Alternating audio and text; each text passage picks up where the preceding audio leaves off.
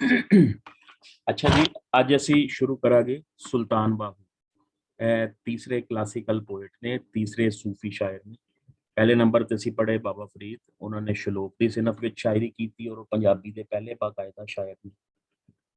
ਦੂਸਰੇ ਨੰਬਰ ਤੇ ਅਸੀਂ ਸ਼ਾਹ ਹੁਸੈਨ ਪੜ੍ਹੇ, ਉਹਨਾਂ ਨੇ ਕਾਫੀ ਸਿਨਫ ਦੀ ਬੁਨਿਆਦ ਰੱਖੀ ਔਰ ਕਾਫੀਆਂ ਲਿਖੀਆਂ। ਉਹਨਾਂ ਦੀਆਂ ਕੋਈ 163 ਕਾਫੀਆਂ ਸਾਡੇ ਕੋਲ ਮੌਜੂਦ ਨੇ।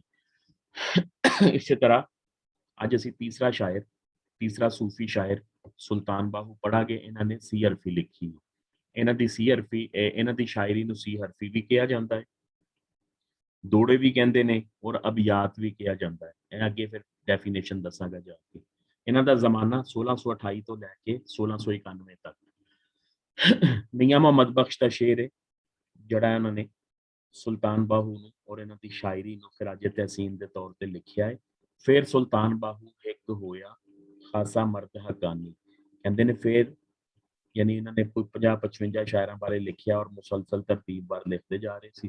ਪਹਿਲੇ ਨੰਬਰ ਤੇ ਅਵਲ ਸ਼ੇਖ ਫਰੀਦ ਸ਼ਕਰਗੰਜ ਸੀ। ਸ਼ਾਹ ਹੁਸੈਨ ਦਾ ਨਹੀਂ ਲਿਖਿਆ ਕਿਉਂਕਿ ਉਸ ਵੇਲੇ ਸ਼ਾਹ ਹੁਸੈਨ ਦਾ ਕਲਾਮ ਦਸਤਿਆਬ ਨਹੀਂ ਸੀ। ਤੀਸਰੇ ਨੰਬਰ ਤੇ ਉਹਨਾਂ ਫਿਰ ਸੁਲਤਾਨ ਬਾਹੂ ਇੱਕ ਹੋਇਆ, ਇੱਕ ਯਾਨੀ ਇੱਕ ਐਸਾ ਗੁਜ਼ਰਾ ਹੈ, ਹੋਇਆ ਯਾਨੀ ਗੁਜ਼ਰਿਆ ਹੈ, ਖਾਸਾ ਮਰਦ ਹਕਾਨੀ ਜਿਹੜਾ ਖਾਸ ਹਕੀਕਤ ਪ੍ਰਸਤ, ਹਕੀਕਤ ਪਸੰਦ ਬੰਦਾ ਸੀ, ਯਾਨੀ ਜਿਹਨੇ ਇਸ਼ਕੇ ਹਕੀਕੀ ਦੀ ਮੰਜ਼ਲ ਤੇ ਪਹੁੰਚ ਕੇ ਹਕੀਕਤ ਨੂੰ ਪਾ ਲਿਆ ਸੀ, ਯਾਨੀ ਹਕੀਕਤ ਪ੍ਰਸਤ, ਜਿਹਨੇ ਹਕੀਕਤ ਨੂੰ ਪਹਿਚਾਣ ਲਿਆ ਹੋਵੇ। ਦੋੜੇ ਪਾਕ ਜ਼ਬਾਨ ਹੁੰਦੀ ਤੇ ਉਹਦੀ ਜ਼ਬਾਨ ਤੇ ਉਹਦੀ ਜ਼ਬਾਨ ਤੋਂ ਅਦਾ ਹੋਏ ਜਾਂ ਉਹਦੇ ਦੋੜੇ ਰੋਸ਼ਨ ਦੋਈ ਜਹਾਨੀ, ਬੰਦੇ ਦੇ ਦੋਨੋਂ ਜਹਾਨ ਰੋਸ਼ਨ ਕਰ ਦਿੰਦੇ। ਤਾਰਫ ਵੇਖੋ ਜੀ, ਪਹਿਲਾ ਪੈਰਾਗ੍ਰਾਫ ਤਾਰਫ ਹੋਏਗਾ ਔਰ ਇਹਦੇ ਵਿੱਚ ਇਹ ਜਿਹੜਾ ਪੈਟਰਨ ਹੈ, ਆਮ ਤੌਰ ਤੇ ਸੀਐਸਐਸ ਵਿੱਚ ਕੁਐਸਚਨ ਪੁੱਛਦੇ ਨੇ ਸੁਲਤਾਨ ਬਾਹੂ ਦੀ ਸ਼ਾਇਰੀ ਵਿੱਚ ਤਸੱਵੁਫ ਦਾ ਰੰਗ ਨੁਮਾਇਆ ਹੈ, ਬਹਿਸ ਕਰੋ, ਜਾਂ ਸੁਲਤਾਨ ਬਾਹੂ ਦੀ ਸ਼ਾਇਰੀ ਵਿੱਚ ਇਸ਼ਕੇ ਹਕੀਕੀ ਦਾ ਰੰਗ ਨਜ਼ਰ ਆਉਂਦਾ ਹੈ, ਜਾਂ ਸੁਲਤਾਨ ਬਾਹੂ ਦੇ ਤਸੱਵਰ ਇਸ਼ਕ ਉੱਤੇ ਬਹਿਸ ਕਰੋ, ਜਾਂ ਸੁਲਤਾਨ ਬਾਹੂ ਦੇ ਤਸੱਵਰ ਮੁਰਸ਼ਦ ਉੱਤੇ। ਆਮ ਤੌਰ ਤੇ ਇੰਨੇ ਕੁਐਸਚਨ ਆਏ। ਉਹ ਇਸ ਵਾਸਤੇ ਕਿ ਇਹਨਾਂ ਕੋਲ ਤਸੱਵਰ ਇਸ਼ਕ ਸਭ ਤੋਂ ਜ਼ਿਆਦਾ ਨੇ ਸ਼ਾਇਰੀ ਵਿੱਚ ਔਰ ਤਸੱਵਰ ਮੁਰਸ਼ਦ ਸਭ ਤੋਂ ਜ਼ਿਆਦਾ। ਇਹ ਦੋ ਮੌਜੂਆਤ ਐਸੇ ਨੇ ਜਿਨ੍ਹਾਂ ਉੱਤੇ ਇਹਨਾਂ ਨੇ ਜ਼ਿਆਦਾ ਲਿਖਿਆ ਹੈ।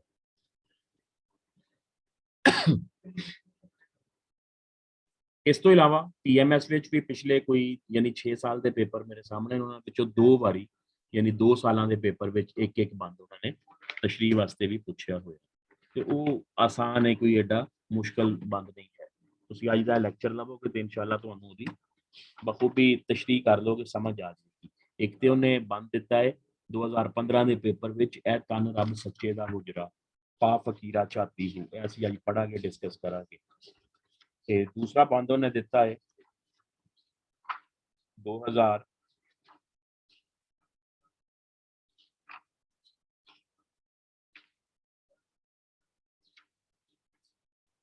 ਇਹ ਇੱਕ ਹੀ ਬੰਦ ਹੈ ਪਿਛਲੇ 6 ਸਾਲ ਦੇ ਪੇਪਰਾਂ ਵਿੱਚ ਨਾ, ਇੱਕ ਹੀ ਵਾਰੀ ਸੁਲਤਾਨ ਬਾਹੂ ਆਇਆ।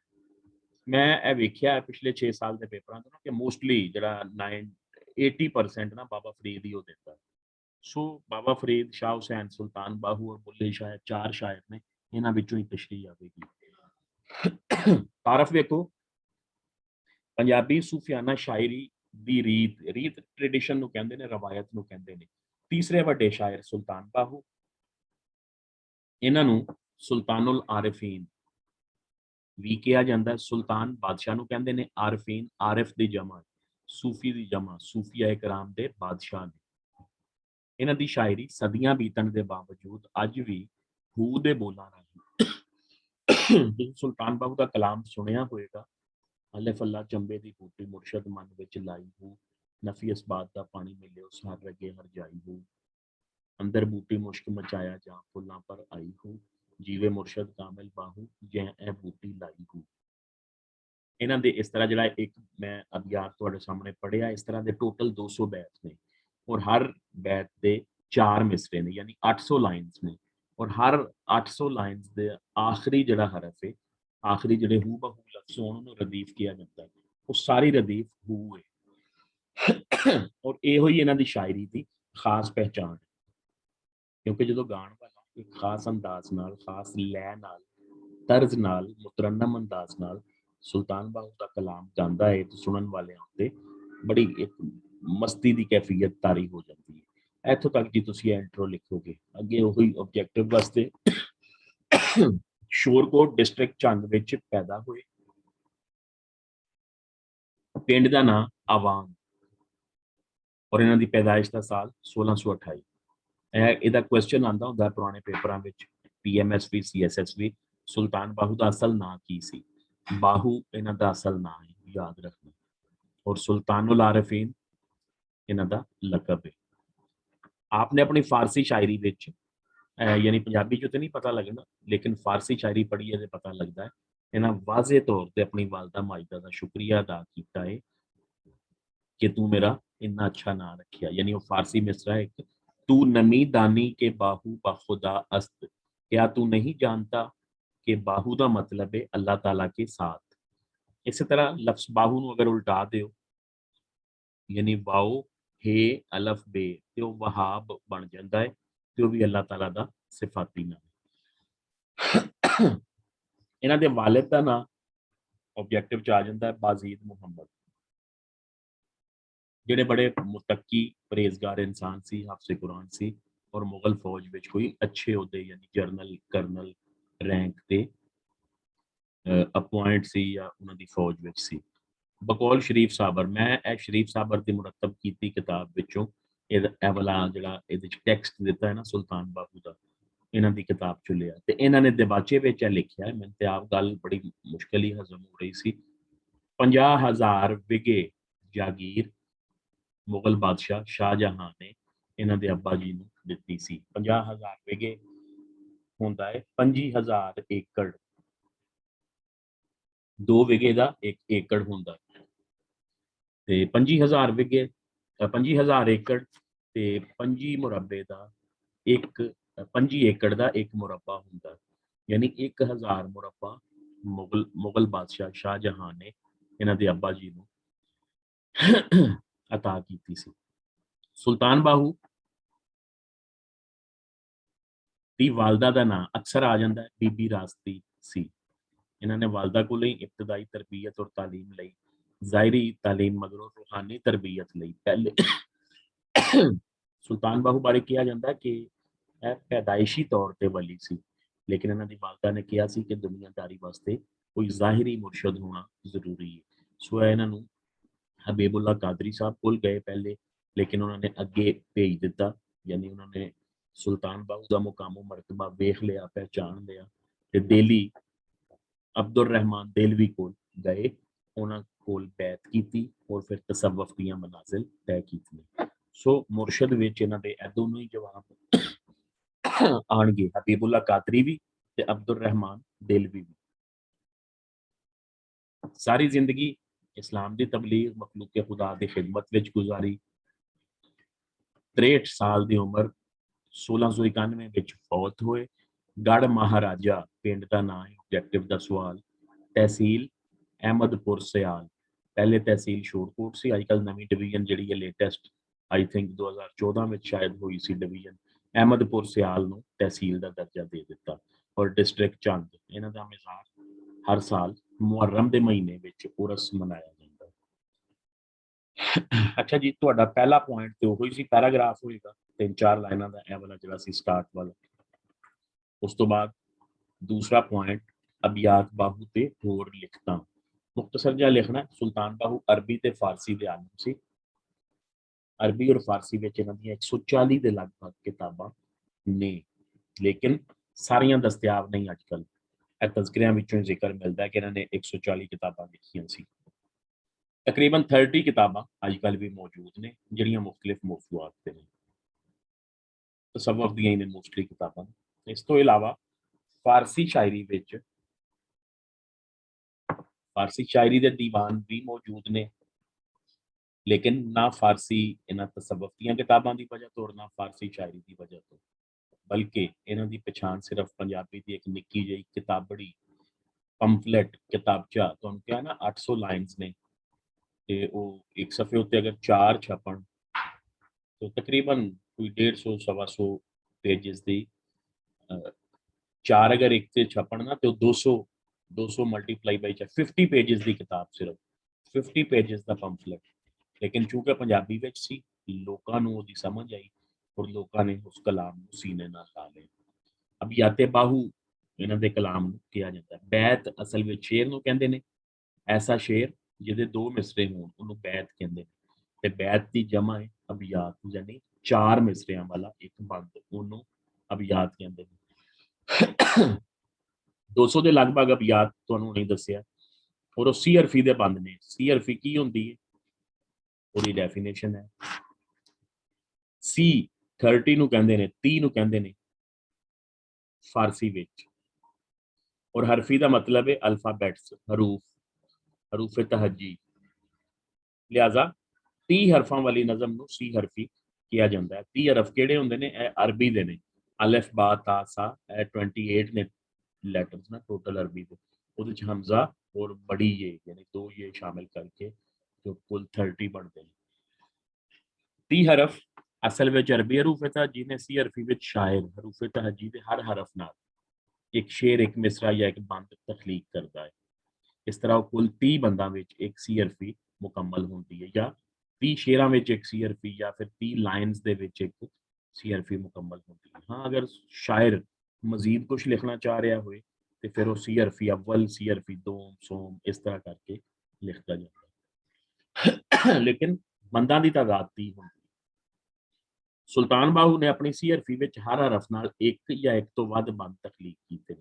अच्छा जी मे भी सुल्तान बाहू ने भी पूरियां सी हरफियां लिखियां हों और साढ़े तक जिसले पहुंचा कलाम जबानी कलामी सीना बसीना पहुंचा छपी सूरत में नहीं मिल सकिया दस्तयाब होया।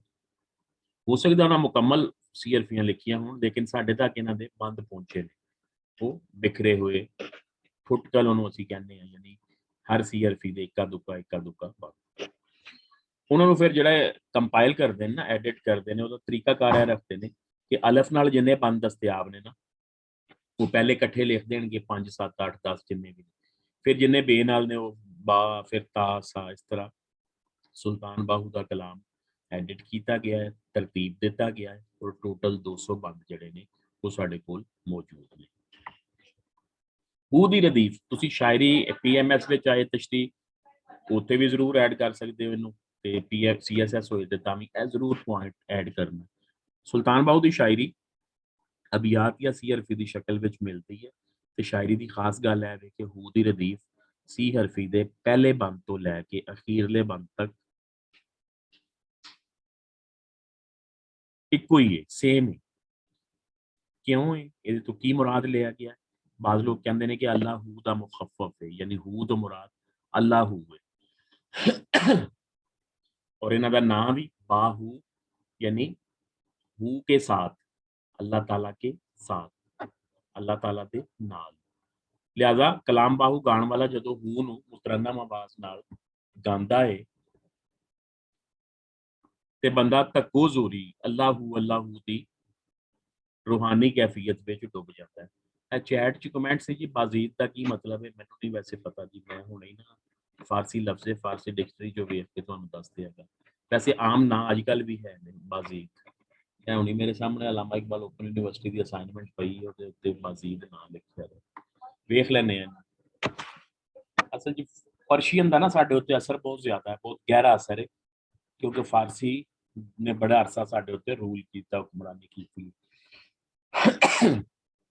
जी कोई सवाल किसी का? फिर अगे चलिए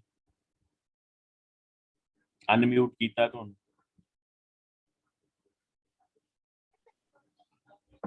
जी सर बस यही क्वेश्चन था जो मैंने कमेंट में लिखा। जी मैं हुणे ही ना डिक्शनरी वेख के दस देना कोई लफ्ज़ का मतलब होना है ना तो वैसे ठीक है सर। आम है वे अजकल भी चलता। चलो जी असी शुरू करने हैं सुल्तान बाहू ए जरा लेंथी शायर है लंबा शायर है तो कोशिश यो ही होएगी कि कोई क्वेश्चन तुहाडा रह ही ना जाए मैं नाल ही सारे क्लीयर कर जा लेकिन एंड में फिर असी आंसर क्वेश्चन करांगे जरूर तुसी नोट कर लेना अपने कोल। Okay sir.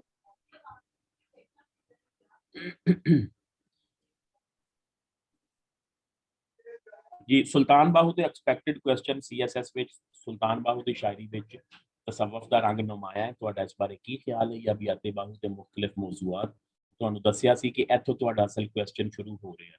पिछले जिहड़े 2-3 पॉइंट ने शॉर्ट एक सफ़ा सवा सफ़ा तुसीं लिखोगे वो सिर्फ इंट्रो विच आउणगे स्टार्ट विच आउणगे तमहीद विच आउणगे ਇੱਥੋਂ ਤੁਹਾਡਾ ਅਸਲ ਕੁਐਸਚਨ ਸਟਾਰਟ ਹੋਏਗਾ।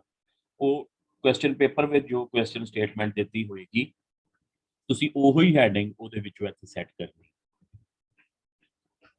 ਜੀ, ਸੁਲਤਾਨ ਬਾਹੂ ਦੀ ਸ਼ਾਇਰੀ ਦੇ ਮੁxtਲਿਫ ਮੌਜ਼ੂਆਤ ਨੇ, ਜਿਨ੍ਹਾਂ ਵਿੱਚੋਂ ਦੋ ਮੇਨ ਔਰ ਵੱਡੇ ਮੌਜ਼ੂਆਤ ਨੇ। ਪਹਿਲਾ ਹੈ ਸੁਲਤਾਨ ਬਾਹੂ ਦਾ ਤਸੱਵੁਰ-ਏ ਇਸ਼ਕ ਔਰ ਦੂਸਰਾ ਹੈ ਸੁਲਤਾਨ ਬਾਹੂ ਦਾ ਤਸੱਵੁਰ-ਏ ਮੁਰਸ਼ਦ। ਅੱਛਾ, ਤੁਸੀਂ ਜ਼ਹਿਮਤ ਤੈਅ ਕਰਨੀ ਹੈ ਕਿ CSS PMS ਵਾਲਿਆਂ ਨੇ ਤੇ ਖੈਰ ਸਾਰੇ ਹੀ ਸ਼ੇਰ ਸਮਝਦੇ ਨੇ, ਉਹਨਾਂ ਨੂੰ ਸਹੂਲਤ ਹੈ ਵੇ ਕਿ ਰੱਟਾ ਨਹੀਂ ਲਾਉਣਾ। ਰੱਟਾ ਜ਼ਬਾਨੀ ਲਾਉਣ ਵਿੱਚ ਔਰ ਸਮਝਣ ਵਿੱਚ ਬੜਾ ਫਰਕ ਹੈ। ਯਾਨੀ ਕੁਰਾਨ ਮਜੀਦ ਤੁਸੀਂ ਵੇਖ ਕੇ ਪੜ੍ਹਨਾ ਤੇ ਹੋਰ ਚੀਜ਼ ਹੈ, ਤੁਸੀਂ ਸਾਹਮਣੇ ਰੱਖੋਗੇ ਤੇ ਫੌਰਨ ਤੁਹਾਨੂੰ ਪੜ੍ਹਨਾ ਸ਼ੁਰੂ ਕਰ ਦਿਓਗੇ। ਰੱਟਾ ਲਾਉਣਾ ਹੋਰ ਚੀਜ਼ ਹੈ। PMS ਵਿੱਚ ਤੇ ਤੁਸੀਂ ਸਿਰਫ ਸਮਝਣਾ। CSS ਵਾਲੇ ਪਲੀਜ਼ ਇਹ ਜਿਹੜਾ ਪਹਿਲਾ ਸੁਲਤਾਨ ਬਾਹੂ ਦਾ ਤਸੱਵੁਰ-ਏ ਇਸ਼ਕ ਤੇ ਤਸੱਵੁਰ-ਏ ਮੁਰਸ਼ਦ ਜਿਹੜਾ ਹੈ ਦੂਸਰਾ ਟਾਪਿਕ, ਇਹਨਾਂ ਵਿੱਚ ਤਿੰਨ ਬੰਦ ਨੇ। ਉਹ ਕੋਸ਼ਿਸ਼ ਕਰਨਾ ਕਿ ਤਿੰਨੇ ਬੰਦ ਜਿਹੜੇ ਨੇ ਯਾਦ ਕਰ ਲਓ, ਤਾਂ ਕਿ ਅਗਰ ਸਪੈਸੀਫਿਕ ਕੁਐਸਚਨ ਵੀ ਇਹਦੇ ਉੱਤੇ ਆ ਜਾਵੇ ਤੇ ਫਿਰ ਕਮ ਸੇ ਕਮ ਤੁਸੀਂ ਲਿਖ ਸਕੋ। ਹਾਂ, ਅਗਰ ਨਹੀਂ ਇੰਨਾ ਵੀ ਨਹੀਂ ਹੋ ਸਕਦਾ ਫਿਰ ਇਹ ਕਰ ਲੈਣਾ ਕਿ ਪਹਿਲਾ ਬੰਦ ਤਕਰੀਬਨ ਕਮ ਸੇ ਕਮ ਪੂਰਾ ਕਰ ਲੈਣਾ, ਦੂਸਰੇ ਬੰਦ ਤੇ ਕੋਈ ਇੱਕ ਦੋ ਮਿਸਰੇ ਜਿਹੜੇ ਨੇ ਉਹ ਜ਼ਿਹਨ ਨਸ਼ੀਨ ਕਰ ਲੈਣਾ, ਤਾਂ ਕਿ ਤੁਹਾਡਾ ਕੁਐਸਚਨ ਆਰਾਮ ਨਾਲ ਅਟੈਂਪਟ ਹੋ ਜਾਏ। ਬਾਕੀ ਐਗਜ਼ਾਮੀਨਰ ਦੀ ਮਰਜ਼ੀ ਹੁੰਦੀ ਹੈ, ਕਦੀ ਬਿਲਕੁਲ ਈਜ਼ੀ ਪੇਪਰ ਦੇ ਦਿੰਦਾ, ਕਦੀ ਥੋੜਾ ਜਿਹਾ ਘੁਮਾ ਫਿਰਾ ਦਿੰਦਾ, ਲੇਕਿਨ ਯਾਦ ਰੱਖੋ ਕਿ ਜਿੰਨਾ ਕੁ ਮਟੀਰੀਅਲ ਇਹਨਾਂ ਟਾਪਿਕਸ ਦੇ ਵਿੱਚ ਹੈ ਵੇ ਇਹ ਇਨਫ ਨਹੀਂ ਬਲਕਿ ਮੋਰ ਦੈਨ ਇਨਫ ਹੈ। ਇਸ ਤੋਂ ਜ਼ਿਆਦਾ ਇੱਕ ਬੰਦਾ ਇੱਕ ਸਟੂਡੈਂਟ ਯਾਦ ਵੀ ਨਹੀਂ ਕਰ ਸਕਦਾ। ਯਾਨੀ ਤੁਸੀਂ ਅਗਰ ਕਹੋ ਨਾ ਕਿ ਤੁਹਾਨੂੰ ਸੁਲਤਾਨ ਬਾਹੂ ਦੀ ਬੁੱਕ ਦੇ ਦਈਏ ਤੇ ਤੁਹਾਡੇ ਕੋਲ ਟਾਈਮ ਨਹੀਂ ਹੈ। ਅੱਛਾ, ਅਗਰ ਤੁਹਾਡੇ ਕੋਲ ਟਾਈਮ ਹੋਏ ਵੀ ਸਹੀ ਤੇ ਫਿਰ ਅੱਗੋਂ ਤੁਸੀਂ ਵੇਖੋ ਨਾ ਕੁਐਸਚਨ ਰਿਕੁਆਇਰਮੈਂਟ ਕੀ ਹੈ। ਉਹਦੇ ਤੇ 12 ਨੰਬਰ ਦਾ ਸਿਰਫ 16 ਨੰਬਰ ਦਾ ਸਿਰਫ ਕੁਐਸਚਨ ਦੇਣਾ, ਤੁਸੀਂ ਕਿੰਨੇ ਕੁ ਲਿਖ ਲਓਗੇ ਉੱਥੇ? 6 ਸਫੇ 7 ਸਫੇ 8 ਸਫੇ। ਯਾਦ ਰੱਖੋ ਹਮੇਸ਼ਾ 20 ਨੰਬਰ ਦਾ ਜਾਂ 16 ਨੰਬਰ ਦਾ ਕੁਐਸਚਨ ਜਿਹੜਾ ਹੈ ਉਹਦੀ ਰਿਕੁਆਇਰਮੈਂਟ ਇਹੋ ਹੀ ਹੁੰਦੀ ਹੈ, 5 6 7 ਪੇਜ ਔਰ 5 6 7 ਪੁਆਇੰਟਸ ਔਰ ਹਰ ਕਿਸੇ ਵਿੱਚ ਇੱਕ ਸ਼ੇਰ। ਜੀ, ਸਭ ਤੋਂ ਪਹਿਲੇ ਸੁਲਤਾਨ ਬਾਹੂ ਤੇ ਤਸੱਵੁਰ-ਏ ਇਸ਼ਕ ਕੀ ਹੈ? ਇਸ਼ਕ ਤੁਹਾਨੂੰ ਪਤਾ ਪਾਕ ਮੁਹੱਬਤ ਦਾ ਨਾਂ ਹੈ ਔਰ ਉਹ ਇਸ਼ਕ ਜਿਹੜਾ ਰੱਬ ਤਾਲਾ ਦੀ ਜ਼ਾਤ ਨਾਲ ਹੋਵੇ ਉਹਨੂੰ ਇਸ਼ਕ ਹਕੀਕੀ ਕਿਹਾ ਜਾਂਦਾ ਹੈ। ਸਾਡੇ ਸੂਫੀਆ ਕਰਾਮ ਦਾ ਖਿਆਲ ਹੈ ਕਿ ਕਾਇਨਾਤ ਦੀ ਪੈਦਾਵਾਰ ਵੀ ਇਸ਼ਕ ਦੇ ਤੁਫੈਲ, ਯਾਨੀ ਅੱਲਾਹ ਪਾਕ ਨੇ ਆਪਣੇ ਮਹਿਬੂਬ ਹਜ਼ਰਤ ਮੁਹੰਮਦ ਸੱਲੱਲਾਹੁ ਅਲੈਹਿ ਵਸੱਲਮ ਨੂੰ ਦੁਨੀਆ ਉੱਤੇ ਜਲਵਾਗਰ ਕਰਨ ਵਾਸਤੇ ਨਿਜ਼ਾਮੇ ਕਾਇਨਾਤ ਬਣਾਇਆ। ਇਹ ਦੋ ਸਪੋਰਟਿਵ ਉਹਦੀਆਂ ਹਦੀਸੇ ਕੁਦਸੀ ਨੇ। ਹਦੀਸੇ ਕੁਦਸੀ ਉਹਨੂੰ ਕਹਿੰਦੇ ਨੇ ਜਿਹੜਾ ਅੱਲਾਹ ਤਾਲਾ ਦਾ ਫਰਮਾਨ ਹੁੰਦਾ ਹੈ, ਨਬੀ ਪਾਕ ਦੇ ਜ਼ਰੀਏ ਸਾਡੇ ਤੱਕ ਪਹੁੰਚੇ ਲੇਕਿਨ ਕੁਰਾਨ ਮਜੀਦ ਵਿੱਚ ਨਾ ਹੋਏ। ਲੌਲਾਕ ਲਮਾ ਖਲਕਤਲ ਅਫਲਾਕ, ਮੈਂ ਨਬੀ ਪਾਕ ਨੂੰ ਪੈਦਾ ਨਾ ਕਰਦਾ ਤੇ ਜ਼ਮੀਨੋਂ ਆਸਮਾਨ ਕੁਝ ਨਾ ਬਣਾਉਂਦਾ। ਯਾਨੀ ਇਹ ਲੰਬੀ ਹਦੀਸ ਕੁਦਸੀ, ਉਹਦਾ ਥੀਮ ਜਾਂ ਮਫਹੂਮ ਹੈ ਵੇ। ਇਸੇ ਤਰ੍ਹਾਂ ਕੁੰਤੂ ਕੰਜ਼ਨ ਮਖਫੀਅਨ, ਮੈਂ ਇੱਕ ਪੋਸ਼ੀਦਾ ਛੁਪਿਆ ਹੋਇਆ ਖਜ਼ਾਨਾ ਸੀ। ਮੇਰੇ ਅੰਦਰ ख्वाहिश ਪੈਦਾ ਹੋਈ ਕਿ ਮੈਂ ਜਾਣਿਆ ਜਾਵਾਂ, ਪਹਿਚਾਨਿਆ ਜਾਵਾਂ ਤੇ ਮੈਂ ਨਿਜ਼ਾਮੇ ਕਾਇਨਾਤ ਬਣਾ ਦਿੱਤਾ। ਇਹ ਦੋ ਸਪੋਰਟ ਕਰਦੀਆਂ ਨੇ ਜਿਹੜਾ ਸੂਫੀਆ ਕਰਾਮ ਦੇ ਮੁਤਾबिक ਦੁਨੀਆ और कायनात वजूद आने का नजरिया। अल्लाह ताला ने अपने महबूब हजरत मुहम्मद के इश्क हथों मजबूर होकर अपने आप को जाहिर करने लई ते अपने महबूब को दुनिया उत्ते जलवागर करने लई कायनात का निज़ाम तखलीक किया। फरमाते ने बे बिस्मिल्ला इसम अल्लाह दा ए भी गहना भारा हूँ। अच्छा जी, ये झंग दे शायर ने। याद रखना, अगर हुण कोई झंग दा बंदा तुहाडे नाल डिस्कशन कर रहा होए ना, या हुण मौजूदा रीसेंटली झंग दी कोई छपी तुसी कोई किताब वेखो तो तुहानूं समझ कोई नहीं आनी। तुसी हुण कोई यूट्यूब ते झंग दा पोएट सुन लवो ते दोड़े ओहदे इन्ने मुश्किल शायरी है, इन्ने मुश्किल लफ्ज़ ने, इन्ना मुश्किल एक्सेंट है कि कुछ पल्ले नहीं पैंदा। लेकिन 350 साल पहले दा, 350 साल पहले ते इस तो भी ज़्यादा मुश्किल झंगवी लहजा होना चाहिए सी, मगर उन्होंने यह काम नहीं किया क्योंकि सुल्तान बाहू के मुखातिब आवाम सिर्फ झंग एक्सेंट बोलने वाली नहीं सी, बल्कि उन्होंने मुखातिब आवाम दिल्ली तो लैके पेशावर तक सारा, बल्कि कह लवो अफगानिस्तान तक सारा पंजाब सी। सो उन्होंने सारे मद्देनजर रख के एक स्टैंडर्ड जड़ा एक्सेंट सी उहदे विच शायरी की। तुहानूं इंज ही लगेगा कि यह कोई लाहौर का शायर। बे बिस्मिल्ला इसम अल्लाह दा ए भी गहना भारा हूँ। बे अल्फाबैट आता है शुरू विच, जिस तरह तुहानूं दस्सिया ना अलफ बा ता सा, हर किसी अल्फाबैट नाल एक एक बंद लिखिया जाता है। बे नाल शुरू होने वाला बंद है। बिस्मिल्ला अल्लाह ताला दे नाम तो शुरू करना। इसम अल्लाह दा अल्लाह ताला का नाम, ए भी गहना भारा हूँ। एक कीमती गहना है, भारा गहना है, कीमती जेवर है। गहना जेवर ਨੂੰ ज्यूलरी ਨੂੰ ਕਹਿੰਦੇ ਨੇ ਤੇ ਭਾਰਾ ਦਾ ਮਤਲਬ ਹੈ ਐਂਟੀਕ ज्यूलरी, यानी महंगा जेवर। अल्लाह ताला ਦਾ ਨਾਮ बहुत कीमती जेवर है। नाल शफात सरवरे आलम, शफात सिफारिश, सरवरे आलम नबी पाक सल्लल्लाहु अलैहि वसल्लम मुराद ने। छुटसी निजात पावेगा, छुटेगा, खलासी होवेगी, निजात पावेगा, आलम सारा हो, सारा आलम। हदों बेहद दरूद नबी ने, नबी पाक दी जात उत्ते हद तो ज्यादा दरूद। जैदा, जिसका, जिसके लिए, जिसकी वजह से, एड इतना, पसारा वुसत, नबी पाक दी जात उत्ते हद तो ज्यादा दरूद और सलाम, जिहदी वजह तो इन्ना वसीओ अरीज, इन्ना वसी पसार दसिया ना वुसत, निजामे कायनात बनाया गया। आयत दी मफहूम भी है, अल्लाह मलाइकतहू युसल्लूना अलन नबी या अय्युहल्लज़ीना आमनू सल्लु अलैहि व सल्लिमू तस्लीमा।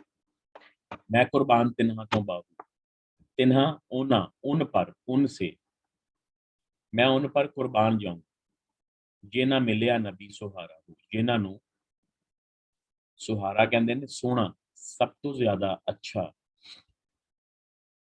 मैं उस उम्मत तो कुर्बान जावा जिन्हां नू इन्ने सोहने नबी दी उम्मत होने दा एजाज हासिल है। अच्छा जी, जरा औखे बंद ने थलवे ना बड़े मैं पढ़ना वा, इस बंद की ही तशरीह है। पहले आ वेखो जरा, इश्क करना सौखा काम नहीं, यानी इश्क की राह विच बहुत सारिया मुश्किलों ते रुकावटां होंदियां।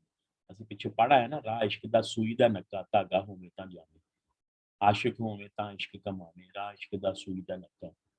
आशिक नूं इश्क दी अग विच सड़ना पैंदा है। हज़रत ज़करिया वांग आरे उत्ते चिरना, आरे उत्ते लकड़ियां चीरियां जांदियां ना, लंबियां जिहड़ियां दरख्त होंदे ने वड्डे वड्डे, कंस्ट्रक्शन परपज़ वास्ते यूज़ करन लई असीं उहनां नूं आरे दी मदद नाल उस हिसाब नाल चीरने। मई वाल वांगू पट दा कबाब बना के महबूब नूं पेश करना पैंदा है। ਇਹ ਸਾਡੀ ਸੋਹਣੀ ਮਹੀਵਾਲ ਦੀ ਦਾਸਤਾਨ ਹੈ, ਦਰਿਆਏ ਚਨਾਬ ਨਾਲ ਇਹਦਾ ਤਾਲੁਕ ਹੈ। ਉਹਨੂੰ ਤੇ ਮਜਨੂ ਵਾਂਗੂ ਰੇਗਿਸਤਾਨਾਂ ਤੇ ਥਲਾਂ ਵਿੱਚ ਲਹੂ ਸਾੜਨਾ ਤੇ ਰੋਲਣਾ ਪੈਂਦਾ ਹੈ। ਠੀਕ ਹੈ ਜੀ, ਫਿਰ ਵੀ ਮੰਜ਼ਲ ਕਿਸੇ ਕਿਸੇ ਦੇ ਹੱਥ ਹੀ ਆਉਂਦੀ। शेर वेखो, इश्क दी भा, भा लफ्ज असीं पिछे पढ़ा है ना, अग, कुछ ना सुझे कुछ ना बुझे दुनिया दूजी भा। इश्क दी भा, इश्क दी अग, हड्डां दा पालन, आशिक बै सिकेंदे हूँ, सेकना हुंदा है, सिकेंदे हूँ यानी सेकदे ने, अग जला के सर्दियां विच हीट हासिल करन वास्ते सेकी जांदी, उहदा सेक लिया जांदा, उहदी हिद्दत गर्मी लई जांदी। कहंदा आशिक लोग अपनियां हड्डियां दा ईंधन जला के, हुण तुसीं ईंधन दा पुछ रहे सी ना, जां फुल्लां तला आही दा बालन बाल हूं। वो कह रहा सी कि मैं हर वेले अपनी तकलीफों, तकालीफ अपनियां आवां दे बालन विच बलदा रहना वां। ਇੱਥੇ ਵੀ ਉਹੀ ਗੱਲ ਹੈ ਕਿ ਆਸ਼ਿਕ ਲੋਕ ਜਿਹੜੇ ਨੇ ਉਹਨਾਂ ਨੂੰ ਆਪਣੀਆਂ ਹੱਡੀਆਂ ਦਾ ਈਂਧਨ ਜਲਾ ਕੇ ਸੇਕਣਾ ਪੈਂਦਾ ਹੈ। ਯਾਨੀ ਇਸ ਪੂਰੇ ਜੁਮਲੇ ਦਾ, ਮਿਸਰੇ ਦਾ ਮਤਲਬ ਪਤਾ ਕੀ ਹੈ? ਆਸ਼ਿਕ ਲੋਕ ਜਿਹੜੇ ਨੇ, ਜਿਹੜੇ ਇਸ਼ਕ ਦੀ ਰਾਹ ਉੱਤੇ ਟੁਰਦੇ ਨੇ, ਉਹਨਾਂ ਨੂੰ ਆਪਣੀ ਜਾਨ ਉੱਤੇ ਬਹੁਤ ਜ਼ਿਆਦਾ ਤਕਲੀਫਾਂ ਬਰਦਾਸ਼ਤ ਕਰਨੀਆਂ ਪੈਂਦੀਆਂ ਨੇ। ਹੁਣ ਥੱਲੇ ਫਿਰ ਇਹ ਦੋ ਮਿਸਰਿਆਂ ਵਿੱਚ ਉਹਨੇ ਦੱਸਿਆ ਕਿ ਉਹ ਕਿਸ ਕਿਸਮ ਦੀਆਂ ਤਕਾਲੀਫ ਨੇ। ਪਹਿਲੀ ਉਹਨੇ ਤਲਮੀ, ਤਲਮੀ ਕਹਿੰਦੇ ਨੇ जिगर और आरा, जान जिगर विच आरा, तलमी आई है। यानी हजरत ज़करिया अलैहिस्सलाम अल्लाह के पैगंबर सी, उन्हां दी कौम इंतहाई बागी ते सरकश कौम सी, यानी नबी दी गल नहीं सी मनदी। एक बारी तो इत्थों तक होया, हद हो गई और नबी नूं कतल करन वास्ते उन्हां दे मगर मगर दौड़ना शुरू कर दिता। पता नहीं, मैं तो नहीं कहता कि पैगंबर ने गलती की थी, पैगंबर मासूम होंदे ने, अल्लाह ताला दी उन्हां नूं पुश्तपनाही हासिल हुंदी है। लेकिन इत्थे बहरहाल हजरत ज़करिया अलैहिस्सलाम ने खुद दरख्त विच पनाह लै ली। कोई वड्डा पुराना वड्डा सारा चौड़े तने वाला दरख्त सी, और वो तना खोखला सी, उहदे विच जाके छुप गए। हालांकि ज़करिया अलैहिस्सलाम नूं कहना चाहिए सी कि या रब्बुल इज़्ज़त, मैं तेरा भेजिया होया बंदा वां, तेरा पैगाम इन्हां लोकां तक पहुंचाना वां, तू मेरी मदद कर, ਇਹ ਲੋਕ ਮੇਰੀ ਜਾਨ ਤੇ आ गए ने, लेकिन इस तरह नहीं होया। ਉਹਨਾਂ ਨੂੰ ਪਤਾ ਲੱਗ ਗਿਆ ਕਿ ਇਸ ਦਰਖਤ ਵਿੱਚ ਹਜ਼ਰਤ ਜ਼ਕਰੀਆ ਛੁਪੇ ਹੋਏ ਨੇ। ਉਹਨਾਂ ਨੇ ਉਹ ਬਿਲਕੁਲ ਮੁੱਢ ਤੋਂ ਦਰਖਤ ਕੱਟ ਕੇ ਤੇ ਆਰੇ ਉੱਤੇ ਲੈ ਗਏ। ਠੀਕ ਹੈ ਜੀ, ਆਰੇ ਉੱਤੇ ਲੰਬੀ ਜਿਹੜਾ ਹੁੰਦਾ ਨਾ ਦਰਖਤ ਦਾ ਲੰਬਾ ਤਣਾ, ਉਹਨੂੰ ਦਰਮਿਆਨ ਵਿੱਚੋਂ ਦੋ ਕਰਨ ਵਾਸਤੇ ਲੰਬੇ ਰੁੱਖ ਤੇ ਦੋ ਆਰੇ ਉੱਤੇ ਰੱਖ ਕੇ ਦੋ ਪੀਸ, ਦੋ ਪਾਰਟ ਦਰਖਤ ਦੇ ਕਰ ਦਿੱਤੇ। ਤੇ ਤੁਸੀਂ ਕੁਰਾਨ ਮਜੀਦ ਦਾ ਵਾਕਿਆ ਕਿਸੇ ਵੀ ਤਫਸੀਰ ਵਿੱਚੋਂ ਚੁੱਕ ਕੇ ਪੜ੍ਹ ਸਕਦੇ ਹੋ, ਉਸੇ ਤਰ੍ਹਾਂ ਹੀ ਲਿਖਿਆ ਹੋਇਆ। ਕਹਿੰਦੇ ਨੇ ਜਿਸ ਵੇਲੇ ਆਰੇ ਦਾ ਬਲੇਡ ਸਿਰ ਨੂੰ ਲੱਗਾ, ਯਾਨੀ ਲੰਬੇ ਰੁੱਖ ਦੇ ਸੀ ਨਾ ਉਹ ਆਰੇ ਦੇ ਉੱਤੇ, ਯਾਨੀ ਸਿਰ ਤੋਂ ਲੈ ਕੇ ਲੱਤਾਂ ਤੱਕ ਬਿਲਕੁਲ ਜਿਸਮ ਦੋ ਟੋਟੇ ਹੋਣਾ ਸੀ। ਬਲੇਡ ਜਿਸ ਵੇਲੇ ਆਰੇ ਦਾ ਸਿਰ ਨੂੰ ਲੱਗਾ ਤੇ ਜ਼ਾਹਿਰ ਇਨਸਾਨ ਹੈ, ਤਕਲੀਫ ਦੀ ਸ਼ਿੱਦਤ ਦੀ ਵਜ੍ਹਾ ਤੋਂ ਚੀਖਾਂ ਨਿਕਲ ਗਈਆਂ ਤੇ ਗੈਬ ਵਿੱਚੋਂ ਆਵਾਜ਼ ਆਈ ਕਿ ਆ ਪੈਗੰਬਰ ਇਹ ਤੇਰੇ ਇਸ਼ਕ ਦਾ ਇਮਤਿਹਾਨ ਹੈ। ਯਾਨੀ ਉਹ ਕੀ ਕਹਿੰਦਾ ਪਿਆ ਕਿ ਆਸ਼ਕਾਂ ਨੂੰ ਇਸ਼ਕ ਦੇ ਰਸਤੇ ਵਿੱਚ ਇੱਥੋਂ ਤੱਕ ਕਿ ਆਰੇ ਉੱਤੇ ਚਿਰਨਾ ਪੈ ਗਿਆ। हजरत ਜ਼ਕਰੀਆ अलैहिस्सलाम ਵੱਲ ਇਸ਼ਾਰਾ ਹੈ। ਵੇਖ ਕਬਾਬ ਦਲੀਦੇ, ਵੇਖੋ ਕਹਿੰਦਾ ਆਸ਼ਕਾਂ ਨੂੰ ਕਿੰਨੀਆਂ ਮੁਸ਼ਕਲਾਤ ਬਰਦਾਸ਼ਤ ਕਰਨੀਆਂ ਪੈਂਦੀਆਂ ਨੇ।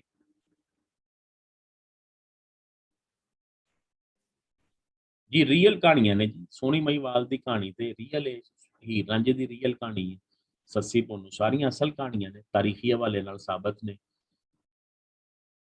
जी। दूसरी सर इसका मतलब भी बता दें, कट के जान, इसका क्या मतलब होगा? गतना रखना, ਅਸੀਂ ਕੱਲ ਪੜਿਆ ਨਹੀਂ ਲਫ਼ਜ਼, ਪੱਛੀ ਨਾ ਗੱਤੀ ਜਾਂ ਛੱਲੀ, ਕਿ ਟੋਕਰੀ ਵਿੱਚ ਇੱਕ ਵੀ ਛੱਲੀ ਨਹੀਂ ਰੱਖੀ। ਇਹ ਗੱਤ ਮੀਨ ਰੱਖਣਾ, ਆਪਣੇ ਜਾਨ ਜਿਗਰ ਯਾਨੀ ਆਪਣੇ ਆਪ ਨੂੰ ਆਰੇ ਉੱਤੇ, ਆਰੇ ਦੇ ਅੱਗੇ ਰੱਖ ਦੇਣਾ।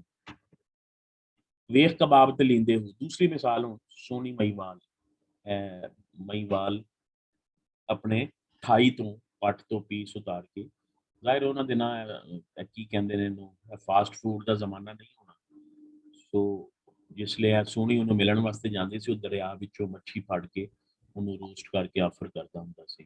ਲੇਕਿਨ ਉਸ ਖਾਸ ਦਿਨ ਜਿਸ ਦਿਨ ਉਹਦਾ ਆਖਰੀ ਦਿਨ ਸੀ, ਉਹ ਮੱਛੀ ਨਹੀਂ ਫੜ ਸਕਿਆ ਕਿਉਂਕਿ ਦਰਿਆ ਵਿੱਚ ਉਹ ਸੈਲਾਬ ਸੀ ਔਰ ਕੋਈ ਵੀ ਮੱਛੀ ਨਹੀਂ। ਹੁਣ ਉਹਨੇ ਗਵਾਰਾ ਨਹੀਂ ਸੀ ਕਿ ਮੈਨੂੰ ਮੇਰਾ ਮਹਿਬੂਬ ਮਿਲਣ ਵਾਸਤੇ ਆਵੇਗਾ ਤੇ ਮੈਂ ਉਹਨੂੰ ਖਾਲੀ ਵਾਪਸ ਭੇਜਾਂਗਾ, ਸੋ ਉਹਨੇ ਆਪਣਾ ਥਾਈ ਤੋਂ ਪੀਸ ਉਤਾਰ ਕੇ ਉਹਨੂੰ ਆਫਰ ਕਰ ਦਿੱਤਾ। यानी इस कदर तकलीफां बर्दाश्त करनियां पैंदियां ने। जी जी सर, ये जो बात आपने बताई है ये थाई के मीट, सर ये हकीकत से बिल्कुल उल्ट नहीं लगती? मतलब कि उसे भी नहीं पता चला कि वो इंसान का गोश्त खा रही है या किसी को मछली। ਇੱਥੇ ਜੀ ਹੋਟਲਾਂ ਦੇ ਤੁਹਾਨੂੰ ਖਵਾ ਦਿੱਤਾ ਕੋਈ ਖੋਤਿਆਂ ਦਾ, ਕੋਈ ਕੁੱਤੇ ਦਾ, ਕੋਈ ਇਨਸਾਨਾਂ ਦਾ ਗੋਸ਼ਤ, ਕਿੱਥੇ ਪਤਾ ਲੱਗਦਾ। ਤੁਸੀਂ ਉਹ ਫਜ਼ਲ ਸ਼ਾਹ ਜਿਹੜਾ ਸ਼ਾਇਰ ਹੈ ਨਾ, ਫਜ਼ਲ ਸ਼ਾਹ ਨਵਾਂ ਕੋਟੀ, ਤੁਹਾਡੇ ਸਿਲੇਬਸ ਦਾ ਹਿੱਸਾ ਤੇ ਨਹੀਂ ਹੈ, ਕਦੀ ਜ਼ਿੰਦਗੀ 'ਚ ਮੌਕਾ ਮਿਲੇ ਤੇ ਉਹਦੀ ਦਾਸਤਾਨ ਪੜ੍ਹਨਾ। ਬਿਲਕੁਲ ਉਹਨੂੰ ਪਤਾ ਲੱਗਾ ਸੀ, ਉਹਨੇ ਫੌਰਨ ਥੂ ਕਰ ਦਿੱਤਾ ਸੀ। ਉਹਨੇ ਕਿਹਾ ਕਿ ਇਹ ਮਛਲੀ ਤੇ ਨਹੀਂ ਜੋ ਤੂੰ ਮੈਨੂੰ ਰੋਜ਼ ਖਵਾਉਣਾ, ਉਹ ਤੇ ਨਹੀਂ ਹੈ, ਮੈਨੂੰ ਤੇ ਅੱਜ ਮਜ਼ਾ ਨਹੀਂ ਆਇਆ। ਉਹ ਫਜ਼ਲ ਸ਼ਾਹ ਨੇ ਬਹੁਤ ਅੱਛੀ ਤਰ੍ਹਾਂ ਨਾ ਇਹਨੂੰ ਪੇਂਟ ਕੀਤਾ। ਉਹਨੇ ਕਿਹਾ ਅਗਰ ਤੈਨੂੰ ਨਹੀਂ ਮਜ਼ਾ ਆਇਆ ਤੇ ਮੈਂ ਤੇ ਆਪਣੇ ਥਾਈ ਦਾ ਪੀਸ ਤੇਰੇ ਵਾਸਤੇ ਜਿਹੜਾ ਨਾ ਆਫਰ ਕੀਤਾ। ਫਿਰ ਉਹਨੇ ਕਿਹਾ, ਸੋਹਣੀ ਨੇ ਮਹੀਵਾਲ ਨੂੰ ਕਿਹਾ ਕਿ ਠੀਕ ਹੈ, ਹੁਣ ਅੱਗੇ ਤੂੰ ਮੈਨੂੰ ਮਿਲਣ ਆਉਂਦਾ ਸੀ, ਅੱਜ ਤੋਂ ਬਾਅਦ ਮੈਂ ਤੈਨੂੰ ਮਿਲਣ ਆਇਆ ਕਰਾਂਗੀ। ਠੀਕ ਹੈ ਜੀ। ਫਿਰ ਉਹ ਉਹਨੂੰ ਦਰਿਆ ਪਾਰ ਕਰਕੇ ਕੱਚੇ ਘੜੇ ਦੇ ਜ਼ਰੀਏ ਤੈਰ ਕੇ, ਘੜੇ ਤੋਂ ਟਿਊਬ ਦਾ ਕੰਮ ਲਿਆ ਜਾਂਦਾ ਨਾ, ਕਿਉਂਕਿ ਅੰਦਰੋਂ ਵਿੱਚੋਂ ਖੋਖਲਾ ਹੁੰਦਾ ਹੈ, ਤੇ ਉਹਦੇ ਸਹਾਰੇ ਤੇ ਤੈਰਿਆ ਜਾ ਸਕਦਾ। ਦੂਸਰਾ ਉਹ ਘੁਮਿਆਰ ਸੀ, ਘੁਮਿਆਰ ਦੀ ਬੇਟੀ ਸੀ, ਘੜੇ ਵਗੈਰਾ ਬਣਾਉਂਦੇ ਸੀ। ਉਹ ਬਹਰਹਾਲ ਉਹਨੂੰ ਮਿਲਣ ਜਾਂਦੀ ਰਹੀ। ਇੱਕ ਦਿਨ ਫਿਰ ਉਹਦੀ ਨੰਦ ਨੂੰ ਸ਼ੱਕ ਗੁਜ਼ਰਿਆ, ਉਹਨੇ ਫਿਰ ਉਹਦੀ ਜਗ੍ਹਾ ਤੇ ਕੱਚਾ ਘੜਾ ਐਕਸਚੇਂਜ ਕਰ ਦਿੱਤਾ।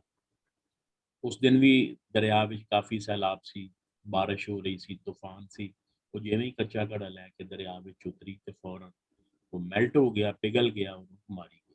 ਇਸ ਤਰ੍ਹਾਂ ਦੀਆਂ ਕਹਾਣੀਆਂ ਨੇ ਸਾਰੀਆਂ। ਬਹਰਹਾਲ ਮੈਂ ਤੇ ਸਮਝਣਾ ਕਿ ਇਹਦੇ ਵਿੱਚੋਂ ਜਿਹੜਾ ਨਾ ਸਿਰਫ ਕਮਿਟਮੈਂਟ ਦਾ ਮੈਸੇਜ ਹੈ।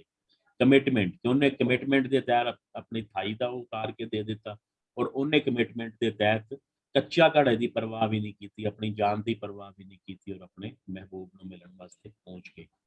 ਬਹਰਹਾਲ ਪਤਾ ਤੁਹਾਨੂੰ ਸਾਰਿਆਂ ਨੂੰ ਕਹਾਣੀ ਦਾ, ਇਸ ਤੋਂ ਜ਼ਿਆਦਾ ਫਿਰ YouTube ਤੇ ਗਾਣੇ ਸ਼ਾਣੇ ਔਰ ਮੂਵੀਜ਼ ਵੀ ਬਣੀਆਂ ਹੋਈਆਂ ਨੇ। ਸਰਗਰਦਾਨ ਫਿਰਨ ਹਰ ਵੇਲੇ, ਸਰਗਰਦਾਂ ਕਹਿੰਦੇ ਨੇ ਗਰਦਿਸ਼ ਮੇ ਰਹਿਣਾ, ਫਿਰਦੇ ਟੁਰਦੇ ਰਹਿਣਾ, ਅਵਾਰਾਗਰਦੀ ਕਰਦੇ ਰਹਿਣਾ। ਖੂਨ ਜਿਗਰ ਦਾ ਪੀਂਦੇ ਹੋ। ਇਹ ਦੋ ਡੈਜ਼ਰਟ ਦੀਆਂ ਦਾਸਤਾਨਾਂ ਨੇ, ਇੱਕ ਸੱਸੀ ਪੁੰਨੂ ਸਾਡੀ ਸਿੰਧ ਦੇ ਇਲਾਕੇ ਦੀ, ਭੰਬੋਰ ਸਿੰਧ ਦਾ ਇਲਾਕਾ ਹੈ, ਔਰ ਲੈਲਾ ਮਜਨੂ ਅਰਬ ਦੀ ਦਾਸਤਾਨ ਹੈ, ਲੇਕਿਨ ਹੈ ਦੋਨੋਂ ਡੈਜ਼ਰਟ ਨੇ, ਸਹਿਰਾ ਨੇ। ਡੈਜ਼ਰਟ ਵਿੱਚ ਸਫ਼ਰ ਕਰਨ ਵਾਸਤੇ ਬੁਨਿਆਦੀ ਜ਼ਰੂਰਤ ਪਾਣੀ ਹੁੰਦਾ ਹੈ, ਲੇਕਿਨ ਸੱਸੀ ਜਿਸਲੇ ਆਪਣੇ ਮਹਿਬੂਬ ਨੂੰ ਲੱਭਣ ਵਾਸਤੇ ਉਹਦੇ ਪਿੱਛੇ ਦੌੜੀ ਤੇ ਬੇਸਰੋ ਸਮਾਨੀ ਦੀ ਹਾਲਤ ਵਿੱਚ, ਉਹਦੇ ਪੈਰ ਵਿੱਚ ਜੁੱਤੀ ਵੀ ਨਹੀਂ ਸੀ ਕੋਈ, ਉਹਦੇ ਕੋਲ ਕੋਈ ਰਸਤੇ ਸਫ਼ਰ ਨਹੀਂ ਸੀ। ਯਾਨੀ ਸ਼ਦੀਦ ਗਰਮੀ ਵਿੱਚ ਤੁਸੀਂ ਡੈਜ਼ਰਟ ਦੇ ਵਿੱਚ ਬਗੈਰ ਪਾਣੀ ਤੋਂ, ਬਗੈਰ ਤਿਆਰੀ ਤੋਂ ਜਾਓ ਤੇ ਤੁਸੀਂ ਕਿੰਨਾ ਕੁ ਸਫ਼ਰ ਕਰ ਦੋਗੇ। ਲਿਹਾਜ਼ਾ 10-20 ਕਿਲੋ ਤੁਸੀਂ 2-4-5-10 ਕਿਲੋਮੀਟਰ ਵੀ ਨਹੀਂ ਕਰ ਸਕਦੇ, ਉਹ ਉੱਥੇ ਹੀ ਮਾਰੀ ਗਈ। ਇਸੇ ਤਰ੍ਹਾਂ ਮਜਨੂ ਲੈਲਾ ਦੇ ਪਿੱਛੇ ਅਰਬ ਦੇ ਡੈਜ਼ਰਟ ਵਿੱਚ ਸਹਿਰਾਵਾਂ ਵਿੱਚ ਖੁਆਰ ਹੁੰਦਾ ਰਹਿੰਦਾ ਸੀ, ਫਿਰਦਾ ਰਹਿੰਦਾ ਸੀ। ਹੁਣ ਉਹਨਾਂ ਕੋਲ ਚੂੰਕਿ ਅਸਬਾਬ ਨਹੀਂ ਸੀ ਹੁੰਦਾ, ਰਸਤੇ ਸਫ਼ਰ ਨਹੀਂ ਸੀ ਹੁੰਦਾ, ਤੇ ਉਹ ਆਪਣੇ ਖੂਨੇ ਜਿਗਰ ਨੂੰ ਪਾਣੀ ਦੇ ਤੌਰ ਤੇ, ਖੁਰਾਕ ਦੇ ਤੌਰ ਤੇ ਯੂਜ਼ ਕਰਦੇ ਸੀ। ਤੇ ਖੂਨੇ ਜਿਗਰ ਤੇ ਬੰਦਾ ਕਿੰਨੀ ਦੇਰ ਚੱਲ ਸਕਦਾ, ਯਾਨੀ ਇਨਸਾਨੀ ਬਾਡੀ ਵਿੱਚ ਜਿਹੜਾ ਪਾਣੀ ਹੈ ਉਹ ਕਿੰਨੀ ਦੇਰ ਚੱਲ ਸਕਦਾ। ਆਮ ਦਿਨਾਂ ਵਿੱਚ ਕਹਿੰਦੇ ਨੇ ਕਿ 3 ਦਿਨ ਅਗਰ ਬੰਦੇ ਨੂੰ ਪਾਣੀ ਨਾ ਮਿਲੇ ਤੇ ਉਹ ਡੈਥ ਹੋ ਜਾਂਦੀ ਹੈ। ਤੇ ਉਹ ਤੇ ਫਿਰ ਸਖਤ ਸ਼ਦੀਦ ਮੌਸਮ, ਉੱਥੇ ਕਿੰਨੀ ਦੇਰ ਬੰਦਾ ਚੱਲ ਸਕਦਾ। ਸੋ ਉਧਰ ਇਸ਼ਾਰਾ ਹੈ ਕਿ ਆਸ਼ਕਾਂ ਨੂੰ ਆਪਣੇ ਮਹਿਬੂਬਾਂ ਵਾਸਤੇ ਖੁਆਰ ਹੋਣਾ ਪੈਂਦਾ ਹੈ, ਔਰ ਸਹਿਰਾਵਾਂ ਵਿੱਚ ਰੁਲਣਾ ਪੈਂਦਾ ਹੈ, ਜ਼ਲੀਲ ਹੋਣਾ ਪੈਂਦਾ ਹੈ, ਤਕਲੀਫਾਂ ਉਠਾਉਣੀਆਂ ਪੈਂਦੀਆਂ।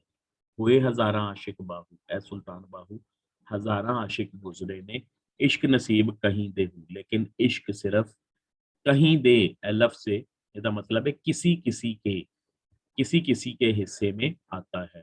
ਯਾਨੀ ਦੁਨੀਆ ਉੱਤੇ ਹੁਣ ਤੱਕ ਤੁਸੀਂ ਵੇਖੋ ਕਿੰਨੀ ਦੁਨੀਆ, 7.5-8 ਅਰਬ ਹੁਣ ਇਨਸਾਨ ਨੇ, ਸ਼ੁਰੂ ਤੋਂ ਲੈ ਕੇ ਹੁਣ ਤੱਕ ਪਤਾ ਨਹੀਂ ਕਿੰਨੇ ਖਰਬ ਲੋਕ ਚਲੇ ਗਏ, ਲੇਕਿਨ ਤੁਸੀਂ ਫਿੰਗਰ ਟਿਪਸ ਤੇ ਗਿਣ ਸਕਦੇ ਹੋ ਜਿਨ੍ਹਾਂ ਨੂੰ ਵਾਕਈ ਸਹੀ ਮਾਇਨਿਆਂ ਵਿੱਚ ਇਸ਼ਕ ਜਾਂ ਇਸ਼ਕ ਹਕੀਕੀ ਨਸੀਬ ਹੋਇਆ, ਜਾਂ ਇਸ਼ਕ ਹਕੀਕੀ ਦੇ ਸਿੰਬਲ ਦੇ ਤੌਰ ਤੇ ਅੱਜ ਮੌਜੂਦ ਨੇ। ਤੁਸੀਂ ਹਜ਼ਰਤ ਇਮਾਮ ਹੁਸੈਨ ਦਾ ਵੇਖ ਲਓ, ਆਪਣੀ ਨੋਈਅਤ ਦਾ ਵਾਹਿਦ ਵਾਕਿਆ 1400 ਸਾਲ ਹੋ ਗਏ। ਤੁਸੀਂ ਮਨਸੂਰ ਹੁਲਾਜ ਵੇਖ ਲਵੋ, ਆਪਣੀ ਨੋਈਅਤ ਦਾ ਵਾਹਿਦ ਵਾਕਿਆ 1000 ਸਾਲ ਗੁਜ਼ਰ ਗਏ। ਇਸੇ ਤਰ੍ਹਾਂ ਜਿਹੜੀਆਂ ਦਾਸਤਾਨਾਂ ਨੇ ਸੋਹਣੀ ਮਈ ਵਾਲ ਸੱਸੀ ਪੁੰਨੂ 500 ਸਾਲ ਇਹਨਾਂ ਨੂੰ ਗੁਜ਼ਰ ਗਏ ਨੇ। ਸੋ ਕੁਝ ਨਾ ਕੋਈ ਤੇ ਹੈ, ਅੱਲਾਹ ਤਾਲਾ ਦੇ ਕੁਝ ਖਾਸ ਬੰਦੇ ਹੁੰਦੇ ਨੇ ਜਿਨ੍ਹਾਂ ਨੂੰ ਇਹ ਮੁਕਾਮੋ ਮਰਤਬਾ ਹਾਸਿਲ ਹੁੰਦਾ ਹੈ। ਨੈਕਸਟ ਜੀ, ਇਸ਼ਕ ਦਾ ਰਸਤੇ ਦੀਆਂ ਮੁਸ਼ਕਲਾਂ ਤਕਲੀਫਾਂ ਕਿਸ ਕਿਸਮ ਦੀਆਂ ਹੁੰਦੀਆਂ ਨੇ। ਅੱਛਾ ਜੀ, ਇਹ ਸਾਡੇ ਸੂਫੀਆ ਇਕਰਾਮ ਨਾ ਲੋਕਾਂ ਨਾਲ, ਦੁਨੀਆ ਨਾਲ ਜੁੜੇ ਹੋਏ ਸੀ। ਉਹਨਾਂ ਨੇ ਸਿਰਫ ਤਸੱਵੁਫ ਜਾਂ ਦੀਨ ਦੀ ਹੀ ਗੱਲ ਨਹੀਂ ਕੀਤੀ, ਉਹਨਾਂ ਇਨਸਾਨ ਦੀ ਵੀ ਗੱਲ ਕੀਤੀ। ਠੀਕ ਹੈ ਜੀ। ਹੁਣ ਆਸ਼ਿਕ ਹੋਵੇਂ ਇਸ਼ਕ ਕਮਾਵੇਂ, ਸ਼ਾਇਦ ਕੱਲ ਵੀ ਦੱਸਿਆ ਸੀ, ਇਹ ਇਸ਼ਕ ਤੋਂ ਮੁਰਾਦ ਤੁਸੀਂ ਇੱਥੇ ਆਪਣਾ CSS ਰੱਖ ਲਵੋ। ਤੁਸੀਂ ਛੱਡ ਦਿਓ ਸੁਲਤਾਨ ਬਾਹੂ ਨੂੰ ਵੀ, ਤੇ ਤਸੱਵੁਫ ਨੂੰ ਵੀ, ਤੇ ਇਸਲਾਮ ਨੂੰ ਵੀ, ਤੇ ਸੋਹਣੀ ਮਹੀਵਾਲ ਨੂੰ ਵੀ, ਤੇ ਹੀਰ ਰਾਂਝੇ ਨੂੰ, ਸਭ ਨੂੰ ਛੱਡ ਕੇ ਇੱਥੇ ਤੁਸੀਂ CSS ਰੱਖ ਲਵੋ ਇਸ ਜਗ੍ਹਾ ਤੇ। ਆਸ਼ਿਕ ਹੋਵੇਂ ਇਸ਼ਕ ਕਮਾਵੇਂ, ਇੱਥੇ ਤੁਸੀਂ CSP ਰੱਖ ਲਵੋ। ਅਗਰ ਤੂੰ CSP ਬਣਨਾ ਚਾਹਨਾ ਹੈ, ਅਗਰ ਤੂੰ ਚਾਹਨਾ ਤੇਰਾ CSS ਹੋ ਜਾਏ, ਹੈ ਜੀ, ਦਿਲ ਰੱਖ ਵਾਂਗ ਪਹਾੜਾਂ ਹੋ। ਇਹ ਮੋਟੀਵੇਸ਼ਨਲ ਪੁਆਇੰਟ ਵੀ ਹੈ ਤੇ ਯਾਰ, ਇਹਦੇ ਪੂਰੀ ਭਰਪੂਰ ਮੋਟੀਵੇਸ਼ਨ ਮੌਜੂਦ ਹੈ ਕਿ ਫਿਰ ਤੁਸੀਂ ਪਹਾੜਾਂ ਜਿੰਨਾ ਵੱਡਾ ਦਿਲ ਕਰ ਲਵੋ।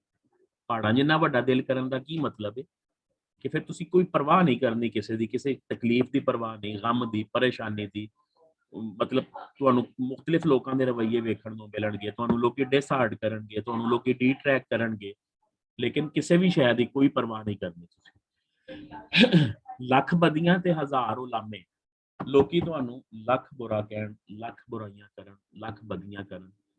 ਉਲਾਮਾ ਬੜਾ ਖੂਬਸੂਰਤ ਲਫ਼ਜ਼ ਹੈ, ਟਿਪੀਕਲ। ਤੁਸੀਂ ਕੋਈ ਬੁਰਾ ਕੰਮ ਕਰਦੇ ਹੋ, ਮੈਂ ਕੋਈ ਬੁਰਾ ਕੰਮ ਕਰਨਾ, ਤੁਸੀਂ ਮੈਨੂੰ ਆ ਕੇ ਕਹਿ ਲਵੋ, ਮੈਨੂੰ 2 ਲਾ ਦਿਓ ਤੇ ਮੈਂ ਚਲੋ ਬਰਦਾਸ਼ਤ ਕਰ ਲਵਾਂਗਾ, ਲੇਕਿਨ ਮੇਰੀ ਉਸ ਬੁਰਾਈ, ਬੁਰੇ ਕੰਮ ਦੀ ਸ਼ਿਕਾਇਤ ਮੇਰੇ ਜਿਹੜੇ ਪੇਰੈਂਟਸ ਨੇ ਜਾਂ ਮੇਰੇ ਜਿਹੜੇ ਸਿਰ ਦੇ ਸਾਈਂ ਨੇ ਉਹਨਾਂ ਨੂੰ ਲਾਈ ਜਾਏ, ਤੇ ਫਿਰ ਉਹ ਮੇਰੇ ਵਾਸਤੇ ਉਸ ਤੋਂ ਵੱਡੀ ਮੌਤ ਕੋਈ ਨਹੀਂ ਹੋ ਸਕਦੀ ਕਿ ਮੈਂ ਸਾਰੀ ਜ਼ਿੰਦਗੀ ਉਹਨਾਂ ਨਾਲ ਅੱਖ ਨਹੀਂ ਮਿਲਾ ਸਕਦਾ। ਸੋ ਕਹਿੰਦਾ ਲੱਖ ਬਦੀਆਂ ਹਜ਼ਾਰ ਉਲਾਮੇ, ਜਾਣੀ ਬਾਗ ਬਹਾਰਾਂ ਹੋ। ਕਹਿੰਦਾ ਕਿਸੇ ਦੀ ਪਰਵਾਹ ਨਹੀਂ ਕਰਨੀ। ਤੁਹਾਨੂੰ ਕੋਈ ਕਹਿੰਦਾ ਨਾ ਲੈ ਵੀ ਤੂੰ ਕਰ ਲਿਆ CSS, ਲੈ ਵੀ ਤੇਰੇ ਕੋਲੋਂ ਹੋ ਗਿਆ CSS, ਬੜੇ ਲੋਕੀ ਤੰਗ ਕਰਦੇ ਨੇ, ਬੜਾ ਲੋਕੀ ਡਿਸਹਾਰਟ ਕਰਦੇ ਨੇ। ਲਿਹਾਜ਼ਾ ਕਿਸੇ ਵੀ ਚੀਜ਼ ਦੀ ਕੋਈ ਪਰਵਾਹ ਨਹੀਂ ਕਰਦਾ, ਸਭ ਦੀਆਂ ਗੱਲਾਂ ਨੂੰ ਬਾਗ ਬਹਾਰਾਂ ਕਹਿੰਦੇ ਨੇ। ਇੰਜੋਏ ਕਰਨਾ, ਮਜ਼ਾ ਲੈਣਾ ਹੈ, ਸਾਰਿਆਂ ਦੀਆਂ ਗੱਲਾਂ ਨੂੰ ਇੰਜੋਏ ਕਰਨਾ। ਮਨਸੂਰ ਜੇ ਚੁੱਕ ਸੂਲੀ ਦਿੱਤੇ, ਵਾਕਿਫ ਕੁਲ ਇਸਰਾਰਾਂ ਹੋ। ਮਨਸੂਰ ਹੁਲਾਜ, ਗੂਗਲ ਸਰਚ ਕਰ ਲੈਣਾ, ਬੇਸ਼ੱਕ ਵੇਖ ਲੈਣਾ। ਇਹ ਆਪਣੀ ਨੋਈਅਤ ਦਾ ਵਾਹਿਦ ਵਾਕਿਆ ਹੈ, 1000 ਸਾਲ ਗੁਜ਼ਰ ਗਏ ਨੇ, ਇਹਦੀ ਕੋਈ ਦੂਸਰੀ ਮਿਸਾਲ ਨਹੀਂ। ਮਨਸੂਰ ਹੁਲਾਜ ਬਗਦਾਦ ਦਾ ਰਹਿਣ ਵਾਲਾ ਸੀ। 55 ਸਾਲ ਦੀ ਉਮਰ ਤੱਕ ਹਜ਼ਾਰਾਂ ਦੇ ਹਿਸਾਬ ਲੋਕਾਂ ਨੂੰ ਇਹਨੇ ਦੀਨ ਦੀ ਤਾਲੀਮ ਦਿੱਤੀ ਸੀ। ਆਲਮੇ ਦੀਨ ਸੀ, ਪੜ੍ਹਿਆ ਲਿਖਿਆ ਆਦਮੀ ਸੀ, ਲੇਕਿਨ 55 ਸਾਲ ਦੀ ਉਮਰ 'ਚ ਪਹੁੰਚਿਆ ਤੇ ਇਹਨੂੰ ਪਤਾ ਨਹੀਂ ਕੀ ਹੋਇਆ, ਇਹਨੇ ਅਨਲ ਹੱਕ ਅਨਲ ਹੱਕ ਅਨਲ ਹੱਕ ਦੇ ਨਾਰੇ ਲਾਣੇ ਸ਼ੁਰੂ ਕਰ ਦਿੱਤੇ। ਅਨਲ ਹੱਕ ਕਹਿੰਦੇ ਨੇ ਮੈਂ ਹੱਕ ਹੂੰ, ਅਨਾ ਮੈਂ ਹੱਕ, मैं खुदा हूँ, मैं हक हूँ। गल फैल गई कि फलां बंदा मंसूर हुलाज पागल हो गया है, वो अपने आप को खुदा कहना शुरू कर देता है। गल काजी वक्त तक पहुंच गई, उन्हें उन्होंने अलर्ट किया, तंबीह किया, वार्न किया, वार्निंग दी कि इंज ना कह, लेकिन वो बाज नहीं आया। दूसरी बारी फिर वार्न किया गया, नहीं बाज आया। आखिरकार तीसरी बारी हाकमे वक्त ने, काजीए वक्त ने ਉਹਦੀ ਮੌਤ ਦਾ, ਉਹਨੂੰ ਸੂਲੀ ਦੇ ਦੇਣ ਦਾ ਐਲਾਨ ਕਰ ਦਿੱਤਾ। ਵਾਕਿਫ ਕੁਲ ਇਸਰਾਰਾ, ਹੁਣ ਇਹਦਾ ਬਾਅਦ ਚ ਦੱਸਣਾ। ਅੱਛਾ ਜੀ, ਉਹਨੇ ਕਬੂਲ ਕਰ ਲਿਆ, ਉਹਨੇ ਕਿਹਾ ਠੀਕ ਹੈ ਸੂਲੀ ਦੇ ਦਿੱਤੀ ਜਾਏ, ਲੇਕਿਨ ਮੇਰੀ ਇੱਕ ਸ਼ਰਤ ਹੈ, ਜਿਸ ਵੇਲੇ ਮੈਂ ਉਸ ਕੈਫੀਅਤ ਵਿੱਚ ਹੋਵਾਂ ਉਸ ਵੇਲੇ ਸੂਲੀ ਦਿੱਤੀ ਜਾਏ। ਖੈਰ ਜੀ, ਉਹ ਦਿਨ ਆ ਗਿਆ, ਉਹ ਵਕਤ ਆ ਗਿਆ, ਔਰ ਉਹ ਕੈਫੀਅਤ ਆ ਗਈ। ਉਹਨੇ ਅਨਲ ਹੱਕ ਕਹਿਣਾ ਸ਼ੁਰੂ ਕੀਤਾ, ਔਰ ਉਧਰੋਂ ਜਿਹੜਾ ਹੈ ਨਾ ਫੱਟਾ ਖਿੱਚ ਦਿੱਤਾ ਗਿਆ। 7 ਮਿੰਟ ਤੋਂ ਬਾਅਦ ਮੈਡੀਕਲੀ ਬੰਦਾ ਡੈਡ ਹੋ ਜਾਂਦਾ ਹੈ, ਉਹਨੂੰ ਉਤਾਰ ਕੇ ਉਹਦੇ ਵਾਰਸਾਂ ਨੂੰ ਦੇ ਦਿੰਦੇ ਨੇ। ਲੇਕਿਨ ਇਹ ਜਿਸਲੇ 7 ਮਿੰਟ ਤੋਂ ਬਾਅਦ ਡੈਡ ਹੋ ਗਿਆ ਤੇ ਉਸੇ ਤਰ੍ਹਾਂ ਹੀ ਅਨਲ ਹੱਕ ਦੀ ਆਵਾਜ਼ ਆਉਂਦੀ ਰਹੀ। ਅੱਛਾ, ਉਹਨਾਂ ਕਿਹਾ ਸ਼ਾਇਦ ਜ਼ਬਾਨ ਚੋਂ ਆ ਰਹੀ ਹੈ, ਜ਼ਬਾਨ ਕੱਟ ਦਿੱਤੀ, ਫਿਰ ਵੀ ਆਵਾਜ਼ ਆਉਂਦੀ ਰਹੀ। ਫਿਰ ਸਿਰ ਕੱਟ ਦਿੱਤਾ, ਫਿਰ ਵੀ ਸਿਰ ਚੋਂ ਅਲੱਗ ਤੇ ਬਾਕੀ ਬਾਡੀ ਪਾਰਟਸ ਚੋਂ ਅਲੱਗ। ਬਾਜ਼ੂ ਕੱਟ ਦਿੱਤੇ, ਲੱਤਾਂ ਕੱਟ ਦਿੱਤੀਆਂ, ਸਾਰੇ ਬਾਡੀ ਪਾਰਟਸ ਦਾ ਢੇਰ ਜ਼ਮੀਨ ਉੱਤੇ ਲੱਗ ਗਿਆ, ਔਰ ਹਰ ਬਾਡੀ ਪਾਰਟ ਚੋਂ ਅਲੱਗ-ਅਲੱਗ ਅਨਲ ਹੱਕ ਦੀ ਆਵਾਜ਼ ਆਉਣਾ ਸ਼ੁਰੂ ਹੋ ਗਈ। ਉਹਨਾਂ ਬਾਡੀ ਪਾਰਟਸ ਨੂੰ ਸਾੜ ਦਿੱਤਾ ਗਿਆ, ਰਾਖ ਵਿੱਚੋਂ ਆਵਾਜ਼ ਆਉਣਾ ਸ਼ੁਰੂ ਹੋ ਗਈ। ਉਸ ਰਾਖ ਨੂੰ ਦਰਿਆਏ ਦਜਲਾ ਬਗਦਾਦ ਦੇ ਵਿੱਚ ਉੱਥੇ ਬਹਾ ਦਿੱਤਾ ਗਿਆ। ਪੂਰੇ ਦਰਿਆ ਵਿੱਚ ਤੁਗਿਆਨੀ ਆ ਗਈ, ਯਾਨੀ ਹਲਚਲ ਮਚ ਗਈ, ਸੁਨਾਮੀ ਆ ਗਈ। ਉਸ ਵੇਲੇ ਇਹਨਾਂ ਨੇ ਆਪਣੇ ਇੱਕ ਮੁਰੀਦ ਨੂੰ ਕਿਹਾ ਹੋਇਆ ਸੀ, ਜੋ ਤੂੰ ਇਹ ਸੂਰਤ ਹਾਲ ਵੇਖੇ ਤੇ ਮੇਰੀ ਜਾਏ ਨਮਾਜ਼ ਦਰਿਆ ਉੱਤੇ ਵਿਛਾ ਦੇਈ। ਉਹਨੇ ਉਸੇ ਤਰ੍ਹਾਂ ਕੀਤਾ ਔਰ ਅਮਨ ਹੋ ਗਿਆ। ਠੀਕ ਹੈ ਜੀ। ਹੁਣ ਇਹਦੀ ਇੰਟਰਪ੍ਰੀਟੇਸ਼ਨ ਕਿਵੇਂ ਕਰਦੇ ਨੇ ਜਿਹੜੇ ਸਾਡੇ ਦੋ ਸ਼ਾਇਰ ਨੇ, ਇੱਕ ਸੁਲਤਾਨ ਬਾਹੂ ਹੈ ਉਹਨਾਂ ਵਿੱਚੋਂ, ਇੱਕ ਮੁਜੱਦਦ ਅਲ-ਅਫਸਾਨੀ ਹੈ। ਦੋਨੋਂ ਹੀ ਮਤਲਬ ਕਾਮਿਲ ਵਲੀ ਨੇ, ਅੱਲਾਹ ਤਾਲਾ ਦੇ ਮੁਕਰਬ ਬੰਦੇ ਨੇ। ਇਹ ਕਹਿੰਦੇ ਨੇ ਮਨਸੂਰ ਹੁਲਾਜ ਦੇ ਦੌਰ ਵਿੱਚ ਅਗਰ ਅਸੀਂ ਜ਼ਿੰਦਾ ਹੁੰਦੇ, ਯਾਨੀ ਅਸੀਂ ਵੀ ਉਦੋਂ ਮੌਜੂਦ ਹੁੰਦੇ, ਤੇ ਉਹ ਕਦੀ ਫਾਂਸੀ ਨਾ ਚੜ੍ਹਦਾ। ਕਿਉਂ? ਇਹਦੀ ਰੀਜ਼ਨ ਕੀ ਹੈ ਜਾਂ ਇਸ ਗੱਲ ਦਾ ਮਤਲਬ ਕੀ ਹੈ? ਮਨਸੂਰ ਹੁਲਾਜ ਜਿਸ ਮੁਕਾਮੋ ਮਰਤਬੇ ਉੱਤੇ ਪਹੁੰਚ ਚੁੱਕਿਆ ਸੀ, ਉਸ ਵੇਲੇ ਉਹਦੇ ਲੈਵਲ ਦਾ ਕੋਈ ਹੋਰ ਬੰਦਾ ਨਹੀਂ ਸੀ ਹੈ। ਯਾਨੀ ਇਹ ਜਿਹੜੀ ਕੈਫੀਅਤ ਮਨਸੂਰ ਹੁਲਾਜ ਤੇ ਸੀ, ਗਲਤ ਨਹੀਂ ਹੈ, ਇਸ ਤਰ੍ਹਾਂ ਹੁੰਦਾ ਹੈ, ਲੇਕਿਨ ਪਿੱਛੇ ਕਾਮਿਲ ਮੁਰਸ਼ਦ ਜਿਹੜਾ ਹੁੰਦਾ ਹੈ, ਪਰਫੈਕਟ ਕਾਮਿਲ ਮੁਰਸ਼ਦ, ਜੀਵੇ ਮੁਰਸ਼ਦ ਕਾਮਿਲ ਬਾਹੂ, ਉਹ ਆਪਣੇ ਮੁਰੀਦ ਨੂੰ ਉਸ ਸੂਰਤ ਹਾਲ ਵਿੱਚੋਂ ਬਾਹਰ ਕੱਢਦਾ ਹੈ। ਯਾਨੀ ਇਹ ਕਹਿ ਲਓ ਸੁਲਤਾਨ ਬਾਹੂ, ਮੁਜੱਦਦ ਅਲ-ਅਫਸਾਨੀ, ਬੁੱਲੇ ਸ਼ਾਹ, ख्वाजा मोइनुद्दीन चिश्ती अजमेरी है, हजरत अली हजमेरी है, जिन्ने भी औलिया कराम सूफिया कराम ने, ਇਹ ਸਾਰੇ ਇਸ ਤੋਂ ਵੱਧ ਮੁਕਾਮੇ ਮਰਤਬੇ ਉੱਤੇ ਸੀ। ਲੇਕਿਨ ਉਹ ਜਿਸ ਵੇਲੇ ਫਨਾ ਫਿਲ੍ਲਾ ਉੱਤੇ ਪਹੁੰਚੇ, ਉਹਨਾਂ ਪਿੱਛੇ ਜਿਹੜੀ ਪੁਸ਼ਤ ਪਨਾਈ ਸੀ, ਜਿਹੜਾ ਕਾਮਿਲ ਮੁਰਸ਼ਦ ਸੀ, ਉਹਨੇ ਉਹਨਾਂ ਨੂੰ ਅਨਲ ਹੱਕ ਦਾ ਨਾਰਾ ਨਹੀਂ ਲਾਉਣ ਦਿੱਤਾ, ਬਲਕਿ ਉੱਥੋਂ ਕੱਢ ਕੇ ਇਸ ਤੋਂ ਅਗਲਾ ਇੱਕ ਨੈਕਸਟ ਸਟੈਪ ਹੁੰਦਾ ਹੈ, ਜਿਹਨੂੰ ਬਕਾ ਬਿੱਲਾ ਕਹਿੰਦੇ ਨੇ, ਯਾਨੀ ਸਰਵਾਈਵ ਕਰਾ ਦੇਣਾ, ਠਹਿਰਾ ਦੇਣਾ, ਰੋਕ ਦੇਣਾ। फना फिल्ला अनल हक वाली कैफियत चो कढ़ के बका बिल्ला वाली कैफियत वाल लै जाना। सो मंसूर हुलाज जिहड़ा फना फिल्ला उत्ते ही फांसी चढ़ गया सी। वाकिफ कोले सरारा हूँ कहता इश्क दा रस्ता एडा औखा है कि जिहड़े सारे राजो न्याज जानते सी, जिहड़े 55 साल तक लोकां दी रहबरी रहनुमाई करते रहे, जिन्हां नूं सारे राजां दा पता सी, वो भी चुक के फांसी उत्ते टंग दिते गए। सजदेओं सिर ना चाहिए बाहू। ਇਹ ਹੁਣ ਇਹ ਨਹੀਂ ਹੈ ਕਿ ਤੁਸੀਂ ਹਰ ਵੇਲੇ ਮਸੀਤ ਤੇ ਹੀ ਬੈਠੇ ਰਹੋ, ਹਰ ਵੇਲੇ ਮੁਸੱਲੇ ਤੇ ਹੀ ਬੈਠੇ ਰਹੋ। ਇਹ ਸਜਦਿਓਂ ਸਿਰ ਨਾ ਚੁੱਕਣ ਦਾ ਮਤਲਬ ਹੈ ਕਿ ਜਿਹੜਾ ਤੁਹਾਡਾ ਟਾਰਗੇਟ ਹੈ, ਉਹਨੂੰ ਅਚੀਵ ਕਰਨ ਵਾਸਤੇ ਡਟੇ ਰਹੋ, ਤੁਸੀਂ ਲੱਗੇ ਰਹੋ, ਕਿਸੇ ਦੀ ਪਰਵਾਹ ਨਾ ਕਰੋ। ਕਾਫਰ ਕਹਿਣ ਹਜ਼ਾਰਾਂ ਹੋ, ਚਾਹੇ ਤੁਹਾਨੂੰ ਲੋਕੀ ਲੱਖ ਵਾਰੀ ਕਾਫਰ ਕਹਿਣ, ਦੀਵਾਨਾ ਕਹਿਣ, ਪਾਗਲ ਕਹਿਣ, ਕੁਝ ਵੀ ਕਹਿਣ। ਸ਼ੇਰ ਦੱਸਣ ਦਾ ਮਕਸਦ ਹੈ ਵੇ ਕਿ ਸ਼ਾਇਰ ਜਿਹੜਾ ਹੈ, सूफिया कराम ਜਿਹੜੇ ਨੇ, ਉਹਨਾਂ ਦੀ ਸ਼ਾਇਰੀ ਮਲਟੀ ਡਾਇਮੈਂਸ਼ਨਲ ਹੈ, ਉਹਦੇ ਚੋਂ ਕਈ ਮਤਲਬ ਨਿਕਲਦੇ ਨੇ। ਇਸੇ ਤਰ੍ਹਾਂ ਜੀ ਬੁੱਲੇ ਸ਼ਾਹ ਦਾ ਇੱਕ ਸ਼ੇਰ ਹੈ, ਸੁਣੋ ਜ਼ਰਾ। ਆਸ਼ਿਕ ਹੋਇਓ ਰੱਬ ਦਾ ਹੋਈ ਮਲਾਮਤ ਲਾਖ, ਤੈਨੂੰ ਕਾਫਰ ਕਾਫਰ ਆਖਦੇ ਤੂੰ ਆਹੋ ਆਹੋ ਆਖ। ਯਾਨੀ ਜਿਹੜਾ ਤੈਨੂੰ ਜੋ ਕਹਿੰਦਾ ਹੈ ਕਹਿਣ ਦੇ, ਤੂੰ ਕਿਸੇ ਦੀ ਪਰਵਾਹ ਨਾ ਕਰ, ਤੂੰ ਆਪਣੇ ਮੌਕਫ ਉੱਤੇ ਡਟਿਆ। ਨੈਕਸਟ ਪੁਆਇੰਟ ਜੀ, ਮੁਰਸ਼ਦ ਤੇ ਸੁਲਤਾਨ ਬਾਹੂ। मुर्शद की पहले आ देखोगे, वही सेम बाबा फरीद वाला ये मुर्शद कौन होता है? कुरान च ਇਹਦਾ सर वाक्य उसमें जो बका बिला और फना फिला का बताया वो प्लीज रिपीट कर दें। जी फना फिल्ला ਹੁੰਦਾ ਹੈ ਜਿਹੜਾ ਮਨਸੂਰ ਹੁਲਾਜ ਦੀ ਕੈਫੀਅਤ ਸੀ ਕਿ ਮੈਂ ਹੱਕ ਹਾਂ ਮੈਂ ਖੁਦਾ ਹਾਂ, ਯਾਨੀ ਇਹਨੂੰ ਹਲੂਲ ਦੀ ਕੈਫੀਅਤ ਵੀ ਕਹਿੰਦੇ ਨੇ। ਉਸ ਵੇਲੇ ਵਾਕਈ ਰੱਬ ਤਾਲਾ ਦੀ ਜ਼ਾਤ ਬੰਦੇ ਅੰਦਰ ਮਿਕਸ ਹੋ ਜਾਂਦੀ ਹੈ, ਯਾਨੀ ਉਹ ਅੰਦਰ ਬੰਦੇ ਵਿੱਚ ਖੁਦਾ ਹੀ ਬੋਲ ਰਿਹਾ ਹੁੰਦਾ, ਇੰਜ ਕਹਿ ਲਓ। ਲੇਕਿਨ ਬਹਰਹਾਲ ਇਹ ਬੋਲ ਸ਼ਿਰਕੀਆ ਕੁਫਰੀਆ ਨੇ। ਜਿਹੜਾ ਪਿੱਛੇ ਤੁਹਾਡਾ ਮੁਰਸ਼ਦ ਹੁੰਦਾ ਹੈ, ਤੁਹਾਡਾ ਜਿਹੜਾ ਰਹਿਨੁਮਾਈ ਕਰਨ ਵਾਲਾ ਹੁੰਦਾ ਹੈ, ਉਹ ਤੁਹਾਨੂੰ ਇਸ ਬੇਅਦਬੀ ਵਿੱਚੋਂ ਕੱਢਦਾ ਹੈ, ਇਸ ਬੇਅਦਬੀ ਵਿੱਚੋਂ ਕੱਢ ਕੇ ਨੈਕਸਟ ਸਟੈਪ ਤੇ ਲੈ ਕੇ ਜਾਂਦਾ ਹੈ, ਯਾਨੀ ਤੁਹਾਨੂੰ ਪੁਰਸਕੂਨ ਕਰ ਦਿੰਦਾ ਹੈ, ਇੰਜ ਕਹਿ ਲਓ। ਉਹਨੂੰ ਬਕਾ ਬਿੱਲਾ ਕਹਿੰਦੇ ਨੇ। ਬਕਾ ਦਾ ਲਫ਼ਜ਼ੀ ਮਤਲਬ ਹੁੰਦਾ ਸਰਵਾਈਵ, ਯਾਨੀ ਆਰਾਮ, ਸਕੂਨ, ਠਹਿਰ ਜਾਣਾ, ਰੁਕ ਜਾਣਾ। ਨੈਕਸਟ ਜੀ ਮੁਰਸ਼ਦ ਤੇ ਸੁਲਤਾਨ ਬਾਹੂ। ਮੁਰਸ਼ਦ ਦੀ ਡੈਫੀਨੇਸ਼ਨ ਆ ਜਾਏਗੀ, ਜਿਵੇਂ ਪਹਿਲੇ ਤੁਹਾਨੂੰ ਦੱਸਿਆ ਸੀ। ਸ਼ੇਰ ਤੇ ਆ ਜਾਓ, ਇਹ ਤੁਸੀਂ ਸਭ ਨੇ ਤਕਰੀਬਨ ਸੁਣਿਆ ਹੋਏਗਾ, ਅੱਲਾ ਫੱਲਾ ਚੱਬੇ ਦੀ ਬੂਟੀ। ਲੇਕਿਨ ਇਹਦੇ ਘੱਟ ਲੋਕ ਨੇ ਜਿਨ੍ਹਾਂ ਨੂੰ ਮਤਲਬ ਪਤਾ ਹੋਏਗਾ। ਅਗਰ ਕਿਸੇ ਨੂੰ ਪਤਾ ਤੇ ਦੱਸ ਸਕਦਾ ਹੈ। ਕੀ ਵਰਡ ਨੇ ਦੋ ਇਹਦੇ ਪੂਰੇ ਬਣਦੇ ਨਾ, ਨਫੀ ਅਸਬਾਬ। ਇਹਨਾਂ ਦੋ ਦਾ ਕੋਈ ਅਗਰ ਦੱਸ ਦੇ ਤੇ ਸਮਝੋ ਪੂਰਾ ਸ਼ੇਰ ਸਮਝ ਆ ਜਾਂਦਾ। सर मैं दसा इजाजत है? ਦੱਸੋ ਜੀ ਦੱਸੋ। सर नफी असबात ਜਿਹੜੇ ਹੈ ਨਾ ਇਹ ਪਲੱਸ ਤੇ ਮਾਈਨਸ ਦੀ ਇੱਕ ਕੈਨੋਟੇਸ਼ਨ ਹੈ। ਜੀ ਇਹ ਦੋਵੇਂ ਜਿਹੜੇ ਇਹਨਾਂ ਦੇ ਵਿੱਚ ਇਨਸਾਨ ਦੇ ਅੰਦਰ ਆ ਜਾਂਦੇ ਨੇ ਨਾ, ਤੇ ਜੀ ਉਹਦੇ ਵਿੱਚ ਜੇ ਅੱਲਾ ਦਾ ਇੱਕ ਅੰਸਰ, ਮਤਲਬ ਜੇ ਖੁਦਾ ਦਾ ਇੱਕ ਅੰਸਰ ਹੀ ਹੁੰਦਾ ਹੈ ਇਨਸਾਨ ਦੇ ਅੰਦਰ, ਜੀ ਤੇ ਉਹਨੂੰ ਫੀਡਿੰਗ ਲਾਜ਼ਮੀ ਹੈ। ਸਹੀ। ਨਫੀ ਤੋਂ ਕੀ ਮੁਰਾਦ ਹੈ ਤੇ ਅਸਬਾਤ ਤੋਂ ਕੀ ਮੁਰਾਦ? ਸਰ ਨਫੀ ਅਸੀਂ ਦੁਨੀਆਦਾਰੀ ਨੂੰ ਲੈ ਸਕਦੇ ਹਾਂ। ਚਲੋ ਤੇ ਹੁਣ ਅਸਬਾਤ ਮੇਰੀ ਦਾ ਹੁਣ ਮਤਲਬ ਹੈ ਜ਼ਰਾ ਕਿ ਜੇ ਚੰਗੇ ਮੇਰੀ ਤਸ਼ਰੀਹ ਸੁਣੋ ਹੁਣ, ਸ਼ਾਇਦ ਤੁਹਾਨੂੰ ਦਿਲ ਨੂੰ ਲੱਗੇ ਔਰ ਇਨਸ਼ਾਅੱਲਾ ਫਿਰ ਤੁਹਾਨੂੰ ਉਹ ਭੁੱਲੇਗਾ ਨਹੀਂ ਕਦੀ।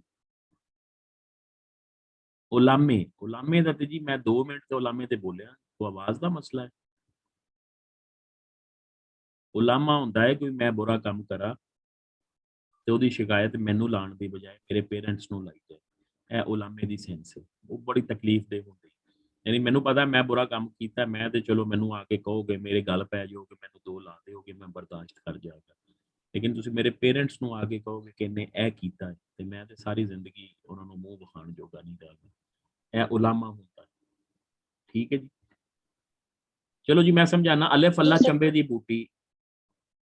ਅਲਿਫ ਪਹਿਲਾ ਅਲਫਾਬੈਟ, ਚੰਬੇ ਦੀ ਬੂਟੀ। ਬੂਟੀ ਪੌਦੇ ਨੂੰ ਕਹਿੰਦੇ ਨੇ, ਪੌਦਾ।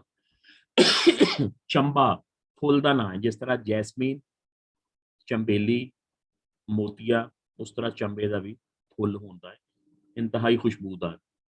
ਮੁਰਸ਼ਦ ਮਨ ਵਿੱਚ ਲਾਈ, ਮੇਰੇ ਮੁਰਸ਼ਦ ਨੇ ਮੇਰੇ ਦਿਲ ਵਿੱਚ ਚੰਬੇ ਦੀ ਬੂਟੀ ਲਾ ਦਿੱਤੀ ਹੈ। ਹੁਣ ਚੰਬੇ ਦੀ ਬੂਟੀ ਸਿੰਬੋਲਿਕ ਹੈ, ਅਲਾਮਤੀ ਹੈ। ਇਹ ਤੋਂ ਮੁਰਾਦ ਹੈ ਜ਼ਿਕਰ ਦਾ ਪੌਦਾ। ਮੇਰੇ ਮੁਰਸ਼ਦ ਨੇ ਮੇਰੇ ਦਿਲ ਵਿੱਚ ਅੱਲਾਹ ਤਾਲਾ ਦੇ ਜ਼ਿਕਰ ਦਾ ਪੌਦਾ ਲਾ ਦਿੱਤਾ ਹੈ, ਅੱਲਾਹ ਤਾਲਾ ਦਾ ਜ਼ਿਕਰ ਜਾਰੀ ਕਰ ਦਿੱਤਾ ਹੈ। ਅੱਛਾ ਜੀ, ਪੌਦਾ ਲਾਇਆ ਜਾਏ ਤਾਂ ਉਹਦੀ ਬੇਸਿਕ ਨੀਡ ਕੀ ਹੈ? ਸਭ ਤੋਂ ਪਹਿਲੀ ਪਾਣੀ। ਯਾਨੀ ਤੁਸੀਂ ਪੌਦਾ ਲਾ ਕੇ ਉਹਨੂੰ ਖਾਦ ਪਾ ਦਿਓ, ਉਹਨੂੰ ਤੁਸੀਂ ਗੋਡੀ ਕਰ ਦਿਓ, ਉਹਨੂੰ ਤੁਸੀਂ ਧੁੱਪ ਛਾਂ ਤੋਂ ਬਚਾ ਲਓ, ਸਭ ਕੁਝ 100 ਹੀਲੇ ਕਰ ਲਓ, ਸਿਰਫ ਇੱਕ ਪਾਣੀ ਨਹੀਂ ਦਿਓਗੇ ਤੇ ਉਹ ਪੌਦਾ ਕਦੀ ਜੜ ਨਹੀਂ ਫੜੇਗਾ। ਸੋ ਤੁਸੀਂ ਵੇਖਿਆ ਹੋਣਾ, ਜਿਵੇਂ ਹੀ ਪੌਦਾ ਲਾਉਂਦੇ ਨੇ ਜ਼ਮੀਨ ਵਿੱਚ, ਸਭ ਤੋਂ ਪਹਿਲਾ ਕੰਮ ਕਰਦੇ ਨੇ ਪਾਣੀ ਲਾਉਂਦੇ ਨੇ। ਉਹ ਪਾਣੀ ਦੀ ਵਜ੍ਹਾ ਤੋਂ ਪੌਦਾ ਫੌਰਨ ਜ਼ਮੀਨ ਵਿੱਚ ਆਪਣੀ ਜੜ ਫੜ ਲੈਂਦਾ ਹੈ। ਮੁਰਸ਼ਦ ਨੇ ਮਨ ਵਿੱਚ, ਦਿਲ ਵਿੱਚ ਅੱਲਾਹ ਤਾਲਾ ਦੇ ਜ਼ਿਕਰ ਦਾ ਪੌਦਾ ਲਾ ਦਿੱਤਾ ਹੈ। ਨਫੀ ਅਸਬਾਤ ਦਾ ਪਾਣੀ ਮਿਲਿਓਸ, ਮਿਲਿਓਸ ਉਸਕੋ ਮਿਲਾ, ਉਸਕੋ ਮਿਲਾ, ਇਹ 3 ਲਫ਼ਜ਼ਾਂ ਦਾ ਇੱਕ ਲਫ਼ਜ਼ ਹੈ। ਨਫੀ ਅਸਬਾਤ ਦਾ ਪਾਣੀ ਹੁਣ ਉਹਨੇ ਰਿਕਮੈਂਡ ਕੀਤਾ ਹੈ, ਕਹਿੰਦਾ ਪੌਦੇ ਨੂੰ ਤੁਸੀਂ ਨਫੀ ਅਸਬਾਤ ਦਾ ਪਾਣੀ ਲਾਣਾ। ਨਫੀ ਅਸਬਾਤ ਕੀ ਹੈ? ਲਾ ਇਲਾਹਾ, ਲਾ ਇਲਾਹਾ ਕਲਮੇ ਦਾ ਹਿੱਸਾ ਪਹਿਲਾ, ਕੋਈ ਮਾਬੂਦ ਨਹੀਂ। ਅੱਗੋਂ ਫਿਰ ਅਸਬਾਤ ਕੀ ਹੈ? ਇल्लल्लाहु, ਲਾ ਇਲਾਹਾ ਇल्लल्लाह, ਇਹ ਨਫੀ ਅਸਬਾਤ ਨੇ। ਇਹਨੂੰ ਹੀ ਅਸੀਂ ਅਫਜ਼ਲ ਜ਼ਿਕਰ ਵੀ ਕਹਿੰਦੇ ਹਾਂ। ਕੀ ਕਹਿ ਰਿਹਾ ਹੈ? ਮੇਰੇ ਮੁਰਸ਼ਦ ਨੇ ਮੇਰੇ ਮਨ ਵਿੱਚ ਅੱਲਾਹ ਤਾਲਾ ਦੇ ਜ਼ਿਕਰ ਦਾ ਪੌਦਾ ਲਾ ਦਿੱਤਾ ਹੈ, ਔਰ ਉਹਦੀ ਖੁਰਾਕ ਕੀ ਦੱਸੀ ਹੈ? ਲਾ ਇਲਾਹਾ ਇल्लल्लाह। ਹੁਣ ਤੁਸੀਂ ਪੌਦਾ ਜਿਸਲੇ ਲਾ ਦਿੰਦੇ ਹੋ, ਤੁਸੀਂ ਉਹਨੂੰ ਪਾਣੀ ਦਿੰਦੇ ਹੋ, ਤੇ ਇਹ ਜ਼ਰੂਰੀ ਤਾਂ ਨਹੀਂ ਹੁੰਦਾ ਕਿ ਤੁਸੀਂ ਉਹਦੀਆਂ ਜੜ੍ਹਾਂ ਨੂੰ ਪਾਣੀ ਦਿਓ, ਜਾਂ ਤੁਸੀਂ ਉਹਦੇ ਤਣੇ ਉੱਤੇ ਵੀ ਛਿੜਕਾਓ ਕਰੋ, ਉਹਦੀਆਂ ਬ੍ਰਾਂਚਿਸ ਸ਼ਾਖਾਂ ਉੱਤੇ ਵੀ ਛਿੜਕਾਓ ਕਰੋ, ਪੱਤਿਆਂ ਨੂੰ ਵੀ ਪਾਣੀ ਦਿਓ, ਜਾਂ ਫੁੱਲਾਂ ਉੱਤੇ ਵੀ ਛਿੜਕਾਓ ਕਰੋ। ਇਹ ਜ਼ਰੂਰੀ ਨਹੀਂ ਹੁੰਦਾ। ਪੌਦੇ ਨੇ ਆਪਣੀ ਜੜ ਦੇ ਜ਼ਰੀਏ ਪਾਣੀ ਔਰ ਖੁਰਾਕ ਲੈਣੀ ਹੈ, ਉਹਦੀ ਹਰ ਇੱਕ ਵੇਨ ਤੱਕ ਪਹੁੰਚ ਜਾਣੀ ਹੈ, ਤਣੇ ਤੱਕ ਵੀ, ਬ੍ਰਾਂਚਿਸ ਤੱਕ ਵੀ, ਪੱਤਿਆਂ ਤੱਕ ਵੀ, ਫੁੱਲਾਂ ਤੱਕ ਵੀ, ਹਰ ਜਾਈ, ਹਰ ਜਗ੍ਹਾ, ਹਰ ਵੇਨ, ਇੱਕ ਇੱਕ ਵੇਨ, ਇੱਕ ਇੱਕ ਰਗ, ਜਿਸਮ ਦੀ ਇੱਕ ਇੱਕ ਵੇਨ ਔਰ ਜਿਸਮ ਦੀ ਇੱਕ ਇੱਕ ਜਗ੍ਹਾ ਉਹ ਪਾਣੀ ਕਹਿੰਦਾ ਸਰਾਇਤ ਕਰ ਗਿਆ। ਜਿਸ ਤਰ੍ਹਾਂ ਪੌਦੇ ਦਾ ਪਾਣੀ ਜੜ ਦੇ ਜ਼ਰੀਏ ਪੂਰੇ ਪੌਦੇ ਦੀ ਇੱਕ ਇੱਕ ਰਗ ਔਰ ਇੱਕ ਇੱਕ ਜਗ੍ਹਾ ਤੱਕ ਸਰਾਇਤ ਕਰ ਜਾਂਦਾ ਹੈ। ਕਹਿੰਦਾ ਮੁਰਸ਼ਦ ਨੇ ਜਿਹੜਾ ਲਾ ਇਲਾਹਾ ਇल्लल्लाह ਦੱਸਿਆ, ਮੈਂ ਉਹਦਾ ਭਰਪੂਰ ਜ਼ਿਕਰ ਕੀਤਾ ਔਰ ਮੇਰੇ ਜਿਸਮ ਦਾ ਇੱਕ ਇੱਕ ਹਿੱਸਾ ਜਿਹੜਾ ਹੈ ਉਸ ਜ਼ਿਕਰ ਦੇ ਨਾਲ ਮੁਅੱਤਰ ਹੋ ਗਿਆ। ਅੰਦਰ ਬੂਟੀ ਮੁਸ਼ਕ ਮਚਾਇਆ ਜਾਂ ਫੁੱਲਾਂ ਪਰ ਆਈ ਹੂੰ। ਅੱਛਾ ਹੁਣ ਵੇਖੋ, ਤੁਸੀਂ ਬੂਟੀ ਲਾਈ ਸੀ, ਚੰਬੇ ਦੀ ਬੂਟੀ ਹੈ। ਹੁਣ ਚੰਬੇ ਦੀ ਬੂਟੀ ਕੀ ਹੈ ਕਿ ਚੰਬਾ ਇੱਕ ਖੁਸ਼ਬੂਦਾਰ ਫੁੱਲ ਹੈ, ਜਿਸ ਲਈ ਉਹਨੇ ਵੱਡੇ ਹੋਣਾ ਹੈ, ਤੁਸੀਂ ਉਹਦੀ ਕੇਅਰ ਕਰਨੀ ਹੈ ਤੇ ਉਹਦੇ ਉੱਤੇ ਫੁੱਲ ਲੱਗਣਾ। ਤੁਸੀਂ ਅਗਰ ਕੋਈ ਅੰਬ ਦਾ ਪੌਦਾ ਲਾਉਂਦੇ ਹੋ, ਦਰਖਤ ਲਾਉਂਦੇ ਹੋ, ਤੇ ਜ਼ਾਹਿਰ ਉਹਦੀ ਕੇਅਰ ਕਰੋਗੇ ਤੇ ਉਹ ਵੀ ਤੁਹਾਨੂੰ ਅੰਬ ਦਾ ਦਰਖਤ ਫਲ ਦੇਣਾ ਸ਼ੁਰੂ ਹੋ ਜਾਏਗਾ। ਉਸੇ ਤਰ੍ਹਾਂ ਕਹਿੰਦਾ ਹੈ ਕਿ ਬੂਟੀ ਜਿਸ ਵੇਲੇ ਪਰਵਰਿਸ਼ ਪਾ ਗਈ, ਜਿਸਮ ਦੇ ਵਿੱਚ ਸਰਾਇਤ ਕਰ ਗਈ, ਤੇ ਉਹਨੇ ਚਾਰ ਚੁਫੇਰਾ ਮੁਅੱਤਰ ਕਰ ਦਿੱਤਾ। ਮੁਸ਼ਕ ਮਚਾਣਾ ਹੁੰਦਾ ਹੈ ਆਪਣਾ ਆਲ ਦੁਆਲਾ। ਤੁਸੀਂ ਕਦੀ ਮੋਤੀਏ ਦਾ ਪੌਦਾ, ਚੰਬੇਲੀ ਦਾ ਪੌਦਾ, ਚੰਬੇ ਦੇ ਪੌਦੇ ਦੇ ਸਰਾਊਂਡਿੰਗ ਵਿੱਚ ਖੜੇ ਹੋ ਕੇ ਵੇਖੋ ਨਾ, ਤੇ ਤੁਹਾਡੇ ਸੇਨ 'ਚ ਲੱਗਾ ਤੇ ਪੂਰਾ ਸੇਨ ਮਹਿਕ ਰਿਹਾ ਹੁੰਦਾ। ਤੁਸੀਂ ਮੋਤੀਏ ਦੇ ਫੁੱਲ 5-7 ਤੋੜ ਕੇ ਅੰਦਰ ਆਪਣੇ ਕਮਰੇ 'ਚ ਰੱਖ ਲਵੋ ਤਾਂ ਸਾਰਾ ਦਿਨ ਕਮਰਾ ਮਹਿਕਦਾ ਰਹਿੰਦਾ।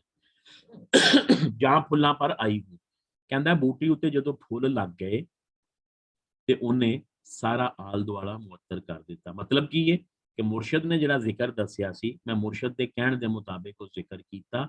ਉਸ ਜ਼ਿਕਰ ਦੀ ਵਜ੍ਹਾ ਤੋਂ ਮੇਰੇ ਜਿਸਮ ਦਾ ਇੱਕ ਇੱਕ ਰਗ, ਇੱਕ ਇੱਕ ਵੇਨ ਔਰ ਇੱਕ ਇੱਕ ਜਗ੍ਹਾ ਵਿੱਚ ਉਹ ਵਾਲਾ ਜ਼ਿਕਰ ਸਰਾਇਤ ਕਰ ਗਿਆ। ਇਹਨੂੰ ਤਸਵੁਫ ਦੀ ਟਰਮ ਵਿੱਚ ਕਹਿੰਦੇ ਨੇ ਸੂਫੀਆ ਇਕਰਾਮ, ਕਲਬ ਜਾਰੀ ਹੋ ਜਾਣਾ। ਯਾਨੀ ਕਲਬ ਜਾਰੀ ਹੋਣ ਤੋਂ ਮੁਰਾਦ ਹੈ ਵੇ ਕਿ ਫਿਰ ਇਨਸਾਨ ਮੂੰਹ ਤੋਂ ਲਾ ਇਲਾਹਾ ਇल्लल्लाह ਨਾ ਵੀ ਕਵੇ, ਅੱਲਾਹੂ ਨਾ ਵੀ ਕਵੇ, ਤੇ ਉਹਦੇ ਦਿਲ ਦੀ ਧੜਕਨ ਜਿਹੜੀ ਹੈ ਉਹ ਅੱਲਾਹੂ ਅੱਲਾਹੂ ਅੱਲਾਹੂ ਕੰਸੀਡਰ ਹੁੰਦੀ ਰਹਿੰਦੀ। ਉਹ ਸੁੱਤਾ ਵੀ ਪਿਆ ਹੋਏਗਾ, ਉਹ ਕੰਮ ਵੀ ਕਰ ਰਿਹਾ ਹੋਏਗਾ, ਉਹਦੀ ਦਿਲ ਦੀ ਧੜਕਨ ਜਿਹੜੀ ਉਹ ਕੰਸੀਡਰ ਹੁੰਦੀ ਰਹੇਗੀ। ਸੂਫੀਆ ਇਕਰਾਮ ਦਾ ਤਰੀਕਾਕਾਰ ਇਸ ਟਾਈਮ। ਜੀਵੇ ਮੁਰਸ਼ਦ ਕਾਮਿਲ ਬਾਹੂ, ਅੱਲਾ ਕਰੇ ਮੇਰਾ ਇਹ ਪਰਫੈਕਟ ਕਾਮਿਲ। ਇੱਥੇ ਉਹਨੇ ਵੇਖੋ ਨਾ ਕਿਹਾ ਹੈ ਕਾਮਿਲ, ਜਿਵੇਂ ਉਹਨੇ ਕੱਲ ਕਿਹਾ ਸੀ ਨਾ ਬਾਬਾ ਫਰੀਦ ਦਾ ਸ਼ਲੋਕ, ਫਰੀਦਾ ਸੋਈ ਸਰਵਰ ਢੂੰਡ ਲੈ ਜਿੱਥੋਂ ਲੱਭੀ ਬਾਤ। ਕੋਈ ਐਸਾ ਕਾਮਿਲ ਮੁਰਸ਼ਦ ਤਲਾਸ਼ ਕਰੀ ਜਿਹਦੇ ਕੋਲੋਂ ਤੈਨੂੰ ਕੋਈ ਕੰਮ ਦੀ ਸ਼ੈ ਮਿਲੇ। ਜਿਵੇਂ ਇੱਥੇ ਇਸ ਬੰਦ ਵਿੱਚ ਸੁਲਤਾਨ ਬਾਹੂ ਨੂੰ ਕੰਮ ਦੀ ਸ਼ੈ ਮਿਲ ਗਈ। ਛੱਪੜ ਢੂੰਡੇ ਕਿਆ ਹੋਵੇ, ਚਿੱਕੜ ਡੁੱਬੇ ਹੱਥ। 2 ਨੰਬਰ ਪੀਰ ਹੋਏਗਾ, ਉਹਨੇ ਤੈਨੂੰ ਕੁਝ ਨਹੀਂ ਦੇਣਾ। ਸੋ ਇੱਥੇ ਕਹਿੰਦਾ ਹੈ ਮੇਰਾ ਮੁਰਸ਼ਦ, ਮੇਰਾ ਪਰਫੈਕਟ ਕਾਮਿਲ ਮੁਰਸ਼ਦ ਹਮੇਸ਼ਾ ਜਿਉਂਦਾ ਰਹੇ, ਜਿਸ ਨੇ ਇਹ ਬੂਟੀ ਅੱਲਾਹ ਤਾਲਾ ਦੇ ਜ਼ਿਕਰ ਦਾ ਇਹ ਪੌਦਾ ਮੇਰੇ ਅੰਦਰ ਲਾ ਦਿੱਤਾ ਹੈ। ਨੈਕਸਟ ਜੀ, ਐਗਜ਼ੈਜਰੇਸ਼ਨ। ਸਮਝਦੇ ਹੋ ਐਗਜ਼ੈਜਰੇਸ਼ਨ? ਮੁਬਾਲਗਾ ਰਾਈ, ਯਾਨੀ ਕੋਈ ਚੀਜ਼ ਨੂੰ ਹੱਦ ਤੋਂ ਵੱਧ ਕੇ ਬਿਆਨ ਕਰਨਾ, ਵੱਧ ਚੜ ਕਰ ਬਿਆਨ ਕਰਨਾ। ਇਹ ਤਨ ਮੇਰਾ ਚਸ਼ਮਾ ਹੋਵੇ, ਕਹਿੰਦਾ ਕਾਸ਼ ਮੇਰਾ ਸਾਰਾ ਜਿਸਮ ਅੱਖਾਂ ਬਣ ਜਾਣ। ਚਸ਼ਮ ਅੱਖ ਨੂੰ ਕਹਿੰਦੇ ਨੇ ਔਰ ਉਹਦੀ ਜਮਾ ਚਸ਼ਮਾ, ਆਂਖੇ। ਮੁਰਸ਼ਦ ਵੇਖ ਨਾ ਰੱਜਾ ਹੂੰ, ਕਹਿੰਦਾ ਮੈਂ ਸਾਰੀਆਂ ਅੱਖਾਂ ਨਾਲ ਮੁਰਸ਼ਦ ਨੂੰ ਵੇਖਾਂ ਲੇਕਿਨ ਫਿਰ ਵੀ ਰੱਜਾ ਨਾ। ਰਜਣਾ ਹੁੰਦਾ ਕਿ ਬਹੁਤ ਜ਼ਿਆਦਾ ਭੁੱਖ ਲੱਗੀ ਹੋਏ, ਤੁਸੀਂ ਰੋਟੀ ਖਾਣਾ ਸ਼ੁਰੂ ਕਰੋ, 2 3 4 ਜਿੰਨੀ ਤੁਹਾਡੀ ਕੈਪੈਸਿਟੀ ਹੈ, ਤੇ ਫਿਰ ਬੰਦਾ ਸੇਰ ਹੋ ਜਾਂਦਾ, ਰੱਜ ਜਾਂਦਾ। ਉਸ ਤੋਂ ਬਾਅਦ ਫਿਰ ਤੁਹਾਡਾ ਜਿੰਨਾ ਵੀ ਫੇਵਰਟ ਖਾਣਾ ਅੱਗੇ ਪਿਆ ਹੋਵੇ ਨਾ, ਬੰਦੇ ਦਾ ਖਾਣ ਨੂੰ ਦਿਲ ਨਹੀਂ ਕਰਦਾ। ਮਤਲਬ ਸੈਟਿਸਫੈਕਸ਼ਨ, ਤਸੱਲੀ। ਸਾਰਾ ਮੇਰਾ ਤਨ, ਮੇਰਾ ਸਾਰਾ ਜਿਸਮ ਅੱਖਾਂ ਬਣ ਜਾਣ, ਮੈਂ ਸਾਰੀਆਂ ਅੱਖਾਂ ਨਾਲ ਮੁਰਸ਼ਦ ਨੂੰ ਵੇਖਾਂ, ਫਿਰ ਵੀ ਮੇਰੀ ਤਸੱਲੀ ਨਾ ਹੋਏ। ਲੂ ਲੂ ਦੇ ਮੁੱਢ ਲੱਖ ਲੱਖ ਚਸ਼ਮਾ। ਹੁਣ ਐਗਜ਼ੈਜਰੇਸ਼ਨ ਵੇਖੋ, ਇੱਕ ਇੱਕ ਲੂ, ਜਿਸਮ ਦਾ ਇੱਕ ਇੱਕ ਮਸਾਮ, ਇੱਕ ਇੱਕ ਜ਼ਰਾ, ਉਹਦੇ ਇਰਦ ਗਿਰਦ ਲੱਖ ਲੱਖ ਅੱਖਾਂ ਹੋਣ। ਇੱਕ ਖੋਲਾਂ ਇੱਕ ਕੱਜਾ ਹੋ। ਅਸੀਂ ਅੱਖਾਂ ਚਿਪਕਨੇ ਆ ਨਾ, ਦੋਨੋਂ ਇਕੱਠੀਆਂ ਅੱਖਾਂ ਚਿਪਕਨੇ, ਲੇਕਿਨ ਉਹ ਕਹਿੰਦਾ ਕਾਸ਼ ਜਿਸਮ ਉੱਤੇ ਲੱਖਾਂ ਕਰੋੜਾਂ ਯਾਨੀ ਬੇਹਿਸਾਬ ਅੱਖਾਂ ਹੋਣ ਔਰ ਮੈਂ ਵਾਰੀ ਵਾਰੀ ਖੋਲਾਂ ਔਰ ਬੰਦ ਕਰਾਂ, ਯਾਨੀ ਇੱਕ ਖੋਲਾਂ ਇੱਕ ਬੰਦ ਕਰਾਂ, ਅੱਧੀਆਂ ਖੋਲਾਂ ਅੱਧੀਆਂ ਬੰਦ ਕਰਾਂ। ਇਤਨਾ ਡਿਠਿਆ ਸਬਰ ਨਾ ਆਵੇ, ਇੰਨਾ ਜ਼ਿਆਦਾ ਵੇਖਣ ਦੇ ਬਾਵਜੂਦ ਵੀ ਮੇਰੀ ਤਸਕੀਨ ਨਾ ਹੋਏ, ਮੈਨੂੰ ਸਬਰ ਨਾ ਆਏ, ਹੋਰ ਕਿਤੇ ਵੱਲ ਭੱਜਾਂ, ਮੈਂ ਕੋਈ ਹੋਰ ਚਾਰਾ ਕਰਾਂ, ਮੈਂ ਕੋਈ ਹੋਰ ਭੱਜ ਨਸ ਕਰਾਂ। ਮੁਰਸ਼ਦ ਦਾ ਦੀਦਾਰ ਹੈ ਬਾਹੂ, ਮੁਰਸ਼ਦ ਦਾ ਦੀਦਾਰ ਹੈ ਬਾਹੂ, ਲੱਖ ਕਰੋੜਾਂ ਹੱਜਾਂ ਹੋ। ਉਹ ਇਸ ਤਰ੍ਹਾਂ ਕਿਉਂ ਕਰਦਾ ਹੈ? ਕਹਿੰਦਾ ਹੈ ਕਿਉਂਕਿ ਮੁਰਸ਼ਦ ਨੂੰ ਸਿਰਫ ਇੱਕ ਵਾਰੀ ਵੇਖ ਲੈਣਾ। ਦੀਦਾਰ ਹੁੰਦਾ ਸਿਰਫ ਇੱਕ ਵਾਰੀ ਕਿਸੇ ਦਾ ਚਿਹਰਾ ਵੇਖਣਾ, ਮੈਨੂੰ ਲੱਖ ਮਲਟੀਪਲਾਈ ਬਾਏ ਕਰੋੜਾਂ ਹੱਜਾਂ ਦੇ ਬਰਾਬਰ ਹੈ। है भी हकीकत है, तुसी मुर्शद नूं अगर ए मुकाम मर्तबा ना दिओ ते फिर मुर्शद तुहानूं कुछ अता नहीं करता। नैक्सट जी सुल्तान बाहू की खास गल जी मुर्शद ते उन्होंने हर पहलू उत्ते डिस्कशन की है। हुण मुर्शद की क्वालिटी दस रहे हैं कि मुर्शद कोलों की एक्सपैक्टेशनस होनियां चाहिए ने या मुर्शद नूं अपने मुरीद वास्ते की करना चाहिए। मुर्शद वो सहेड़िए, ऐसा मुर्शद लभीए, चुनिए, तलाश करिए। सेड़ना होंदा है, बहुत सारिया शैवां तुहाडे सामने मौजूद ने। हुण तुसीं आपे अपनी एबिलिटी नाल, अपनी काबलियत नाल वेख सुन के ਉਹਦੇ ਵਿੱਚੋਂ कोई एक शै चुननी, ਲੱਭਣੀ है, तलाश करनी। ऐसी शै तलाश करनी है ਜਿਹੜੀ ਤੁਹਾਡੀ ਤਵੱਕੁਆਤ ਉੱਤੇ ਪੂਰੀ ਉਤਰੇ। दो जग खुशी विखावे हो, ऐसा मुर्शद होवे ਜਿਹੜਾ दोनों जग विच, दोनों जहान विच खुशी ਦਾ बायस बने। पहले गम टुकड़े दा मीटे, पहले जरिया मुआश दा बंदोबस्त करे। देखो जिस तरह तुहाडी उम्र है ना, हुण मतलब डिग्री कीती है सारिਆਂ ने, और हर बंदा ही जरिया मुआश वास्ते परेशान, यानी 16 साल हो गए पढ़दे माँ प्यो का खर्चा, पैसे, ठीक है शायद सारिਆਂ ਨੂੰ 100% ਨੂੰ ਲੋੜ ਨਹੀਂ ਹੁੰਦੀ ਹੋਏਗੀ, ਕਈਆਂ ਦੇ ਆਪਣੇ ਬਿਜ਼ਨਸ ਵੀ ਹੁੰਦੇ ਹੋਣਗੇ, ਲੇਕਿਨ ਫੈਕਟ ਇਹ ਹੋਈ ਹੈ ਕਿਸੇ ਦਾ ਆਪਣਾ ਵੀ ਬਿਜ਼ਨਸ ਹੋਏ ਤਾਂ ਕਹਿੰਦਾ ਹੈ ਕਿ ਮੈਂ ਮਾਂ ਪਿਓ ਕੋਲੋਂ ਹੀ ਤੇ ਨਹੀਂ ਸਾਰੀ ਜ਼ਿੰਦਗੀ ਲਵਾਂਗਾ, ਮੈਂ ਕੋਈ ਆਪਣੇ ਪੈਰਾਂ ਤੇ ਆਵਾਂ। ਇਹ ਮਕਸਦ ਹੁੰਦਾ ਹੈ। ਕਹਿੰਦਾ ਹੈ ਐਸਾ ਮੁਰਸ਼ਦ ਹੋਣਾ ਚਾਹੀਦਾ ਜਿਹੜਾ ਤੁਹਾਡੇ ਜ਼ਰੀਆ ਮੁਆਸ਼ ਦਾ ਸਭ ਤੋਂ ਪਹਿਲੇ ਬੰਦੋਬਸਤ ਕਰੇ। ਗਮ ਮੀਟਣਾ ਕਹਿੰਦੇ ਨੇ ਫਿਕਰ ਖਤਮ ਕਰਨਾ, ਅੱਖਾਂ ਮੀਟਣਾ ਹੁੰਦਾ ਨਾ, ਅੱਖਾਂ ਬੰਦ ਕਰਨਾ। ਗਮ ਮੀਟਣਾ ਯਾਨੀ ਰੋਜ਼ੀ ਰੋਟੀ ਦਾ ਗਮ ਖਤਮ ਕਰਨਾ। ਰੱਬ ਦਾ ਰਾਹ ਸੁਝਾਵੇ ਹੋ, ਫਿਰ ਉਸ ਤੋਂ ਬਾਅਦ ਅੱਲਾ ਦਾ ਰਸਤਾ ਦੱਸੇ।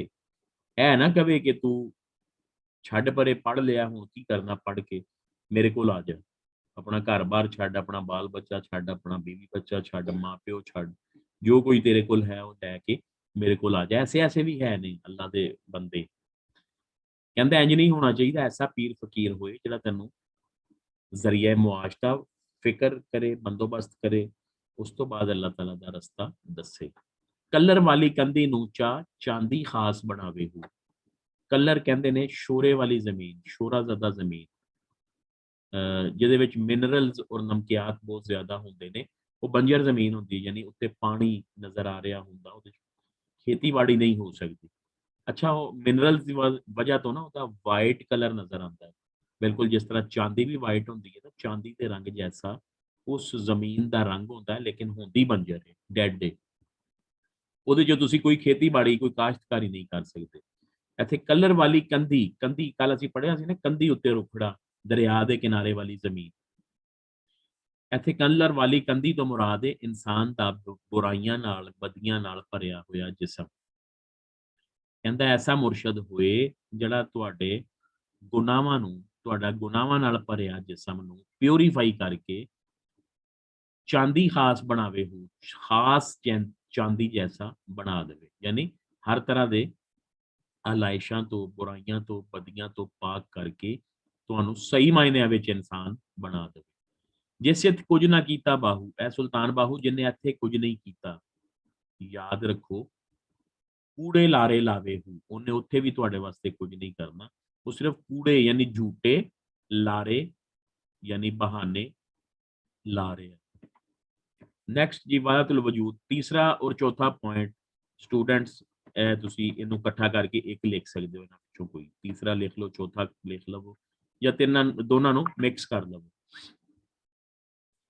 बहुत खूबसूरत जी, जिस दिल इसम अल्लाह दा चमके, जिस दिल विच अल्लाह ताला दा नाम रोशन हो जाए, इश्क भी करदा हल्ले हो। बहुत खूबसूरत उन्हें एक ट्रिक दस दिता तुहानू कि तुसी अपने अंदर अल्लाह ताला दा नाम जारी कर लो, अपने दिल विच अल्लाह ताला दा नाम रोशन कर लो, चमका लो, जारी कर लवो।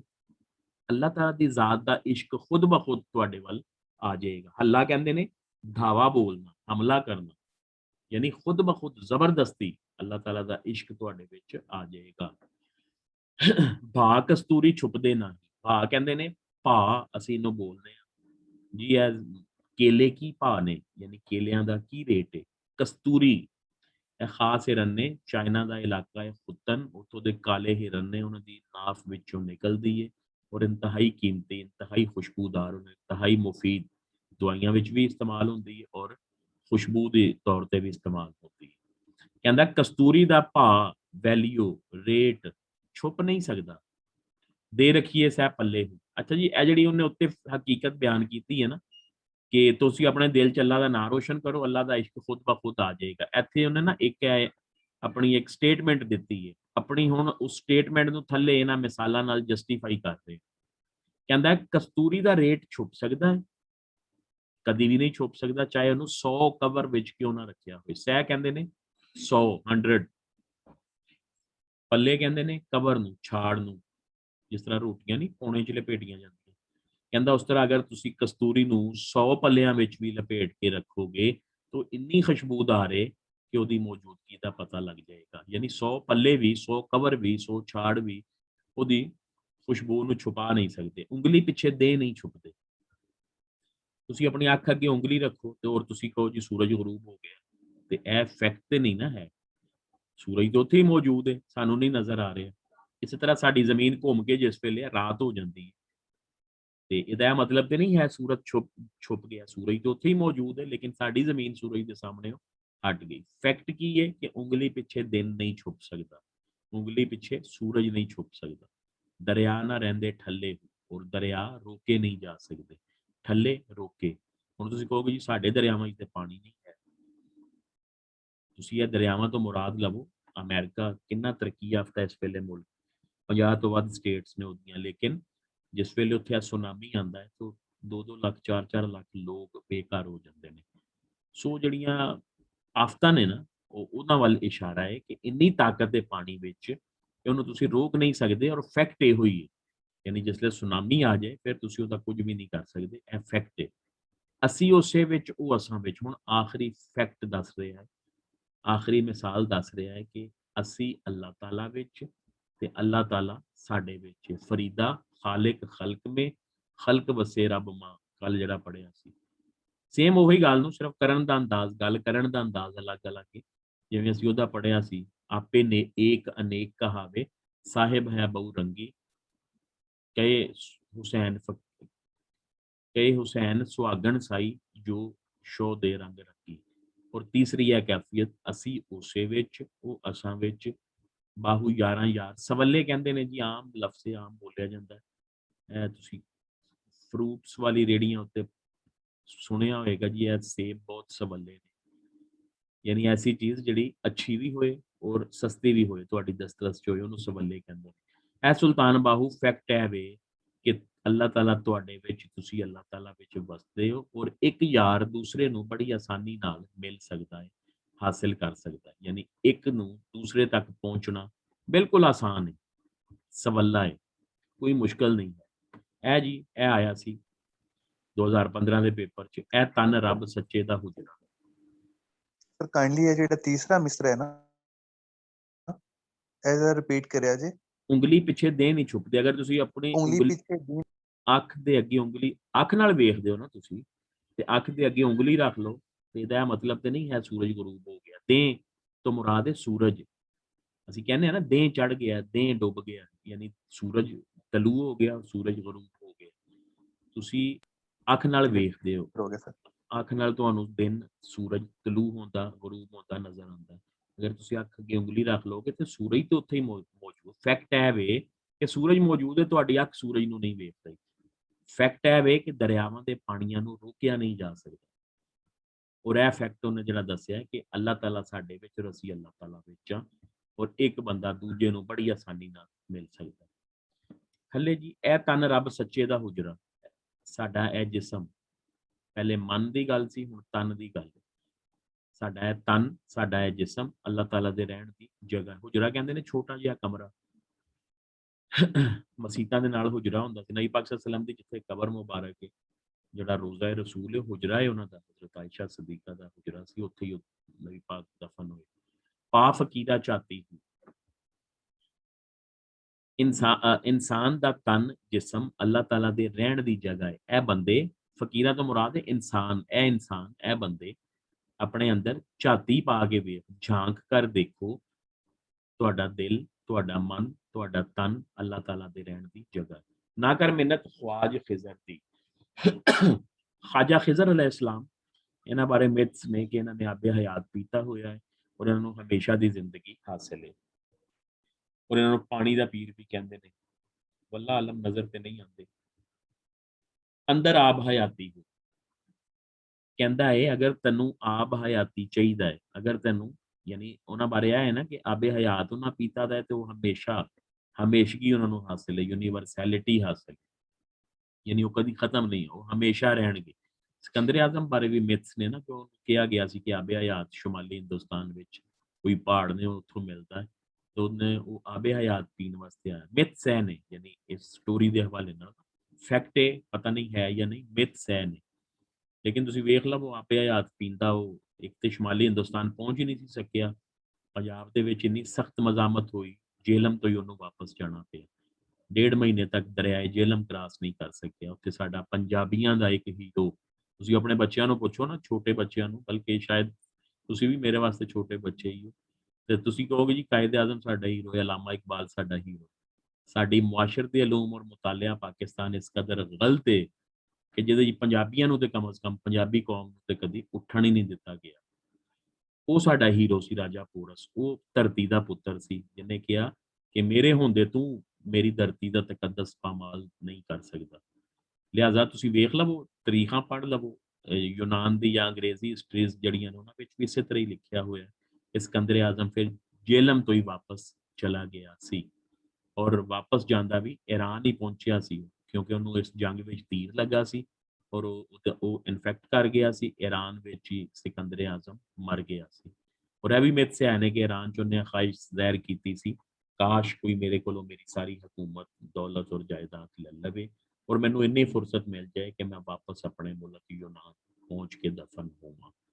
ਸਿਕੰਦਰ ਆਜ਼ਮ ਦੀ ਕਬਰ ਦਾ ਵੀ ਕੋਈ ਨਿਸ਼ਾਨ ਨਹੀਂ ਹੈ।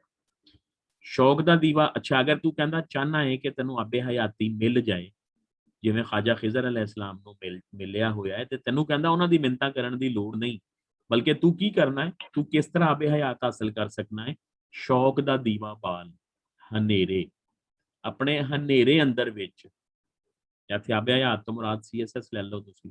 ਅਗਰ ਤੁਸੀਂ CSS ਹਾਸਲ ਕਰਨਾ ਚਾਹੁੰਦੇ ਹੋ ਤੇ ਕੀ ਕਰਨਾ ਉਹਦੇ ਵਾਸਤੇ, ਸਿਰਫ ਲਗਨ, ਸ਼ੌਕ, ਜੁਸਤਜੂ, ਕੋਸ਼ਿਸ਼, ਇਹ ਚੀਜ਼ ਆਪਣੇ ਅੰਦਰ ਪੈਦਾ ਕਰਨੀ ਹੈ।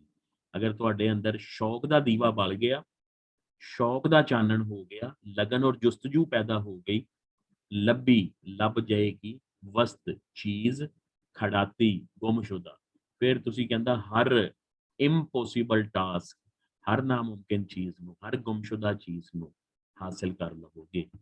ਮਰਨ ਥੀ ਅੱਗੇ ਮਰ ਰਹੇ ਬਾਹੂ, ਇਹ ਸੁਲਤਾਨ ਬਾਹੂ ਮਰਨ ਤੋਂ ਪਹਿਲੇ ਮਰ ਗਏ। ਇਹ ਅੱਗੇ ਲਫ਼ਜ਼ ਜਿਹੜਾ ਅਸੀਂ ਯੂਜ਼ ਕਰਦੇ ਹਾਂ ਨਾ, ਇਹਦਾ ਮਤਲਬ ਹੈ ਕਿ ਮਰਨੇ ਸੇ ਪਹਿਲੇ ਮਰ ਜਾਣਾ।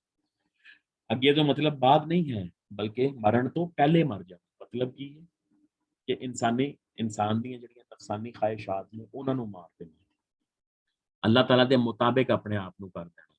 ਜੇ ਨਾ ਰਮਜ਼ ਪਛਾਤੀ, ਕਹਿੰਦਾ ਆਬੇ ਹਯਾਤ ਵਾਲੀ, ਹਮੇਸ਼ਗੀ ਵਾਲੀ, ਸਰਵਾਈਵ ਕਰਨ ਵਾਲੀ, ਹਮੇਸ਼ਾ ਬਾਕੀ ਰਹਿਣ ਵਾਲੀ ਰਮਜ਼ ਜਿਹੜੇ ਪਹਿਚਾਣ ਲੈਂਦੇ ਨੇ ਉਹ ਆਪਣੇ ਆਪ ਨੂੰ ਮਰਨ ਤੋਂ ਪਹਿਲੇ ਮਾਰ ਲੈਂਦੇ। ਕਿਵੇਂ? ਉਹ ਕੋਈ ਖੁਦਕੁਸ਼ੀ ਨਹੀਂ ਕਰਦੇ, ਕੋਈ ਗੋਲੀ ਨਹੀਂ ਮਾਰ ਦਿੰਦੇ ਆਪਣੇ ਆਪ ਨੂੰ। ਉਹ ਬਿਲਕੁਲ ਉਸ ਤਰ੍ਹਾਂ ਜਿਵੇਂ ਕੱਲ ਬਾਬਾ ਫਰੀਦ ਦਾ ਪੜ੍ਹਿਆ ਸੀ, ਆਪ ਸਵਾਰੇ ਮੈਂ ਮਿਲਿਆ ਸੁੱਖ ਹੋਏ, ਫਰੀਦਾ ਜੇ ਤੂੰ ਮੇਰਾ ਹੋ ਰਹੇ। ਅੱਲਾਹ ਤਾਲਾ ਫਰਮਾ ਰਿਹਾ, ਤੁਹਾਨੂੰ ਦੱਸਿਆ ਸੀ ਉਹ ਵੀ ਹਦੀਸ ਕੁਦਸੀ ਦਾ ਹਵਾਲਾ, ਫਰੀਦਾ ਜੇ ਤੂੰ ਮੇਰਾ ਹੋ ਜਾਏ, ਅਗਰ ਤੂੰ ਮੇਰਾ ਬੰਦਾ ਬਣ ਜਾਏ, ਅਗਰ ਤੂੰ ਮੇਰੇ ਮੁਤਾबिक ਜ਼ਿੰਦਗੀ ਬਸਰ ਕਰ ਦੇ। ਇੱਥੇ ਵੀ ਇਹੋ ਹੀ ਹੈ ਕਿ ਤੂੰ ਮਰਨ ਤੋਂ ਪਹਿਲੇ ਆਪਣੇ ਆਪ ਨੂੰ ਮਾਰ ਦੇ, ਮੇਰੇ ਮੁਤਾबिक ਢਾਲ ਲੈ, ਮੇਰੇ ਮੁਤਾबिक ਕਰ ਲੈ। ठीक है जी, समझ आ गई कलमे की अहमियत। सर ये जो मिन्नत हवाज लिखा हुआ है, ये हवाज का क्या मतलब है? ख्वाजा खिजर अलैहिस्सलाम उनका नाम, ख्वाजा खिजर अलैहिस्सलाम। अच्छा ठीक हो गया, लक़ब है। जी, कुरान च भी बात Thank कहते you. हैं कि वो हज़रत मूसा वाला ਜਿਹੜਾ ਵਾਕਿਆ ਹੈ ਉਹਦੇ ਵਿੱਚ ख्वाजा खिजर ਦਾ ਹੀ ਜ਼ਿਕਰ ਹੈ। ਬਾਕੀ ਵੱਲਾ ਆਲਮ ਕੋਈ ਵਾਜ਼ਿਆ ਨਹੀਂ ਹੈ ਔਰ ਨਾ ਹੀ ਕੁਰਾਨ ਨੇ ਇਹਨਾਂ ਨੂੰ ਕੋਈ ਪੈਗੰਬਰ ਕਿਹਾ ख्वाजा खिजर अलैहिस्सलाम ਨੂੰ। ਵੈਸੇ ਜਿਹੜੀਆਂ ਤਫਾਸੀਰ ਦੇ ਵਿੱਚ ਇਹਨਾਂ ਦਾ ਜ਼ਿਕਰ ਇਸੇ ਤਰ੍ਹਾਂ ਹੀ जी। सर जिन्ना रम्ज पचाती हूँ तो मतलब जरा दसना दोबारा। जिन्होंने इस बात को समझ लिया, पिछाती पिछाण लई, रम्ज कहते ने इशारे नूं, ਜਿਹੜੇ ਇਸ ਇਸ਼ਾਰੇ ਨੂੰ ਸਮਝ ਗਏ।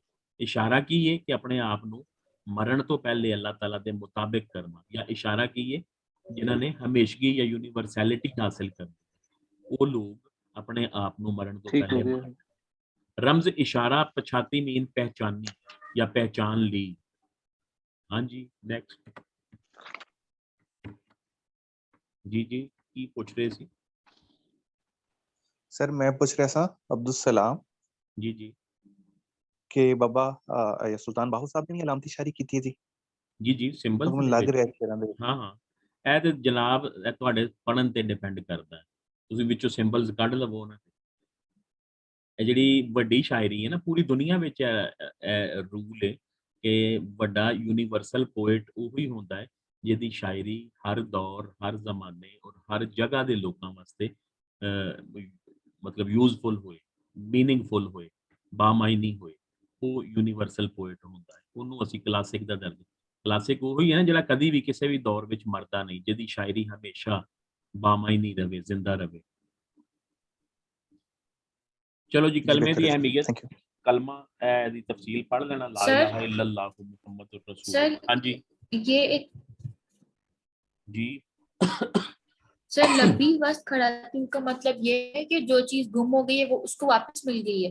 जी जी मिल जाएगी लब्बी यानी मिल जाएगी वस्त चीज खड़ाती गुमशुदा यानी तुसी जो भी चीज जो भी ਤੁਹਾਡਾ ਟਾਰਗੇਟ ਹੈ ਜੋ ਵੀ ਤੁਸੀਂ ਅਚੀਵ ਕਰਨਾ ਚਾਹੁੰਦੇ ਹੋ ਸ਼ਰਤ ਉਹਦੇ ਵਾਸਤੇ ਆਵੇ ਕਿ ਤੁਸੀਂ ਆਪਣੇ ਅੰਦਰ ਸ਼ੌਕ ਦਾ ਦੀਵਾ ਬਾਲ ਲਓ ਯਾਨੀ ਆਪਣੇ ਅੰਦਰ ਸ਼ੌਕ ਲਗਨ ਔਰ ਜੁਸਤਜੂ ਪੈਦਾ ਕਰ ਲਓ ਫਿਰ ਤੁਸੀਂ ਸਭ ਕੁਝ ਹਾਸਲ ਕਰ ਸਕਦੇ ਹੋ ਪਾ ਸਕਦੇ ਹੋ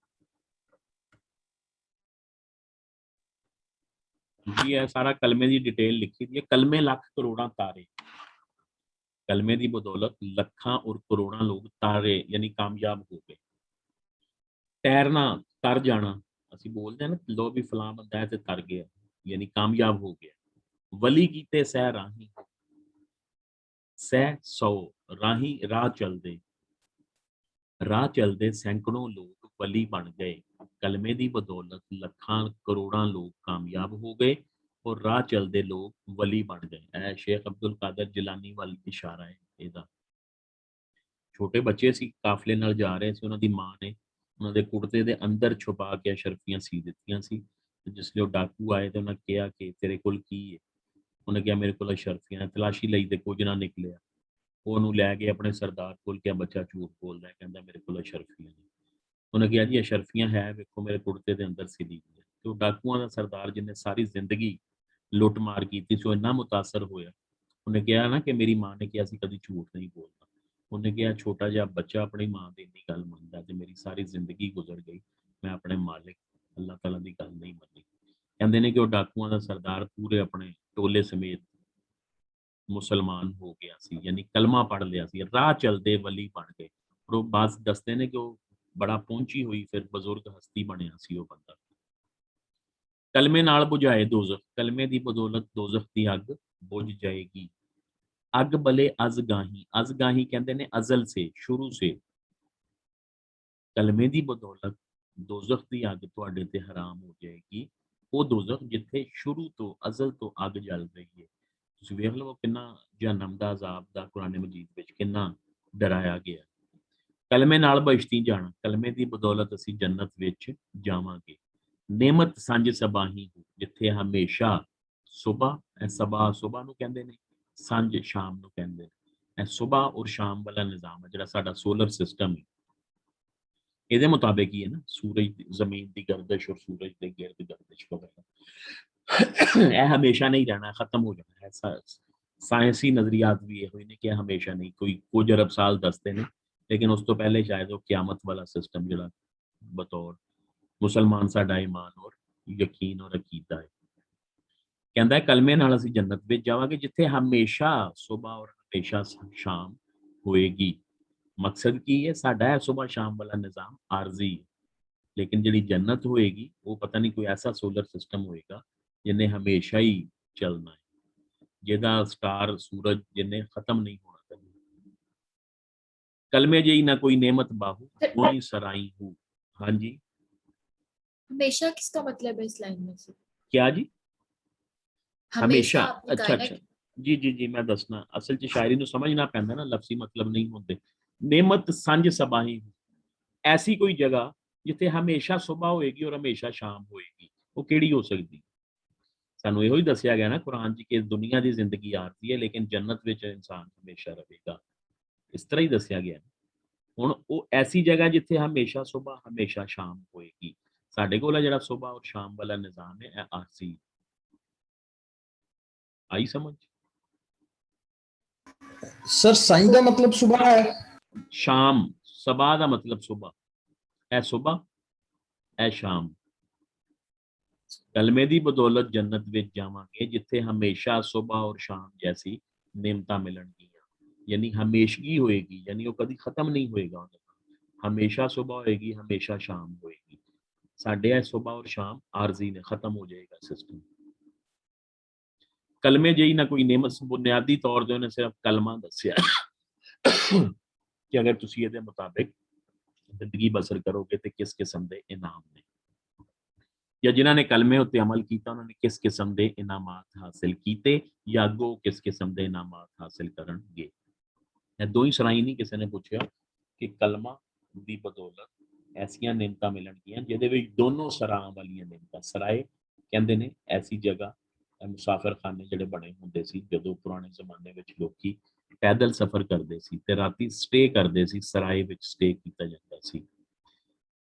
आरजी टिकाणा, आरजी स्टे जिथे करते, दो ही सराई तो मुराद ए दुनिया आरजी है और उस दूसरा जहान यानी इस तो बाद दूसरा जहान, दो सराई यानी दो जहान विच कलमे जैसी कोई नेमत नहीं है। फकर ते इलम दी दौलत, इल्मे बाज जो करे फकीरी काफिर मरे दीवाना हो। इलम हासिल करन तो बगैर, इल्मे बाज यानी इलम के बिना, इलम तो बगैर जो बंदा फकीरी, फकीरी मंगण वाली नहीं बल्कि अल्लाह ताला दी शनाख्त, अल्लाह ताला दी दरवेशी इख्तियार करन वाली फकीरी। अगर कोई कहे कि मैं इलम हासिल किए बगैर अल्लाह की मार्फत और शनाख्त हासिल कर लवां तो कहते समझो काफिर और दीवाना मर गया, यानी आप पागलपन है। इलम हासिल करोगे, इलम नाल तुसी सैल्फ रियलाइज करोगे, अपने आप को पछाणोगे। जदों अपना आप पहचान लोगे फिर मैं हो गए हकीकी नूं अल्लाह ताला नूं पहचानोगे। सै वरियां भी करे इबादत, अगर इलम हासिल करन तो बगैर तुसी 100 साल, सै 100 वरियां सालां दी इबादत भी करते रहो, अल्लाह कुनू बेगाना हो, फिर भी अल्लाह से बेगाने रहोगे। कुनू से सराइकी च बोलते हैं, असीं कहने अल्लाह तो बेगाना, अल्लाह से बेगाना, वो कहते हैं अल्लाह कुनू बेगाना, यानी अल्लाह तो बेगाना ही रहेगा, वो अल्लाह ताला नू लभ नहीं सकेगा, पा नहीं सकेगा। गफलत कुनू ना खुले उस पर्दे, गफलत तो या गफलत की वजह से ਉਹਦੇ दिल के पर्दे नहीं खुलणगे। दिल जाहिल बुतखाना हो तो ਉਹਦਾ दिल हमेशा जाहिल और बुतखाना ही रहेगा, यानी ऐसी जगह जिथे बुत पे हो। मैं कुर्बान तिन्हां तो बाहू, सुल्तान बाहू मैं उन्हां तो कुर्बान जावा जिन्हां नूं मिलिया मिला यार यगाना हो। यार यगाना तो मुराद है नबी पाक सल्लल्लाहु अलैहि वसल्लम दी जात, यगाना यकता जिहदी कोई दूसरी मिसाल ना हो, कल्ला। ऐसे चूंकि उत्तों इलम की गल हो रही है तो इलम विच नबी पाक सल्लल्लाहु अलैहि वसल्लम तो ज्यादा कोई नहीं है। सो इत्थे वो कहंदा पिया कि मैं उस उम्मत तो कुर्बान जावां जिन्हां नूं यकता और यगाना नबी दी उम्मती होण दा एजाज हासिल है। जाहिरदार ते बेअमल आलिमां दी निंदिया, बड़ा मारूफ है जी। निंदिया कहंदे ने मजम्मत नूं। हाफिज पढ़ पढ़ करन तकबर, हाफिज अपनियां पढ़ाइयां दा तकबर और गरूर करते ने। मुल्ला करन वडियाई हो, मौलवी भी अपने इलम दा तकबर और गरूर और वडियाई भी करते ने। वडियाई का मतलब वैसे गरूर तकबर ही होता है। सावन माह के बदलों वांगू महीना है 6वां 7वां, चेतर विसाख जेठ हाड़ सौण, 5वां महीना सावन। ਇਹਦੇ ਵਿੱਚ ਬਾਰਿਸ਼ਾਂ ਬਹੁਤ ਹੁੰਦੀਆਂ, ਯਾਨੀ ਅੱਜ ਆਸਮਾਨ ਤੇ ਸੂਰਜ ਲਿਸ਼ਕ ਰਿਹਾ ਹੈ ਵਿਦਨ 5 to 10 ਮਿੰਟਸ। ਜਿਸਲੇ ਮੌਨਸੂਨ ਦੀ ਉਹ ਆਉਂਦਾ ਹੈ ਸਪੈਲ ਜਿਹੜਾ ਫੌਰਨ ਕਾਲੇ ਸਿਆਹ ਬੱਦਲ ਆਣਗੇ, ਬਾਰਿਸ਼ ਬਦਲਾਣਗੇ ਔਰ ਫਿਰ ਆਸਮਾਨ ਉਸੇ ਤਰ੍ਹਾਂ ਸਾਫ਼। ਉਹ ਮੌਲਵੀਆਂ ਨੂੰ ਕਹਿ ਰਿਹਾ ਕਿ ਸਾਵਨ ਮਾਹ ਦੇ ਬਦਲਾਂ ਵਾਂਗੂ ਕਿਤਾਬਾਂ ਚੁੱਕ ਕੇ, ਆਪਣਾ ਇਲਮ ਚੁੱਕ ਕੇ ਫਿਰਨ ਕਿਤਾਬਾਂ ਚਾਈ ਮੀਨ ਚੁੱਕ ਕੇ। ਕਿੱਥੇ ਫਿਰਦੇ ਪਏ ਨੇ?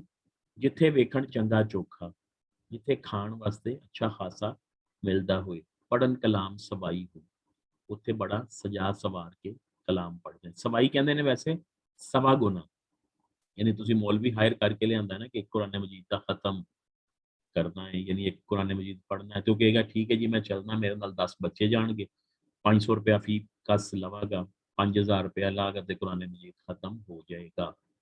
लेकिन जिथे चंगा चोखा होए, तुसी मौलवी नूं कहो बाहर मटन दी देग पक रही है, ते फिर तुसी एक दी बजाए चाहे सवा कुरान मजीद ਉਹਦੇ ਕੋਲੋਂ पढ़ा लो। सवा सवाई का दूसरा मतलब होता सजा सवार के, यानी जिथे खाण पीण वास्ते अच्छा लभे उत्थे मौलवी पढ़दा भी अच्छे अंदाज नाल है, अच्छे तरीके नाल। ते ਇਹਦੇ ਉੱਤੇ ਨਾ ਸ਼ਰੀਫ ਸਾਬਰ ਸਾਹਿਬ ਵੀ ਜਿਹੜੇ ਇੱਥੇ ਜਿਹੜੇ ਇਸ ਕਿਤਾਬ ਦੇ ਜਿਨ੍ਹਾਂ ਨੇ ਇਹ ਕਲਾਮ ਐਡਿਟ ਕੀਤਾ ਉਹਨਾਂ ਪੇਸ਼ ਪਾ ਕੇ ਵੀ ਦੱਸਿਆ ਸੁਵਾਈ, ਅਗਰ ਇਹਨੂੰ ਸੁਵਾਈ ਲਫ਼ਜ਼ ਪੜਿਆ ਜਾਏ ਤੇ ਸੂਆ ਸੀਨ ਵਾਓ ਅਲਿਫ ਉੱਤੇ ਪੇਸ਼ ਸੂਆ ਹਿੰਦੀ ਵਿੱਚ ਤੋਤੇ ਨੂੰ ਕਹਿੰਦੇ ਨੇ। ਤੁਸੀਂ ਤੋਤਾ ਵੀ ਵੇਖ ਲਵੋ, ਉਹਨੂੰ ਵੀ ਜੋ ਚੀਜ਼ ਰਟਾ ਦਿਓ ਉਹ ਟੈਂ ਟੈਂ ਕਰਕੇ ਬੋਲਦਾ ਰਹਿੰਦਾ। ਯਾਨੀ ਮਕਸਦ ਇਹ ਕਿ ਇੱਕ ਲਫ਼ਜ਼ ਨਾਲ ਉਹਨੇ ਮੌਲਵੀ ਦੀ ਤਬਾਹੀ ਫੇਰ ਦਿੱਤੀ ਹੈ, ਇਹ ਇੱਕ ਲਫ਼ਜ਼ ਯੂਜ਼ ਕਰਕੇ ਸਿਰਫ ਸੁਵਾਈ ਲਫ਼ਜ਼ ਨਾਲ ਮੌਲਵੀ ਦਾ ਪੂਰਾ ਜਿਹੜਾ ਨਾ ਤੁਹਾਡੇ ਸਾਹਮਣੇ ਲਿਆ ਕੇ ਰੱਖ ਦਿੱਤਾ ਹੈ ਟਾਂਚਾ ਸਕੈਚ। ਔਰ ਇਹ ਫੈਕਟ ਹੈ, ਹਕੀਕਤ, ਇਹਦੇ 'ਚ ਕੋਈ ਝੂਠ ਨਹੀਂ ਹੈ। ਕੋਈ ਇੱਕ ਬੰਦਾ ਮਰ ਜਾਏ ਤੇ ਮੌਲਵੀ ਦਾ ਸਵਾ ਮਹੀਨਾ ਲੱਗ ਜਾਂਦਾ। ਅੱਗੇ ਐਂਡ 'ਚ ਮੌਲਵੀ ਦੇ ਮਿਸਰੇ ਹੈ ਨੇ, ਮੈਂ ਤੁਹਾਨੂੰ ਉੱਥੋਂ ਦੱਸਣਾ। ਦੋਵੇਂ ਜਹਾਨੀ ਮੁੱਠੇ ਬਾਹੂ, ਦੋਵੇਂ ਜਹਾਨੀ ਇਹ ਦੁਨੀਆ ਵੀ ਔਰ ਆਖਰਤ ਵੀ ਮੁੱਠੇ ਤਬਾਹ ਹੋ ਗਏ, ਖਰਾਬ ਹੋ ਗਏ, ਬਰਬਾਦ ਹੋ ਗਏ, ਜਿਨ੍ਹਾਂ ਖਾਦੀ ਵੇਚ ਕਮਾਈ ਹੋ, ਜਿਨ੍ਹਾਂ ਨੇ ਇਲਮ ਨੂੰ ਆਪਣੀ ਕਮਾਈ ਦਾ ਜ਼ਰੀਆ ਬਣਾ ਲਿਆ, ਜਿਨ੍ਹਾਂ ਆਪਣੇ ਫਤਵੇ ਵੇਚ ਕੇ ਖਾਣੇ ਸ਼ੁਰੂ ਕਰ ਦਿੱਤੇ। ਤੁਸੀਂ ਇਹ ਵੇਖ ਲਵੋ ਇਸਲਾਮਿਕ ਬੈਂਕਿੰਗ ਤੇ ਦੂਸਰਾ ਤੀਸਰਾ ਸਾਰਾ ਬੈਂਕ ਦਾ ਨਿਜ਼ਾਮ ਸੂਦ ਹੈ, ਲੇਕਿਨ ਤੁਸੀਂ ਵੇਖ ਲਓ ਬੈਂਕਾਂ ਦੀ ਵੈਬਸਾਈਟ ਉੱਤੇ ਵੱਡੇ ਵੱਡੇ ਮੁਫਤੀਆਂ ਦੇ ਫਤਵੇ ਪਏ ਹੋਏ, ਫਤਵੇ ਇੰਝ ਹੀ ਨੇ ਜਿਵੇਂ ਦੀਨੇ ਅਕਬਰੀ ਜਿਹੜਾ ਸੀ, ਦੀਨੇ ਇਲਾਹੀ ਜਿਹੜਾ ਸੀ, ਉਹਨੂੰ ਵੀ ਉਹਨਾਂ ਨੇ ਉਲਮਾਏ ਕਰਾਮ ਨੇ ਜਾਇਜ਼ ਕਰਾਰ ਦੇ ਦਿੱਤਾ ਸੀ। ਸੋ ਇਸ ਵਾਸਤੇ ਸੂਫੀ ਦੀ ਤੇ ਮੌਲਵੀ ਦੀ ਕਦੀ ਨਹੀਂ ਬਣਦੀ ਹੈ, ਇੱਕ ਦੂਸਰੇ ਦੇ ਬਿਲਕੁਲ ਅਗੇਂਸਟ ਨੇ, ਇੱਕ ਦੂਜੇ ਨਾਲ ਇੱਟ ਕੁੱਤੇ ਦਾ ਵੈਰ ਹੈ। ਇਨਸਾਨੀ ਦਿਲ ਦੀ ਵੁਸਅਤ, ਦਿਲ ਦਾ ਅੱਛਾ ਜੀ ਇੱਥੇ ਇਹ ਦੇਖੋ ਸੁਲਤਾਨ ਬਾਹੂ ਸਾਹਿਬ ਤੁਹਾਨੂੰ ਤੁਹਾਡੀ ਵੈਲਿਊ ਦੱਸ ਰਹੇ ਨੇ ਕਿ ਇਨਸਾਨ ਨੂੰ ਪਤਾ ਹੀ ਨਹੀਂ ਹੈ ਕਿ ਉਹਦਾ ਮੁਕਾਮ ਮਰਤਬਾ ਕੀ ਹੈ। ਉਹ ਕਹਿੰਦਾ ਇਹ ਇਨਸਾਨ ਅਗਰ ਤੂੰ ਆਪਣੇ ਖਾਲਿਕ ਨੂੰ ਆਪਣੇ ਮਾਲਿਕ ਨੂੰ ਪਹਿਚਾਨਣਾ ਹੈ, ਅਗਰ ਤੂੰ ਰੱਬ ਤਾਲਾ ਨੂੰ ਪਹਿਚਾਨਣਾ ਹੈ ਤੇ ਫਿਰ ਪਹਿਲੇ ਆਪਣੇ ਆਪ ਨੂੰ ਪਹਿਚਾਨ ਕੇ ਤੂੰ ਕੀ ਸ਼ੈ ਹੈ। और रियल हकीकत है, फैक्ट है, इंसान को नहीं पता कि इंसान की चीज़ है। अल्लाह ताला ने इंसान को अशरफल मखलूकात बनाया है, लक़द खलक़नल इंसान फी आसानी तकवीम। अल्लाह ताला ने कहा है कि तमाम मखलूकात विचों तैनूं सब तो खूबसूरत शक्ल विच पैदा किया है। सो इत्थे इंसान की पूरी बॉडी की एक जिहड़ी शै दिल, जिहदे बारे असीं कहने आ सानूं इन्ना ही पता है कि एक मुट्ठी जिन्ना साडा दिल है, और इहो जिहड़ा बच्चा पैदा होने तो पहले यानी धड़कना शुरू करता और मरण तक वर्किंग करता है नॉन स्टॉप, रुके बगैर। हुण इहदी वुसअत की है, इहदी गहराई की है, इहदे विच की कोई समा सकदा। सुल्तान बाहू साहब दीयां मिसालां वेखो जरा। दिल जिहड़ा है दरिया समंदरों डूंगे, इंसान ए बंदे इंसानी दिल दरियावां तो समंदरां तो गहरा है, डूंगा है। कौन दिलां दियां जाने? कहंदा कोई ऐसा है ਜਿਹੜਾ ਦਿਲ ਦਾ ਭੇਤ, ਦਿਲ ਦੇ ਰਾਜ਼ ਜਾਣ ਸਕੇ। ਉਹ ਹੈ ਸੀ ਨਾ ਪਿੱਛੇ ਸ਼ਾਹ ਹੁਸੈਨ ਦਾ, ਰੱਬਾ ਮੇਰੇ ਹਾਲ ਦਾ ਮਹਿਰਮ ਤੂੰ, ਐ ਰੱਬੁਲ ਇੱਜ਼ਤ ਮੇਰੇ ਬਾਰੇ ਜਾਣਨ ਵਾਲਾ ਸਿਰਫ ਤੂੰ ਹੈ। ਔਰ ਇਹ ਫੈਕਟ ਹੈ ਕਿ ਖਾਲਿਕ ਤੋਂ ਇਲਾਵਾ ਹੋਰ ਕੋਈ ਨਹੀਂ ਜਾਣ ਸਕਦਾ ਤੁਸੀਂ ਮੇਰੇ ਬਾਰੇ ਕੀ ਸੋਚਦੇ ਹੋ। ਮੈਂ ਤੁਹਾਡੇ ਬਾਰੇ ਦਿਲ ਵਿੱਚ ਕਿਸ ਕਿਸਮ ਦਾ ਗੁਮਾਨ ਰੱਖਣਾ ਕੋਈ ਪਤਾ ਨਹੀਂ। ਅੱਛਾ ਜੀ, ਹੁਣ ਇਹ ਕੌਣ ਦਿਲਾਂ ਦੀਆਂ ਜਾਣੇ? ਇਨਸਾਨੀ ਦਿਲ ਇੰਨਾ ਗਹਿਰਾ दरिया और समुद्रां तो भी गहरा है कि ਇਹਦੇ ਬਾਰੇ ਕੋਈ ਨਹੀਂ ਜਾਣਦਾ। ਹੁਣ ਉਹ ਮਿਸਾਲਾਂ ਦੇ ਰਿਹਾ ਕਿ ਕਿੰਨਾ ਕੁ ਗਹਿਰਾ ਹੈ, ਯਾਨੀ ਇਹਦੀ ਵੁਸਅਤ ਕਿੰਨੀ ਕੁ ਹੈ। ਵਿੱਚੇ ਬੇੜੇ ਵਿੱਚੇ ਝੇਰੇ, ਕਹਿੰਦਾ ਇੰਨੇ ਗਹਿਰੇ ਸਮੁੰਦਰਾਂ ਜੈਸਾ ਹੈ ਇਨਸਾਨੀ ਦਿਲ, ਜਿਹਦੇ ਵਿੱਚ ਵੱਡੇ ਵੱਡੇ ਬੇੜੇ ਤੁਸੀਂ ਇਹ ਵੇਖੋ ਅਮਰੀਕੀ ਬੈਰੀ ਬੇੜੇ ਜਿਹੜੇ ਅਫਗਾਨਿਸਤਾਨ 'ਚ ਭੇਜੇ ਸੀ ਉਹਨੇ, ਪੂਰਾ ਸ਼ਹਿਰ ਹੁੰਦੇ ਨੇ ਜਿਹਦੇ ਉੱਤੇ 50 100 ਤਿਆਰਾ ਖੜਾ ਹੋਣ ਵਾਸਤੇ और रनवे बने होंगे ने। बाकी की होंदा विच तुसी आपे इमेजिन कर सकते हो। विच झेरे ट्रेंचेस नूं कहंदे ने, ट्रेंच खाइयां, यानी समंदर दे विच भी खाइयां ने जिन्हां तक हाले तक भी 21वीं सदी दे भी 20 साल गुजर गए ने, इंसान दी रसाई नहीं हो सकी। विचे वंज कहंदे ने चप्पू नूं, बेड़ी चलाउण वास्ते ना, कश्ती चलाउण वास्ते चप्पू हुंदे सी। अजकल ते मशीन आ गई, मोटर आ गई।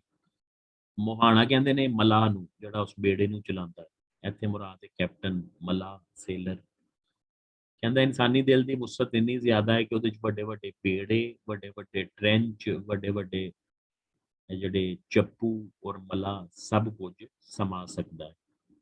ਨੈਕਸਟ ਵੇਖੋ, ਉਸ ਤੋਂ ਵੀ ਵੱਡੀ ਮਿਸਾਲ ਹੈ 14 ਤਬਕ ਦਿਲ ਦੇ ਅੰਦਰ। ਇਨਸਾਨੀ ਦਿਲ ਵਿੱਚ 14 ਤਬਕ। 14 ਤਬਕ ਤੋਂ ਮੁਰਾਦ ਸਾਡੇ ਲਿਆ ਜਾਂਦਾ ਹੈ ਜ਼ਮੀਨ ਦੀਆਂ 7 ਤਹਿਵਾਂ ਔਰ 7 ਆਸਮਾਨ। ਤੰਬੂ ਵਾਂਗੂ ਤਾਣੇ ਹੋ। ਆਸਮਾਨ ਸਾਡੇ ਉੱਤੇ ਜਿਹੜਾ ਹੈ ਉਹ ਕਰਵ ਹੈ, ਯਾਨੀ ਤੁਸੀਂ ਜਿਹੜਾ ਹੋਰੀਜ਼ਨ ਹੈ ਉਹ ਤੁਸੀਂ ਸਾਹਮਣੇ ਵੱਲ ਵੇਖੋ ਤੇ ਉਹ ਗੋਲਾਈ ਦੀ ਸੂਰਤ ਵਿੱਚ ਆਸਮਾਨ ਹੈ, ਕਿਉਂਕਿ ਸਾਡੀ ਜ਼ਮੀਨ ਜੋ ਗੋਲ ਹੈ। ਸੋ ਕਹਿੰਦਾ ਹੈ 14 ਤਬਕ ਯਾਨੀ 7 ਜ਼ਮੀਨਾਂ 7 ਆਸਮਾਨਾਂ ਵਿੱਚ ਜੋ ਕੁਝ ਵੀ ਹੈ ਉਹ ਤੰਬੂ ਦੀ ਤਰ੍ਹਾਂ ਸਾਡੇ ਦਿਲ ਵਿੱਚ ਤਣਿਆ ਹੋਇਆ ਹੈ। ਦਿਲ ਦਾ ਮਹਿਰਮ ਹੋਵੇ ਬਾਹੂ। ਇਹ ਸੁਲਤਾਨ ਬਾਹੂ ਜਿਹੜਾ ਬੰਦਾ ਆਪਣੇ ਦਿਲ ਦਾ ਵਾਕਿਫ ਹੈ, ਜਿਹੜਾ ਬੰਦਾ ਆਪਣੇ ਦਿਲ ਦੀ ਇਸ ਕਦਰ ਵੁਸਅਤ ਦਾ ਵਾਕਿਫ ਹੈ ਕਿ ਦਰਿਆਵਾਂ ਸਮੁੰਦਰਾਂ ਤੋਂ ਗਹਿਰਾ ਹੈ, ਜਿਹਦੇ ਵਿੱਚ ਵੱਡੇ ਬੇੜੇ, ਝੇਰੇ, 5 ਮੁਹਾਣੇ ਔਰ 14 ਤਬਕ ਸਭ ਕੁਝ ਉਹਦੇ ਅੰਦਰ ਸਮਾਇਆ ਹੋਇਆ ਹੈ। ਕਹਿੰਦਾ ਜਿਹਨੂੰ ਇਸ ਗੱਲ ਦਾ ਅਦਰਾਕ ਹੋ ਜਾਏਗਾ, ਜਿਹੜਾ ਇਸ ਗੱਲ ਨੂੰ ਸਮਝ ਲਏਗਾ, ਸੋਈ ਵਹੀ ਉਹ ਹੀ ਰੱਬ ਪਛਾਣੇ, ਉਹ ਹੀ ਅੱਲਾਹ ਤਾਲਾ ਨੂੰ ਪਛਾਣ ਸਕਦਾ ਹੈ। ਤਵੱਕਲ ਦਾ ਦਰਸ ਹਜ਼ਰਤ ਇਨਸਾਨ ਵਾਸਤੇ ਡੁੱਬ ਮਰਨ ਦਾ ਮੁਕਾਮ। ਜਿਹੜੇ ਜ਼ਖੀਰਾਂਦੋਜ਼ੀ ਕਰਦੇ ਨੇ। तंबू वांगो का क्या मतलब है? तंबू वांगो ਤੰਬੂ ਇਹ ਨਹੀਂ ਹੁੰਦੇ ਜਿਹੜੇ, ਕੀ ਕਹਿੰਦੇ ਨੇ ਇਹਨੂੰ ਅੰਗਰੇਜ਼ੀ 'ਚ, ਤੰਬੂ ਨੂੰ ਜਿਹੜੇ ਸ਼ਾਦੀ ਵਿਆਹਾਂ 'ਚ टेंट ਜਿਹੜਾ टेंट ਓਪਨ 에ਅਰ, tent। ਹਾਂਜੀ ਹਾਂਜੀ, ਓਪਨ 에ਅਰ ਜਿਹੜੇ ਫੰਕਸ਼ਨ ਹੁੰਦੇ ਨੇ, ਟੈਂਟ मार ਕਾਫੀ ਸ਼ਕਲਾਂ ਦੇ ਹੁੰਦੇ ਨੇ। ਇੱਕ ਅੱਜ ਕੱਲ੍ਹ ਬਿਲਕੁਲ ਗੋਲ ਹੁੰਦੇ ਨੇ, ਉਹਦੀ ਛੱਤ ਨਾ ਉੱਤੋਂ ਬਿਲਕੁਲ ਗੋਲ ਹੁੰਦੀ ਹੈ, ਉਹਦੇ ਦਰਮਿਆਨ ਕੈਨੋਪੀ। ਬਿਲਕੁਲ ਬਿਲਕੁਲ ਬਿਲਕੁਲ। ਸਾਡਾ ਜਿਹੜਾ ਸਾਡੇ ਉੱਤੇ ਆਸਮਾਨ ਹੈ ਉਹ ਵੀ ਉਸ ਕੈਨੋਪੀ ਟਾਈਪ ਦਾ ਹੀ ਹੈ, ਗੋਲ ਕਰਵ ਤਣਿਆ ਹੋਇਆ, ਯਾਨੀ ਪਲੇਨ ਨਹੀਂ ਹੈ। ਔਰ ਤੁਸੀਂ ਵੇਖੋ ਕਿ ਫਿਰ ਕੋਈ ਪਿਲਰ ਵੀ ਨਹੀਂ ਹੈ। ਅੱਲਾਹ ਤਾਲਾ ਦੀ ਕਾਰੀਗਰੀ। ਕਹਿੰਦਾ ਇਹਦੇ ਵਿੱਚ ਜੋ ਕੋਈ ਹੈ ਪੂਰੇ ਜ਼ਮੀਨੋਂ ਆਸਮਾਨ ਇਨਸਾਨੀ ਦਿਲ ਵਿੱਚ ਸਮਾ ਸਕਦੇ ਨੇ। ਤੇ ਉਹ ਫਿਰ ਤੁਸੀਂ ਇੱਥੋਂ ਅੰਦਾਜ਼ਾ ਕਰੋ ਨਾ ਕਿ ਜਿਹੜਾ ਮਾਲਿਕ ਹੈ, ਜਿਹੜਾ ਖਾਲਿਕ ਹੈ ਇਹਨਾਂ ਚੀਜ਼ਾਂ ਦਾ ਬਣਾਉਣ ਵਾਲਾ, ਜਿਹੜੀ ਯੂਨੀਵਰਸ ਹੈ ਜਿਹੜੀ ਹੁਣ ਤੱਕ ਦਰਿਆਫਤ ਹੋ ਚੁੱਕੀ ਹੈ, ਉਹਦੀ ਕਿੰਨੀ ਵੁਸਅਤ ਹੈ ਤੇ ਇਹਨੇ ਬਣਾਉਣ ਵਾਲਾ ਕਿੰਨਾ ਵਸੀਹ ਅਰੀਜ਼ ਹੋਏਗਾ, ਕਿਸ ਤਰ੍ਹਾਂ ਦਾ ਹੋਏਗਾ। ਠੀਕ ਹੈ ਜੀ। ਤਵੱਕਲ ਦਾ ਦਰਸ, ਦਾਲ ਦਲੀਲਾਂ। ਇਹ ਮੈਂ ਦੱਸਣ ਲੱਗਾ ਸੀ ਰਮਜ਼ਾਨ ਸ਼ਰੀਫ ਦਾ ਮੁਕੱਦਸ ਮਹੀਨਾ, ਔਰ ਸਾਡੇ ਮੁਸਲਮਾਨਾਂ ਵਿੱਚ ਤੁਸੀਂ ਵੇਖੋ ਜ਼ਖੀਰਾਂਦੋਜ਼ੀ ਦੀ ਬਿਮਾਰੀ। परिंदे अशरफ अल मखलूकात इंसान है, लेकिन मिसाल वो पंछी और परिंदे की दे रहे हैं जिन्होंने असीं किसी खाते च नहीं गिनते, यानी जानवर, चरिंद परिंद, नबातात। इंसान देना सारिਆਂ ਤੋਂ अफसल है। दाल दलीलां छोड़ वजूदों, वजूद जिसम ਨੂੰ ਕਹਿੰਦੇ ਨੇ, ਦਲੀਲਾਂ ਸੋਚਾਂ, ਜਿਸਮ ਵਿੱਚੋਂ ਉੱਠਦੀਆਂ ਸੋਚਾਂ ਸੋਚਣੀਆਂ ਛੱਡ ਦੇ। ਸਪੈਸ਼ਲੀ ਨਾ ਜਿਵੇਂ ਮੈਂ ਅੱਗੇ ਕਿਹਾ ਸੀ ਕਿ 16 ਸਾਲ ਹੋ ਗਏ ਪੜ੍ਹਦੇ, ਡਿਗਰੀ ਹੱਥ ਵਿੱਚ ਆ ਗਈ ਔਰ ਜੌਬ ਕੋਈ ਨਹੀਂ। ਅੱਜ ਕੱਲ੍ਹ ਸਭ ਤੋਂ ਵੱਡੀ ਸੋਚ ਇਹੋ ਹੀ ਹੁੰਦੀ ਹੈ ਕਿ ਜ਼ਰੀਆ ਮੁਆਸ਼ ਕੀ ਹੋਏਗਾ, ਜੌਬ ਕੀ ਹੋਏਗੀ। ਇਹ ਸੋਚ ਸਾਡੀ ਸਭ ਤੋਂ ਜ਼ਿਆਦਾ, ਕਿਉਂਕਿ ਸਾਡੇ ਈਮਾਨ ਕਮਜ਼ੋਰ ਨੇ। ਅਦਰਵਾਈਜ਼ ਰੋਜ਼ੀ ਦਾ ਜਿਹੜਾ ਵਾਅਦਾ ਹੈ ਉਹ ਅੱਲਾਹ ਤਾਲਾ ਦਾ, ਲੇਕਿਨ ਅਸੀਂ ਉਸ ਬਾਰੇ ਨਹੀਂ ਸੋਚਦੇ। ਉਹ ਕਹਿੰਦਾ ਹੈ ਇਹ ਇਨਸਾਨ, ਇਹ ਗਾਫਿਲ ਇਨਸਾਨ ਸੋਚਾਂ ਸੋਚਣੀਆਂ ਛੱਡ ਦੇ।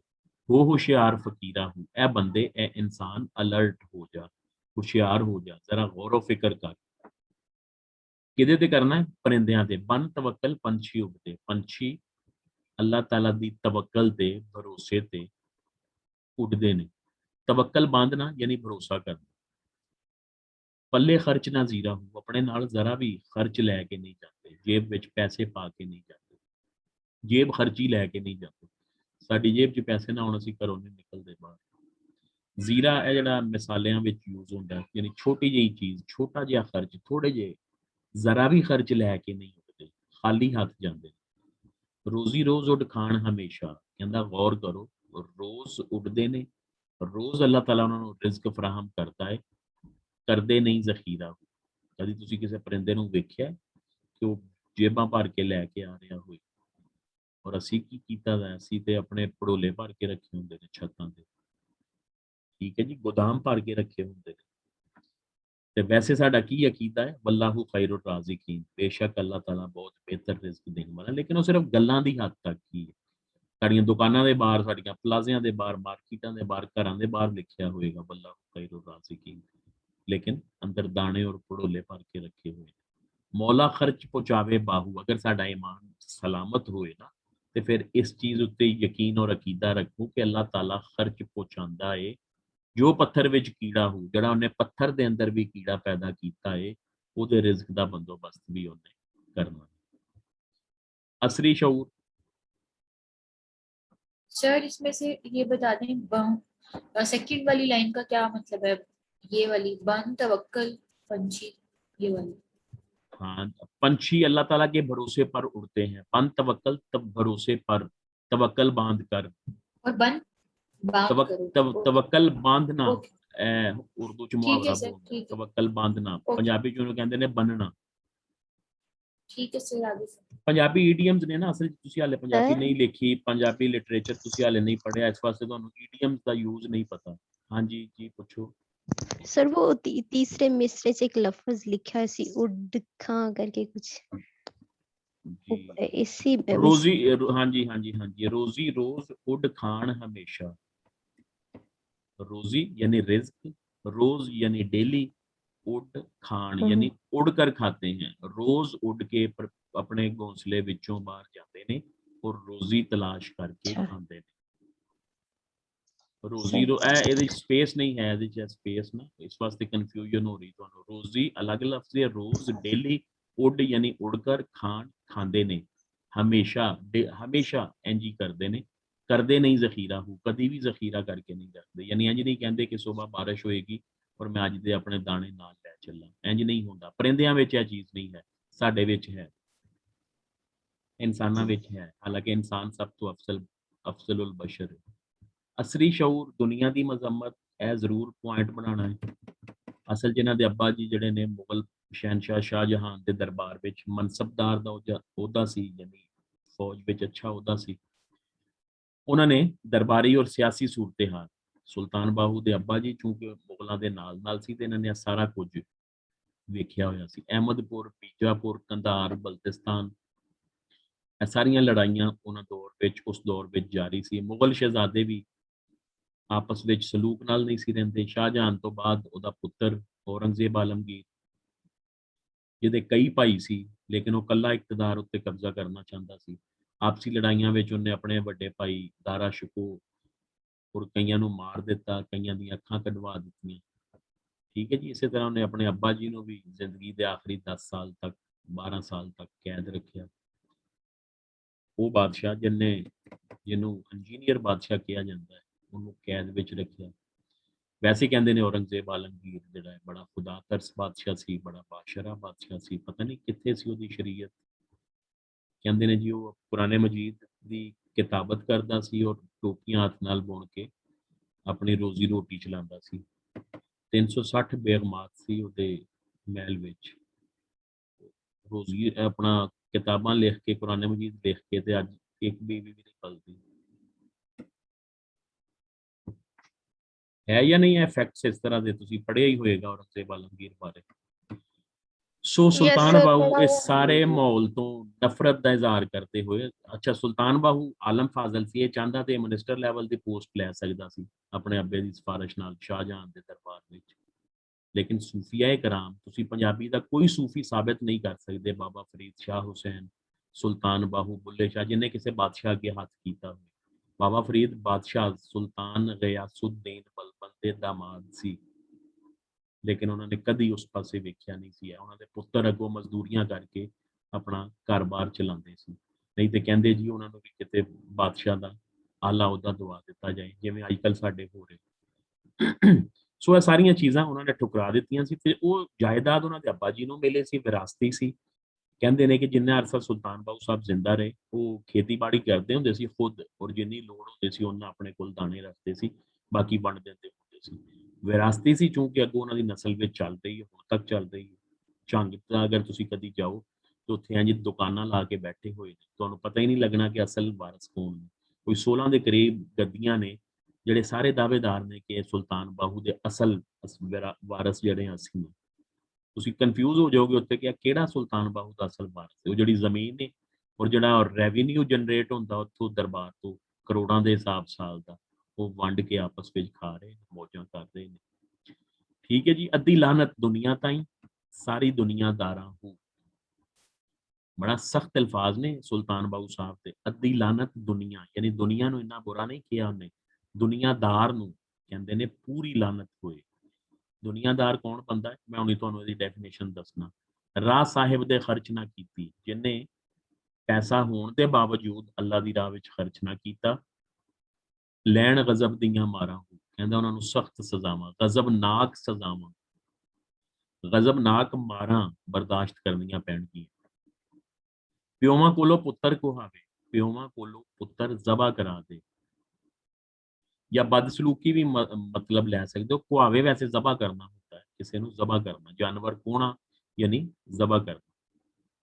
ਫਿੱਟ ਦੁਨੀਆ ਮੱਕਾਰਾਂ ਕੋ, ਮੱਕਾਰ ਲੋਕਾਂ ਦੀ ਇਸ ਤਰ੍ਹਾਂ ਦੀ ਦੁਨੀਆ ਉੱਤੇ ਫਿਟਕਾਰ ਲਾਨਤ ਹੋ ਗਈ, ਜਿੱਥੇ ਪਿਓ ਦਾ ਪਤਾ ਨਹੀਂ, ਭਾਈਆਂ ਦਾ ਪਤਾ ਨਹੀਂ, ਜਿੱਥੇ ਇਕਤਦਾਰ ਦੀ ਖਾਤਰ ਭਾਈਆਂ ਨੂੰ ਔਰ ਪਿਓ ਨੂੰ ਕੈਦ ਕਰ ਦਿੱਤਾ ਜਾਏ। ਕਹਿੰਦਾ ਐਸੀ ਮੱਕਾਰ ਲੋਕਾਂ ਦੀ ਦੁਨੀਆ ਉੱਤੇ ਫਿਟਕਾਰ ਹੋਵੇ, ਲਾਨਤ ਹੋਵੇ।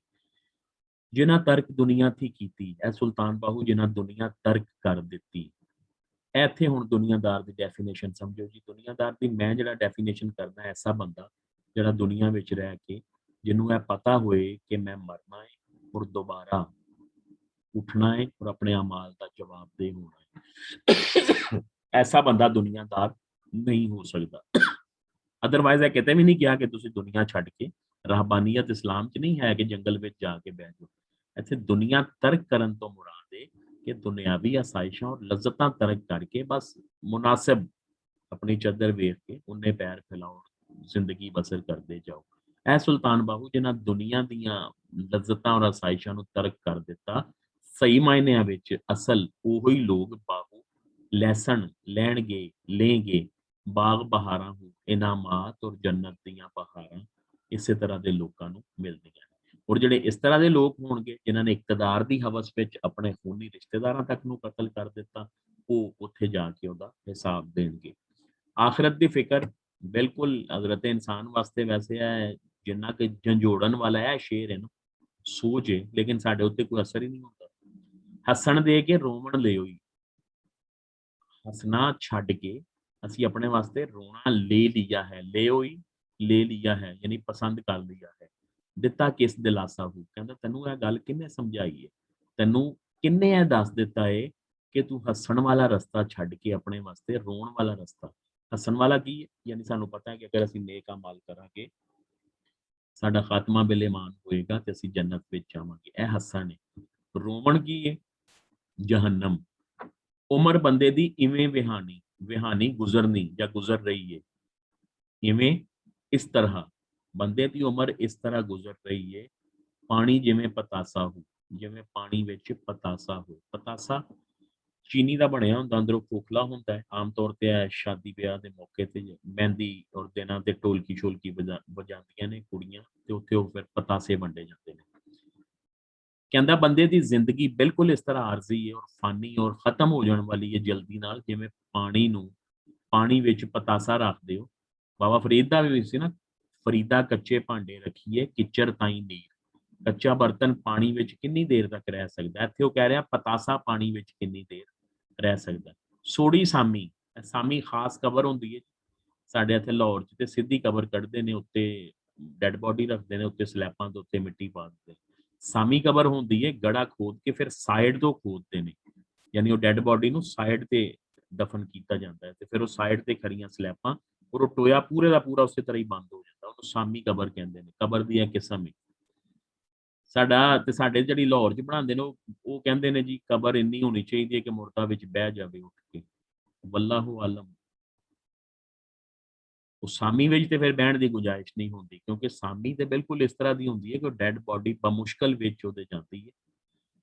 ਇੱਥੇ ਬਹਰਾਲ ਉਹਨੇ ਸਾਮੀ ਦਾ ਹੀ ਜ਼ਿਕਰ ਕੀਤਾ। ਪਿੰਡਾਂ ਥਾਵਾਂ ਵਿੱਚ ਹੁਣ ਵੀ ਅੱਜ ਕੱਲ੍ਹ ਵੀ ਇਹੋ ਹੀ ਸਾਮੀ ਕਬਰਾਂ ਹੀ ਬਣਦੀਆਂ ਨੇ। ਸ਼ਹਿਰਾਂ ਵਿੱਚ ਉਹਨਾਂ ਨੇ ਆਪਣੀ ਬਚਤ ਵਾਸਤੇ, ਸਹੂਲਤ ਵਾਸਤੇ ਸਿੱਧੀਆਂ ਕਬਰਾਂ ਬਣਾਉਣੀਆਂ ਸ਼ੁਰੂ ਕਰ ਦਿੱਤੀਆਂ ਨੇ।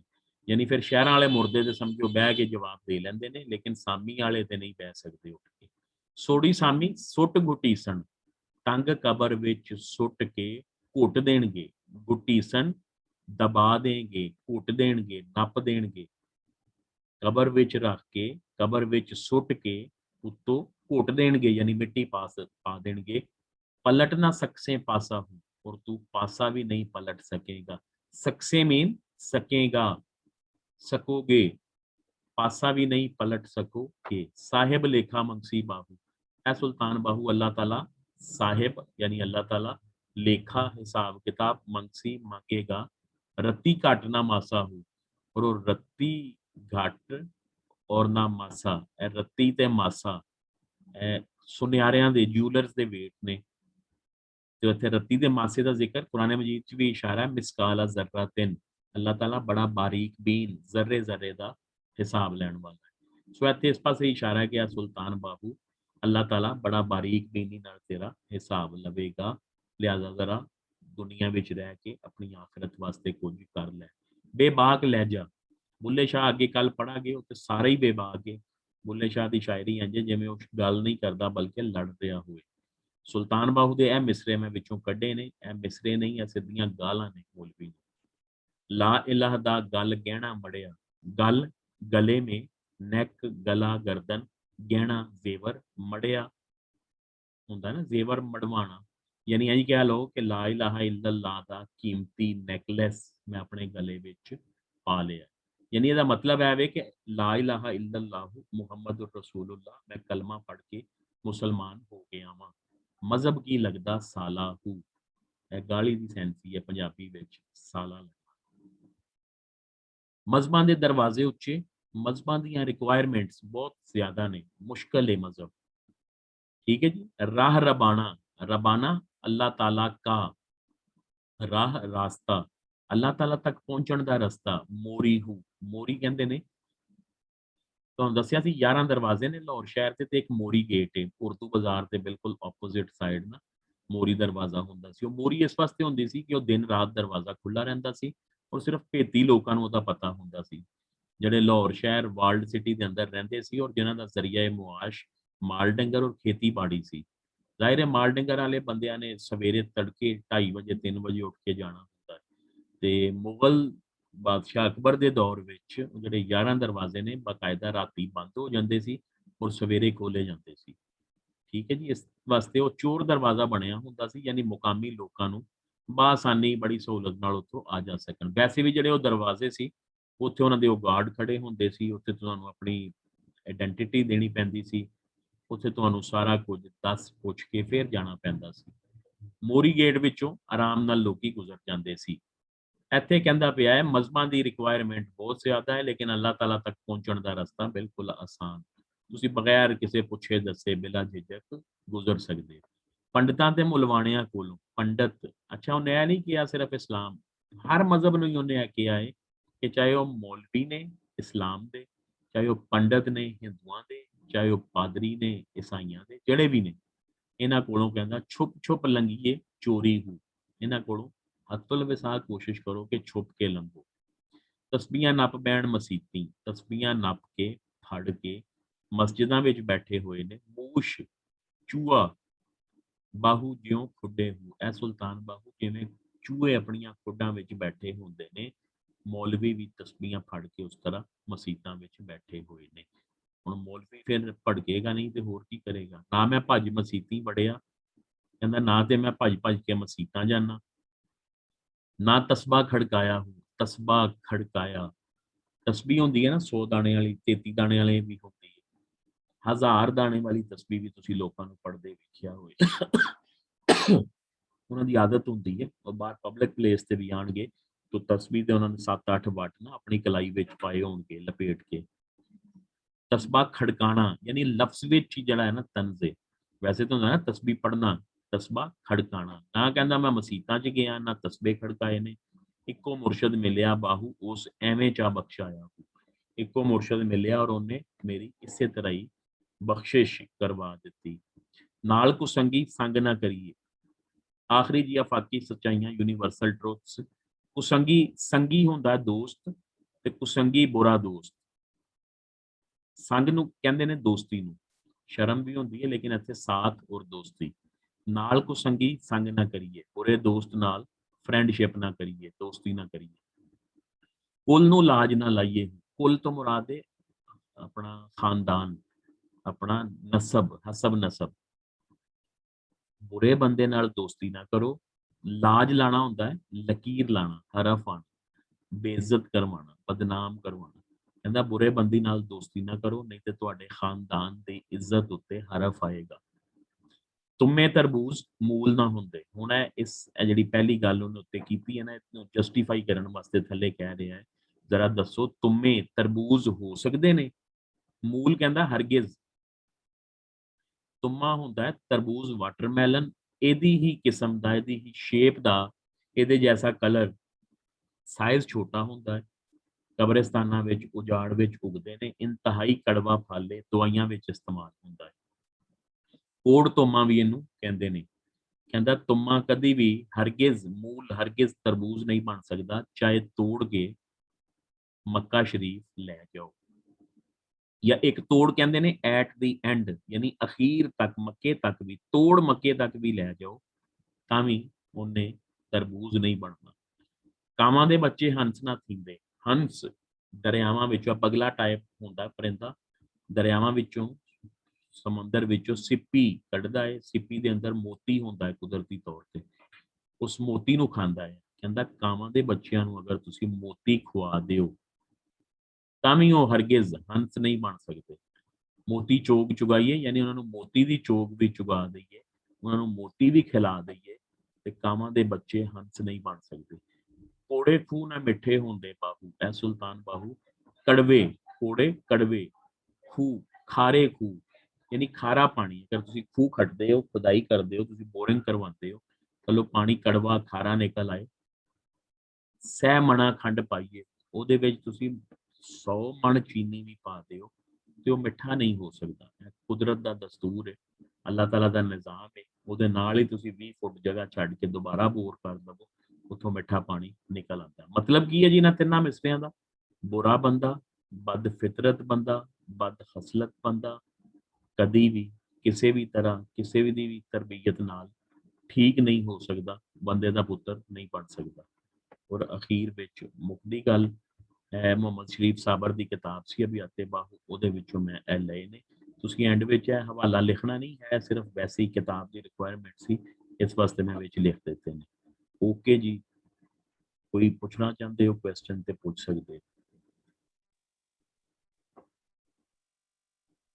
सर जी जी सर जिस तरह हमें पीएमएस की तशरीह करनी होती है किसी गिवन शेयर के जी लिए, जी तो जी उसमें हमें जो आपने इम्पोर्टेंट पॉइंट्स बताए थे, इश्क हकीकी वाले और मुर्शिद का जिक्र, उस मतलब हमें भी तो शेर याद करने होते हैं उसमें लिखने के लिए, एक्सप्लेनेशन के लिए, जी तो जी हम इम्पोर्टेंट शेर सिर्फ याद कर लें। जी याद कर दो तो बेहतर है, लेकिन ये याद रखो कि तशरीह दी रिक्वायरमेंट नहीं है ਵਿੱਚ ਸ਼ੇਰ ਲਿਖਣਾ।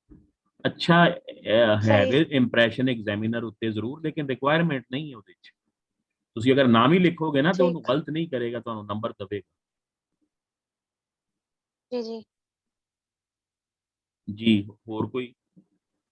सर ਹਾਂਜੀ अब्दुल और सलाम, कुछ है सर? मेरा ਦੱਸੋ। आज जी दे सबक तो रेलेवेंट क्वेश्चन ते नहीं है, जी जी बट सर मेरी छोटी बहना ने अमातुस सलाम जी जी ਉਹਨਾਂ ਤੁਹਾਡੇ ਨਾਲ ਰਾਬਤਾ ਕੀਤਾ ਸੀ ਅਬਦੁਲ ਕਾਦਰ ਸਾਹਿਬ ਦੇ ਹਵਾਲੇ ਨਾਲ ਵੀ ਪੀਐਮਐਸਐਸ ਦਫਾ ਕੁਆਲੀਫਾਈ ਹੋਇਆ ਸੀ ਅੱਛਾ ਅੱਛਾ ਯਾਦ ਨਹੀਂ, ਠੀਕ ਹੋਰ ਹੈ। ਵੀ ਐਕਸਪੀਰੀਐਂਸਿਸ ਬਹੁਤ ਜ਼ਿਆਦਾ ਨੇ ਜੋ ਮੈਂ ਵੀ 3-4 ਕਲਾਸਾਂ ਜੀ ਜੋ 3-4 ਕਲਾਸਾਂ ਲੈ ਕੇ ਮੈਂ ਵੀ ਮਹਿਸੂਸ ਕੀਤਾ ਹੈ ਨਾ ਜੀ ਜੀ ਕਿ ਜਿਹੜਾ ਅਸੀਂ ਪੰਜਾਬੀ ਪੜ੍ਹ ਰਹੇ ਹਾਂ ਇਸ ਤੋਂ ਜ਼ਿਆਦਾ ਸਾਡਾ ਫੋਕਸ ਹੁੰਦਾ ਹੈ ਕਿ ਪੇਪਰ ਅਟੈਂਪਟ ਕਿਸ ਤਰ੍ਹਾਂ ਕਰਨਾ ਹੈ ਅਸਾਂ ਹਾਂਜੀ ਔਰ ਹਾਂਜੀ ਜਿਹੜਾ ਸਵਾਲ ਆਂਦਾ ਉਸ ਨੂੰ ਕਿਸ ਤਰ੍ਹਾਂ ਡੀਲ ਕਰਦਾ ਹੈ।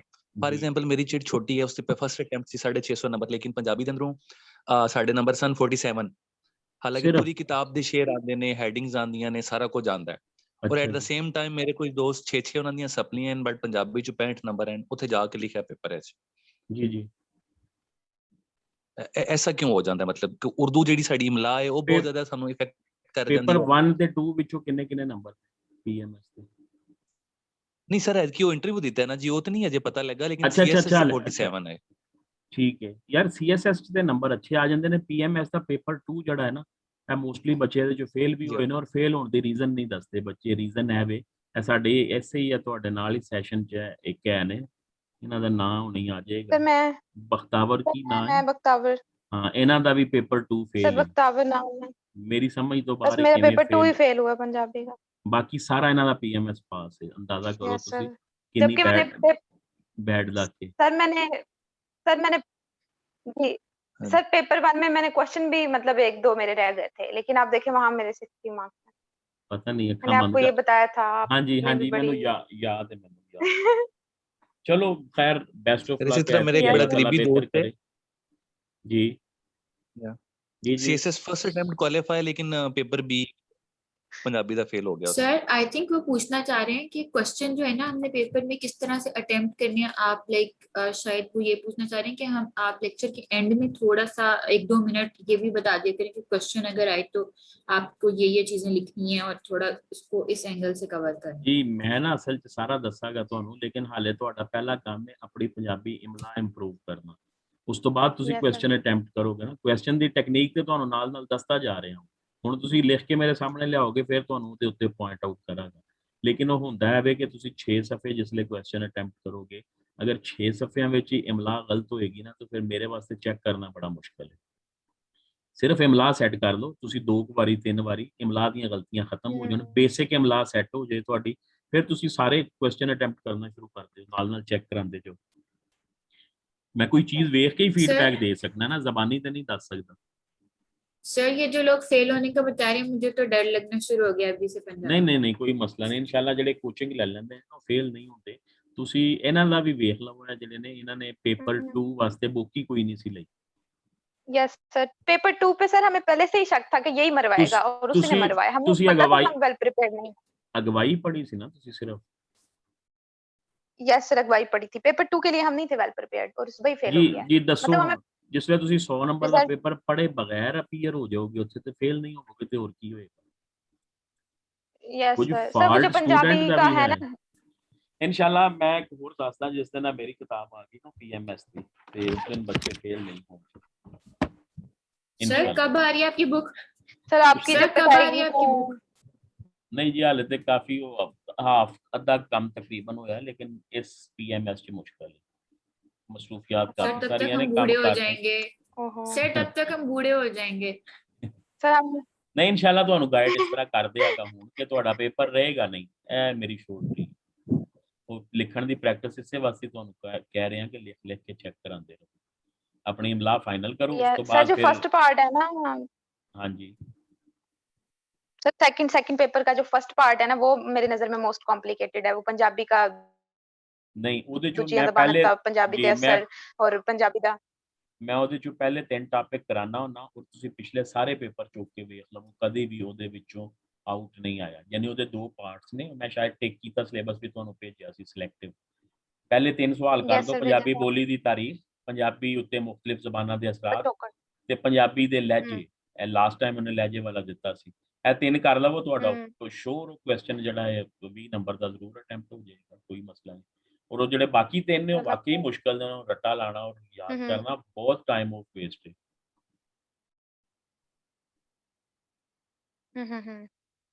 सर आप तैयारी कराएंगे ना हमें पेपर 2 की? जी ਸਾਰਾ ਕਰਾਂਗੇ ਜੀ। ਉਹ ਜਿਹੜੇ ਨੋਟਸ ਤੁਹਾਨੂੰ ਦਿੱਤੇ ਨੇ ਉਹ ਉਹਦੇ ਜਿਹੜਾ ਸ਼ੇਅਰ ਕੀਤੇ ਨੇ ਨਾ ਇੱਥੇ ਪੀਐਮਐਸ ਦੇ, ਉਹੋ ਹੀ ਪੜਾਂਗੇ। ਉਹਨਾਂ ਵਿੱਚੋਂ ਚੀਜ਼ਾਂ ਤੁਹਾਨੂੰ ਦੱਸ ਦਿਆਂਗਾ, ਤੁਹਾਨੂੰ ਲਿਖਣ ਦਾ ਸਾਰਾ ਦੱਸਾਂਗਾ ਕਰਾਂਗੇ। ਮੈਂ ਅੱਗੇ ਵੀ ਕਰਾਣਾ ਪੀਐਮਐਸ ਦੇ ਇਹੋ ਹੀ ਨੋਟਸ ਹੀ ਪੜਾਉਣਾ ਹੁੰਦਾ ਵਾ। ਮੇਰੇ ਕੋਲੋਂ ਜਿਹੜੇ ਕੋਚਿੰਗ ਗਾਈਡੈਂਸ ਲੈ ਲੈਂਦੇ ਨੇ ਸਟੂਡੈਂਟਸ ਫੇਲ ਨਹੀਂ ਹੁੰਦੇ, ਤੁਸੀਂ ਯਕੀਨ ਕਰੋ 170 ਨੰਬਰ ਨੇ ਬੱਚਿਆਂ ਦੇ। ਤੁਸੀਂ ਸਿਰਫ ਜਿਹੜੀ ਪ੍ਰੈਕਟਿਸ ਸ਼ੁਰੂ ਕਰਾਈ ਹੈ ਨਾ, ਤੁਹਾਨੂੰ ਇਹ ਕਰ ਲਵੋ, ਆਪਣੀ ਇਮਲਾ, ਆਪਣੀ ਪ੍ਰੈਜੈਂਟੇਸ਼ਨ, ਆਪਣੀ ਰਾਈਟਿੰਗ ਸਪੀਡ, ਇਹ ਚੀਜ਼ਾਂ ਕਰ ਲਵੋ। ਅੱਗੋਂ ਫਿਰ ਪੂਰਾ ਪੇਪਰ ਸਿਰਫ ਤੁਸੀਂ ਗੋ ਥਰੂ ਕਰਨਾ, ਪੜ੍ਹਨਾ ਹੈ, ਤੁਹਾਡੀ ਪ੍ਰੈਕਟਿਸ ਹੋ ਜਾਏਗੀ ਅੱਛੀ। ਫਿਰ ਹਰ ਪਾर्ट ਵਿੱਚੋਂ ਇੱਕ ਇੱਕ 2-2 ਕੁਐਸਚਨ ਅਟੈਂਪਟ ਕਰਕੇ ਜਦੋਂ ਚੈੱਕ ਕਰਾ ਲਓਗੇ ਤੇ ਫਿਰ ਇਨਸ਼ਾਅੱਲਾ ਫੇਲ नहीं होगे। सर अभी तक तो इंटरेस्टिंग लग रही है जो चीजें हम पढ़ रहे हैं, लाइक मजा आ रहा है। नहीं इंटरेस्टिंग ही होंगी इंशाल्लाह सारियां ਜਿਹੜੀਆਂ ਇਹਦੇ ਵਿੱਚ ਨਹੀਂ ਵੀ ਹੈ ਨਾ ਉਹ ਵੀ ਇੰਟਰਸਟਿੰਗ ਕਰ ਦਿਆਗਾ, ਈਜ਼ੀ ਕਰ ਦਿਆਗਾ ਤੁਹਾਡੇ ਵਾਸਤੇ। सर फर्स्ट वैसे भी इजी है ना और नहीं मेरा नहीं ख्याल कि बी ज्यादा, मेरा ख्याल है बी ਦਾ ਤੇ ਵੈਸੇ ਹੀ ਤੁਹਾਡਾ 80 ਨੰਬਰ ਦਾ ਪੇਪਰ ਤੁਸੀਂ ਤਿਆਰ ਕਰਨਾ। ਤੁਹਾਡਾ 80 ਹਾਂ 5 ਨੰਬਰ ਦੀ ਜਿਹੜੀ ਟ੍ਰਾਂਸਲੇਸ਼ਨ ਕਰਨੀ ਹੈ ਤੁਸੀਂ, ਉਹ ਤੇ ਤੁਹਾਨੂੰ ਆਉਂਦੀ ਹੈ, ਉਹਦਾ ਕੀ ਸਿੱਖਣਾ ਤੁਸੀਂ। ਅੰਗਰੇਜ਼ੀ ਅੱਛੀ ਖਾਸੀ ਤੁਹਾਨੂੰ ਆਉਂਦੀ ਹੈ ਤੇ ਉਹਦਾ ਪੰਜਾਬੀ ਕਰਨਾ ਦੇ ਕੋਈ ਮੁਸ਼ਕਲ ਨਹੀਂ। ਪੰਜਾਬੀ ਜਿਹੜੀ ਤੁਸੀਂ ਰਾਈਟਿੰਗ ਹੁਣ ਸਿੱਖ ਰਹੇ ਹੋ, ਪ੍ਰੈਕਟਿਸ ਕਰ ਰਹੇ ਹੋ, ਇਹ ਸਮਝੋ ਨਾਲ ਉਹ ਵੀ 5 ਨੰਬਰ ਦੀ ਪ੍ਰੈਕਟਿਸ ਹੈ। ਫਿਰ ਐਸੇ ਤੇ ਆ ਜਾਓ, 15 ਨੰਬਰ ਤਾਂ ਐਸੇ ਆਉਂਦਾ ਹੈ। ਕਰੰਟ ਅਫੇਅਰਸ ਦੀ ਤੁਸੀਂ ਵੈਸੇ ਆਲਰੇਡੀ ਕਰੰਟ ਅਫੇਅਰਸ ਪੜ੍ਹ ਰਹੇ ਹੋ, ਤਿਆਰੀ ਕਰ ਰਹੇ ਹੋ। ਰਾਈਟਿੰਗ ਦੀ ਤੁਸੀਂ ਮੇਰੇ ਨਾਲ ਪ੍ਰੈਕਟਿਸ ਕਰ ਰਹੇ ਹੋ। ਇਹ ਸਮਝੋ ਤੁਹਾਡਾ 15 ਤੇ 20 ਨੰਬਰ ਦਾ ਇਹ ਵਾਲਾ ਪਾਰਟ ਨਾਲ ਨਾਲ ਤਿਆਰ ਹੁੰਦਾ ਜਾ ਰਿਹਾ। ਇੱਕ ਦਿਨ ਤੁਹਾਨੂੰ ਐਸੇ ਦੇ ਰੂਲਸ ਦੱਸਦਾਗਾ ਤੇ ਟ੍ਰਾਂਸਲੇਸ਼ਨ ਦੇ ਰੂਲਸ ਦੱਸਦਾਗਾ, ਨਾਲ ਤੁਹਾਨੂੰ ਪੈਰਾਗ੍ਰਾਫ ਦੇ ਦਿਆਗਾ ਕਿ ਇਹ ਕਰਾ ਕੇ ਚੈੱਕ ਕਰ। सर ऐसे ठीक का है क्या सर। मतलब कि पंजाबी में कैसे आएगा?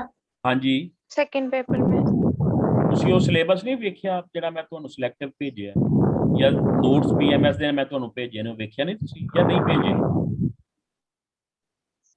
सिर्फ ग्रुप में आपने Syllab- नोट्स ही भेजे, सिलेबस नहीं भेजे।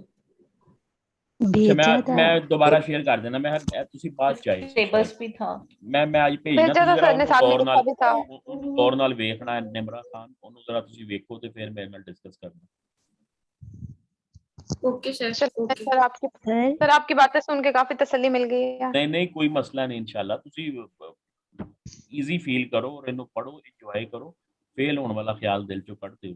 ਫੇਲ ਉਹ ਬੱਚੇ ਹੁੰਦੇ ਨੇ ਜਿਹੜੇ ਇੰਤਹਾਈ ਨੌਨ अच्छा ਸੀਰੀਅਸ ਨੇ, ਜਿਹੜੇ ਕਿਤਾਬ ਤੱਕ ਪਰਚੇਜ਼ ਨਹੀਂ ਕਰਦੇ ਔਰ ਤੁਸੀਂ 100 ਨੰਬਰ ਦਾ ਪੇਪਰ ਦੇਣ ਚਲੇ ਜਾਓ ਬਗੈਰ ਪੜ੍ਹਿਆਂ, ਬਗੈਰ ਸਿਲੇਬਸ सही कह- ਵੇਖਿਆਂ, ਤੇ ਫਿਰ ਫੇਲ ਹੀ ਹੋਣਾ। बिल्कुल सही कह रहे हैं सर आप। ਜੀ ਮੈਂ ਉਹ ਕਰਨਾ ਸ਼ੇਅਰ सर ਦੁਬਾਰਾ ਨਾ। ਜੀ ਜੀ ਸਰ ਜੀ ਬਤੋ। ਤੁਸੀਂ ਹੂ ਦੇ ਹਾਂਜੀ ਹੂ ਦੇ ਬਾਰੇ ਚ ਦੱਸਿਆ ਸੀ ਕਿ ਇਹਨੂੰ ਸੀਐਸਐਸ ਤੇ ਪੀਐਮਐਸ ਚ ਕਿਸ ਤਰ੍ਹਾਂ ਲਿਖਣਾ ਹੈ, ਮਤਲਬ ਸੀਐਸਐਸ ਤੇ ਬਕਾਇਦਾ ਦਾ ਪੁਆਇੰਟ ਬਣੇਗਾ ਨਾ, ਹਾਂਜੀ ਤਾਂ ਸਰ ਪੀਐਮਐਸ ਚ ਜਦੋਂ ਅਸੀਂ ਤਸ਼ਰੀਹ ਲਿਖਾਂਗੇ ਤੇ ਤਸ਼ਰੀਹ ਦੇ ਵਿੱਚ ਇਹਨੂੰ ਹੈਡਿੰਗ ਲਗਾ ਕੇ ਲਿਖਣਾ ਜਾਂ ਵੈਸੇ ਹੀ ਨਹੀਂ ਦੱਸਣਾ ਵਾ ਨਹੀਂ, ਹੂ ਦੇ ਤਸ਼ਰੀਹ ਦੇ ਬਾਰੇ? ਵਿੱਚ ਹੈਡਿੰਗਸ ਨਹੀਂ ਦੇਣੀਆਂ। ਤਸ਼ਰੀਹ ਵਿੱਚ ਸਿਰਫ ਤੁਸੀਂ ਪੈਰਾਗ੍ਰਾਫ ਬਣਾ ਕੇ ਲਿਖਣਾ, ਉਹਦੇ ਵਿੱਚ ਹੀ ਇੱਕ ਪੈਰਾ ਹੂ ਵਾਲਾ ਬਣ ਜਾਏਗਾ। Okay sir. Sir class and हो गई है ना? जी एंड जी ओके, अल्लाह हाफिज। एक पेज लिखो जी आज इमला वाला ओके सारे सर, ने। अल्लाह हाफिज। जी जी थैंक यू सर। प्रैक्टिस करो। Sir Welcome। आज कौन सा पेज लिखेंगे? मैं अर्ज कर रहा पहले इमला की प्रैक्टिस कर लो, कुछ भी लिख लो जिससे ਤੁਹਾਡੀ इमला की गलती खत्म हो गई ना, ठीक है सर। फिर ठीक ਤੁਸੀਂ है क्वेश्चन सर, ठीक अटेम्प्ट करना। अब बख्तावर ਤੁਸੀਂ तो लिख के चेक Okay, करा ਦਿੱਤਾ 2-3 ਵਾਰੀ ਤਸ਼ਰੀਹ ਵੀ। सिर्फ ਹੁਣ ਨਾ ਆਪਣੀ ਜ਼ਰਾ ਪ੍ਰੈਜੈਂਟੇਸ਼ਨ ਇੰਪਰੂਵ ਕਰੋ, ਜ਼ਰਾ ਥੋੜਾ ਜਿਹਾ ਨਾ ਉਹਦੇ ਵਿੱਚ ਨਿਖਾਰ ਲੈ ਕੇ ਆਓ ਲਿਖਾਈ ਵਿੱਚ।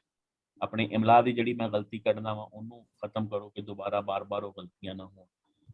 ਜਿਹੜੇ ਫਸਟ ਟਾਈਮ ਲਿਖ ਰਹੇ ਨੇ सर ਬੜਾ मैं ये ਖੂਬਸੂਰਤ ਕਰਕੇ ਸਫੇ ਦੇ ਦੋਨਾਂ ਪਾਸੇ ਹਾਸ਼ੀਆ ਲਾਓ, ਉਰਦੂ ਵਾਲੇ ਪੇਜ ਲਵੋ ਜਿਹਦੀਆਂ ਖੁੱਲੀਆਂ ਲਾਈਨਾਂ ਹੁੰਦੀਆਂ ਨੇ। ਤੰਗ ਲਾਈਨ ਵਾਲੇ ਉੱਤੇ ਲਿਖੋਗੇ ਰਾਈਟਿੰਗ ਗੰਦੀ ਆਏਗੀ। ਥੋੜਾ ਜਿਹਾ ਫੌਂਟ ਸਾਈਜ਼ ਨਾ ਨਾਰਮਲ ਸਾਈਜ਼, ਬਹੁਤ ਵੱਡਾ ਵੀ ਨਹੀਂ ਬਹੁਤ ਛੋਟਾ ਵੀ ਨਹੀਂ। ਕਿ ਸਟੂਡੈਂਟ ਤੋਂ ਲਿਖ ਕੇ ਭੇਜ ਦਿੰਦੇ ਨੇ, ਉਹ ਪੜ੍ਹਨਾ ਵੀ ਮੁਸ਼ਕਲ ਹੁੰਦਾ ਮੋਬਾਈਲ ਤੇ। ਸੋ ਇਸ ਤਰ੍ਹਾਂ ਨਾ ਪ੍ਰੈਕਟਿਸ ਕਰੋ, ਉਸ ਤੋਂ ਬਾਅਦ ਫਿਰ ਕੁਐਸਚਨ ਅਟੈਂਪਟ ਕਰਨੇ ਸ਼ੁਰੂ ਕਰੋ। Okay sir, thank okay you ji, sir. अल्लाह हाफ़िज़।